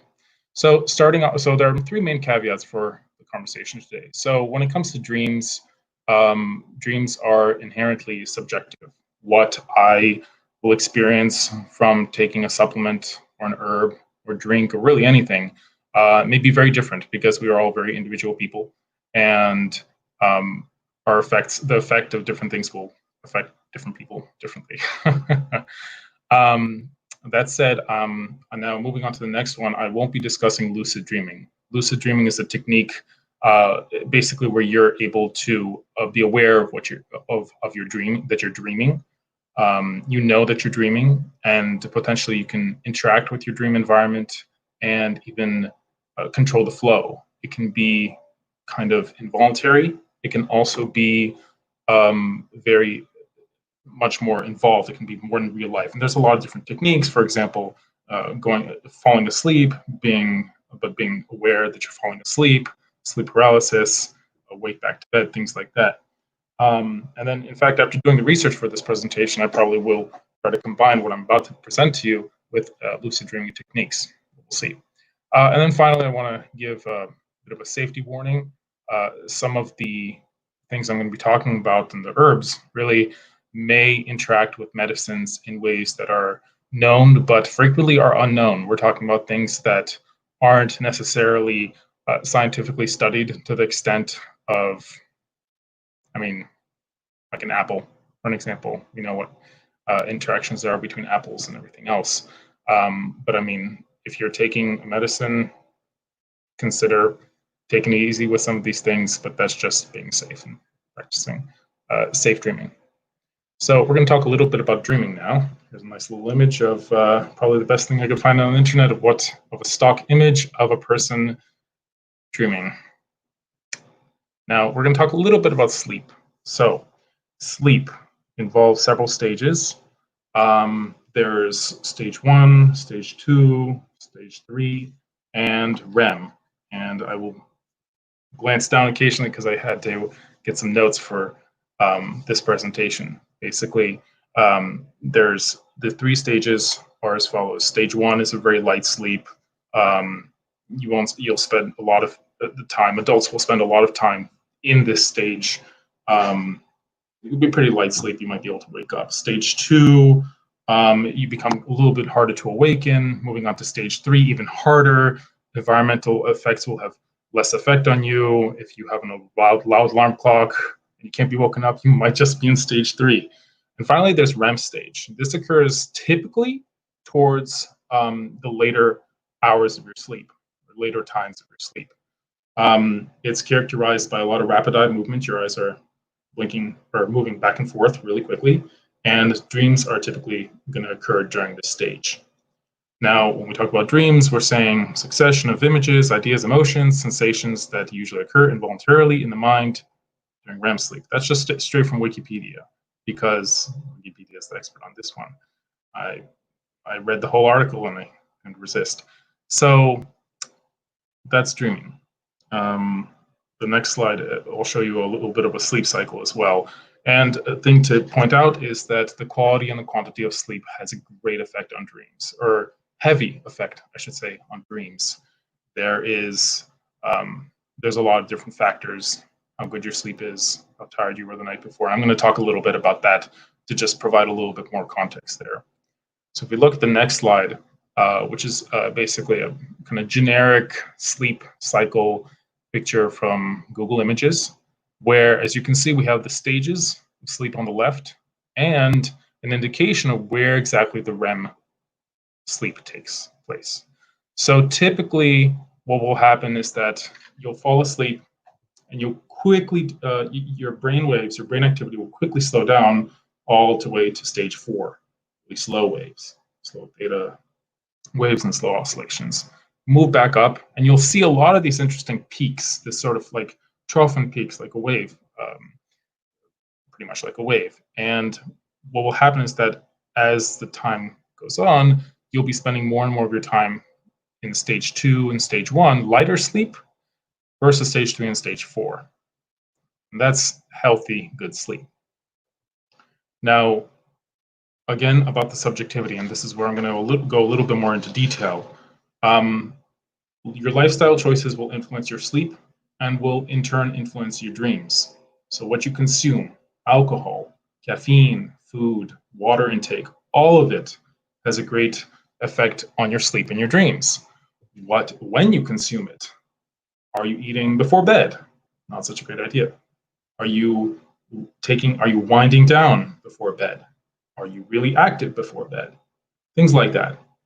Are you stressed during the day? Are you not stressed during the day? Are you going outside? Are you getting sunlight? But again, these are all very subjective items because some people, for example, my parents, will work out and fall asleep right away. Lucky them. If I work out, I'll be awake for 3 hours hopping around because it gets my blood pumping.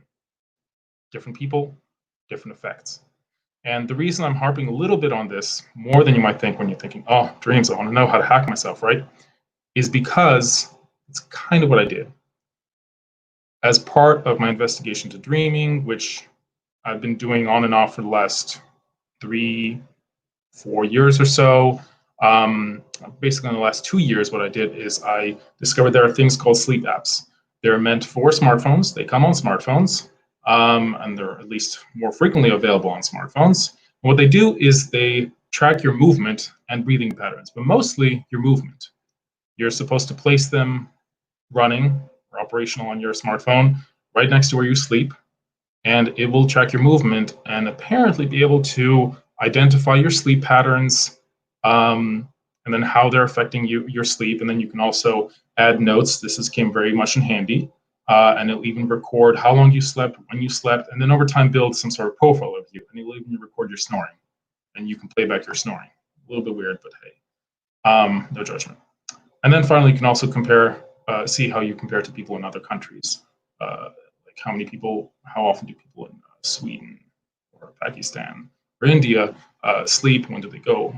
How do they feel more refreshed? Things like that. So those are more gimmicky, but I think the great functionality is that you can add notes. So in my experimentation, I added a bunch of default notes, such as I drank beer late, I went to sleep late, I ate late, I had alcohol during the day, I had caffeine later than I normally would. All of these sorts of things I tried to track, including what kind of substances I might be taking for dreaming. So if we look at an example of what this might really look like. So here's, I think it's called Sleep App, pretty basic. On the left, we have an example of what the app would consider to be great sleep. And please note that these were not all consecutive days, and they were not all consecutive years. So on the left, you can see a lot of these peaks. Apparently, I spent more time in light sleep versus deep sleep towards the end, a little bit unusual. But I got about 7 hours of sleep, which is my minimum required for sleeping. And looks like it thinks I got a good night's rest. That is also, again, subjective. And in some instances, it won't feel like you got that. You look at the 93% number, and it turns out you really want to go back to bed. So, but on the whole, it's roughly accurate. In the middle is a not so great night. I had a lot of beer the night before. I went to bed normal time, but then as you can see, I spent most of my time in deep sleep. Chances are when I woke up that morning, I was really, really tired and did not feel like I had a good night's rest. So 75% quality is bunk, because a lot of the time, and without getting too detailed, is about how long you had to sleep. But if you're looking at something with absolutely no waves, well, chances are it wasn't so good. And on the right, I have no idea what happened. I did have beer the night before and I went to bed late, but according to that chart, I'm basically dead. I have no idea what happened. So that's, sometimes it goes wrong. So that's sleep. And now we've gotten all the subjectivity out of the way, right? So why dream herbs? So when I talk about a dream herb, I'm talking about an entheogen. An entheogen is a substance, a plant substance that's frequently used for shamanistic or divination purposes. So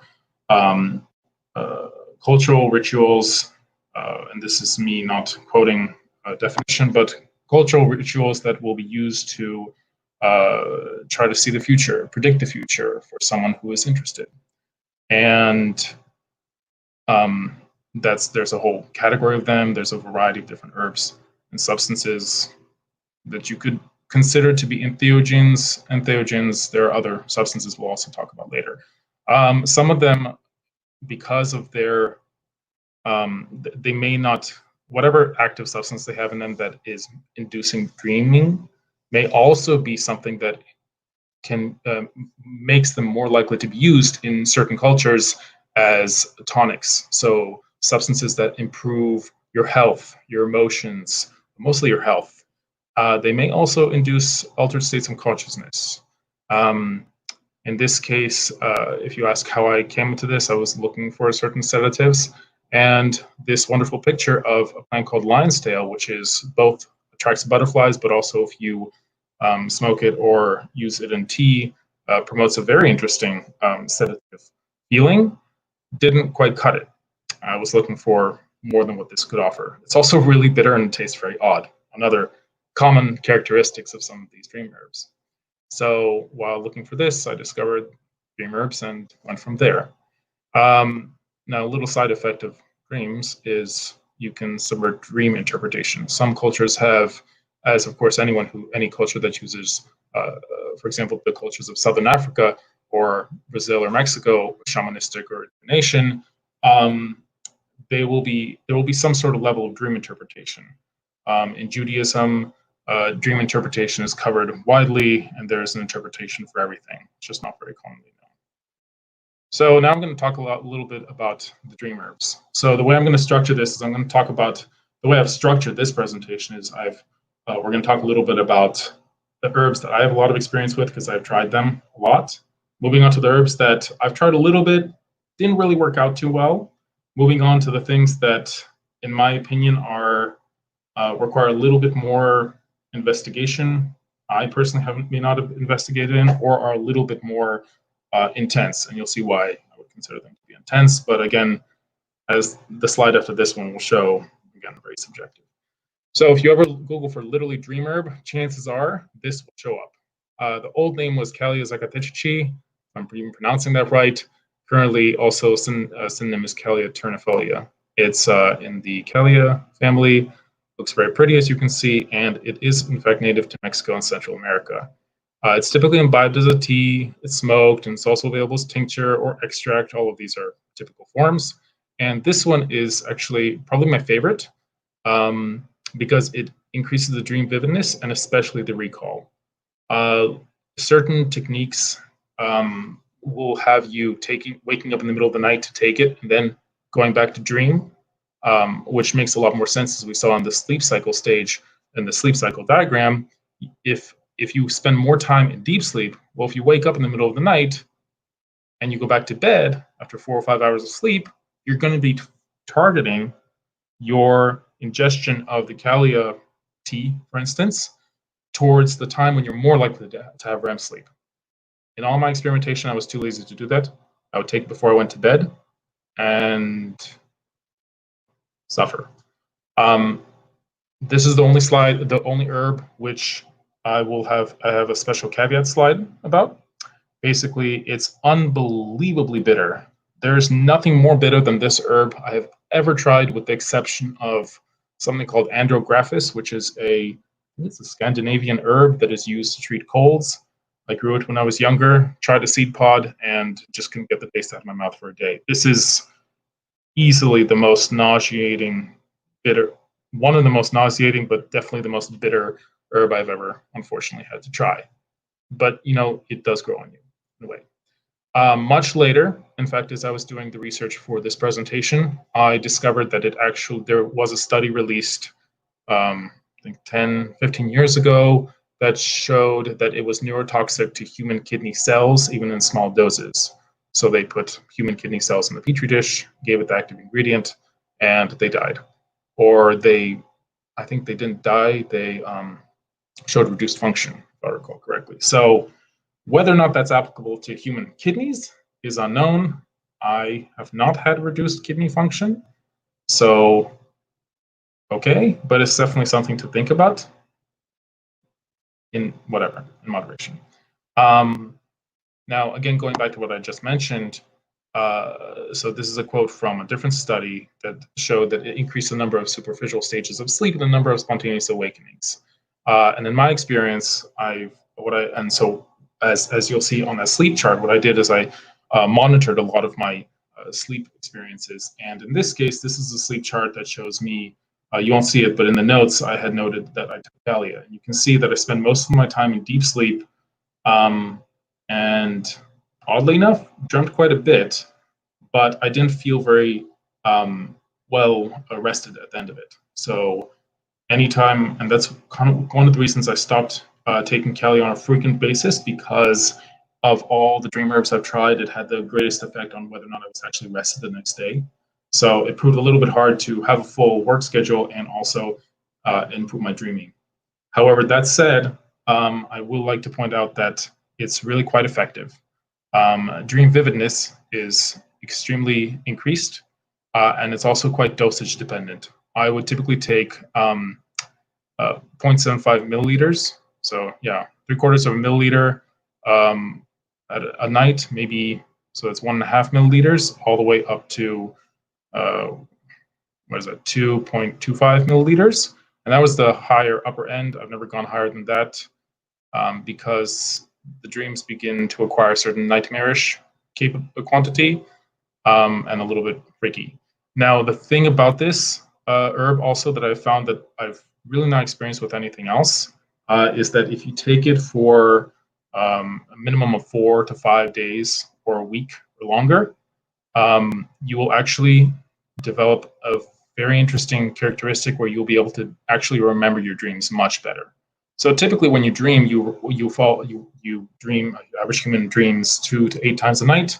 Well, the average human will forget all those dreams. But if you take Calea ternifolia, you will be able to remember those dreams. And you might be able to remember those episodes of the dreams. In my experience, no one wants to hear about these dreams because they're personal, but also because dreams, they never happened. But I can remember dreams from 4 years ago because I'm not really sure how. There's not much study on some of these things, including Calea, but I can definitely say it worked for me. So definitely a great herb, just swallow the bitterness. Moving on to an herb called common mugwort. It's in the same family or same genus as wormwood, which is the traditional ingredient in absinthe. There are a whole variety of different plants that are called mugwort, but they're all artemisias. You can find it as a tea, as a tincture. It has beneficial health aspects, but also is greatly very good for vivid and fantastic dreams, and more so than Calea. And that's the interesting thing before I continue, is that each of these herbs has a certain characteristic that is very unique to any of them, that is very unique to each of them. So the Calea dreams are of their own category. The mugwort dreams are always fantastical. I remember dreams that they're also very realistic, like much more realistic than even Calea. They feel real. I can't quite be more specific than that, but I mean, there's dreams where, I mean, on Mugwort, I frequently found myself in other cities I've never visited. I have traveled internationally a couple times, and I mean, I've never been to Berlin, but I was convinced it was Berlin in the dream, and it's all very realistic, very lifelike. So that's a fun one. Yeah, it's a very interesting one, and even unlike Kalia, which takes time to build up, this one you can take it and you'll have a great dream the same night. You might not remember it, but you'll know it was a great dream. What I found in my research is that the effects do increase rapidly with dosage. If you take more than, say, 2 milliliters, the dreams will be long and almost overwhelming. That's not the same as nightmarish. They're simply very intense, and maybe even cause you to reflect on what you just experienced. And definitely, adult dosage are not the same as a children dosage. Don't ask how I know. And as actually you'll see at the bottom, there's a sleep chart there, and I'll have to hurry up a little bit. It looks like I'm hitting my almost my 5-way point of the something similar to the sleep cycles that I saw. Bominsana, also it's commonly known as a powder puff plant. This produces dreams with a feeling of strong deja vu. This is an admixture to ayahuasca. I have not. There are other admixtures in ayahuasca. I'm not interested, but this is an interesting and it's neutral taste. This one is another. It's called African dream root. It's a traditionally in the cultures where it's used, they whip up enough of it in a tea to make a frothy portion. You drink it for several days and you vomit. Or you can use a tea with minimum of 4.5 grams and experience, again, unusual, lengthy dreams. This is another thing called an African dream root. There are several African dream herb, dream root, another thing that is a component of some shamanistic mixtures and also causes interesting dreams. This is this is called Entada reedi, also known as African dream bean, I think. Yes, that is the actual size. It is the largest legume in the world. It produces these rock-hard shells with a certain interior that you have to take out. I haven't had too much experience. This is a Chinese herb. It's a tonic. It's called tianmendong or Chinese asparagus. If you take it, you will experience the feeling that you're flying. Didn't happen to me, but it's a great tonic. I don't know. This is something called sun opener, also known as Hemia salicifolia, native to the Americas. Apologies for the rush, but I don't know how that happened. Got myself talking. You're supposed to ferment the leaves in water and sun for 24 hours, but unfortunately this does make it taste like rancid vase water, and it's even worse than Calea ternifolia, if that's even possible. After several of this, after several times taking this, only then did I discover that it's supposed to be fresh. And if it is fresh, you might have an effect of the yellowish tinge to it. Moving on to something a little bit more intense, Hawaiian baby wood rose is, I guess, a legal drug that contains LSA, which is a precursor to LSD. Side effects do include nausea, vomiting, and vasoconstriction. But when I took in the interest of experimentation, a bit of basically a water extraction of it, I had probably the only unexpected lucid dream I've ever had. I woke up wondering if I was still on this planet or if it was my dream still. I may release the slides later, but these are for views of the seeds, people who planted them and were astounded. Now, moving on a little bit quickly to nootropics. These are basically cognitive enhancers. They're all the rage the last 10 years, and in my interest was improving dreaming. We all know melatonin, or more likely to know melatonin. This is something sold OTC. These are all over the counter. For sleep, to be able to sleep, improve your sleep, and get to sleep faster. Similar to galantamine, I think it's used for to treat memory loss, but also for dreaming. 5-HTP, it's an antidepressant, could be used for dreaming. L-theanine, a component in green tea, can be used for dreaming, and then huperzine A is used for concentration, can also be used for dreaming. Galantamine is of all these, melatonin and galantamine are the ones that are most likely to be used for lucid dreaming. I unfortunately have not really experienced much in the way of dreams, but definitely in the future. And if you're interested, you can even have certain caffeinated herbs that will help. Guayusa, same family as yerba mate, which is of the club mate fame. It's a clean source of caffeine, very good caffeine, my favorite. but also reputed to increase dreams. Now, finally, we're going to move to natural sleep aids. Valerian, very stinky herb, but very useful. Sacred blue lotus, more of a sedative and aphrodisiac that's also potential to cause dreams. Mulungu, which is another sedative. Chamomile, again, passion flower, lavender. These are more sedatives that also may have dream effect. But in the end, what we really care about is sleep. You can have all the sorts of dreams you possibly want, but at the end of the day, sleep is really important. Go to bed early, get early to bed, early to rise makes a person healthy, wealthy, and wise. So with that, that is the end of my presentation. I will be available in the Slack channel to answer any and all questions you may have. There's a few links here, chiefly eBay, if you are interested in acquiring these. I'm not going to talk anymore about sourcing, but they are all legal, so do whatever you want with it. Alrighty, well, thank you very much, all. All right, thank you, Mr. Manischewitz. And we come to the end of a wonderful tour camp that we were able to do. Despite not being able to be together, we still managed to do something very fun, very creative. I will invite you all to, we have some events happening after this. Of course, we have the DJs going on later tonight. But for the time being, I think we've got ANSI Drink and Draw starting here in a little bit. And we're going to fire back up the campfire on the Google Meet and maybe meet some meat or veggies, as it so happens. Do a little bit of grilling there. So everyone, thank you so much for taking the time out of your busy weekend and being here with us. And thank you so much to all of our speakers for taking their time out. We really appreciate it. And oh, looks like Tim might actually want to hop in here. Sure. Yeah, hold on, Tim. I think we need to be 60 pixels away. Oh, okay. So virtual distancing. Okay. Right. We're good. Okay. Yeah. Thanks everybody for participating, especially those who got. Hopefully everybody got their swag today.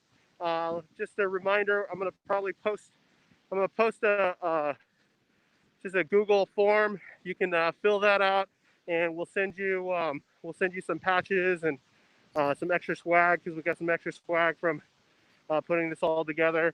And any donations are much appreciated, but it's not necessary.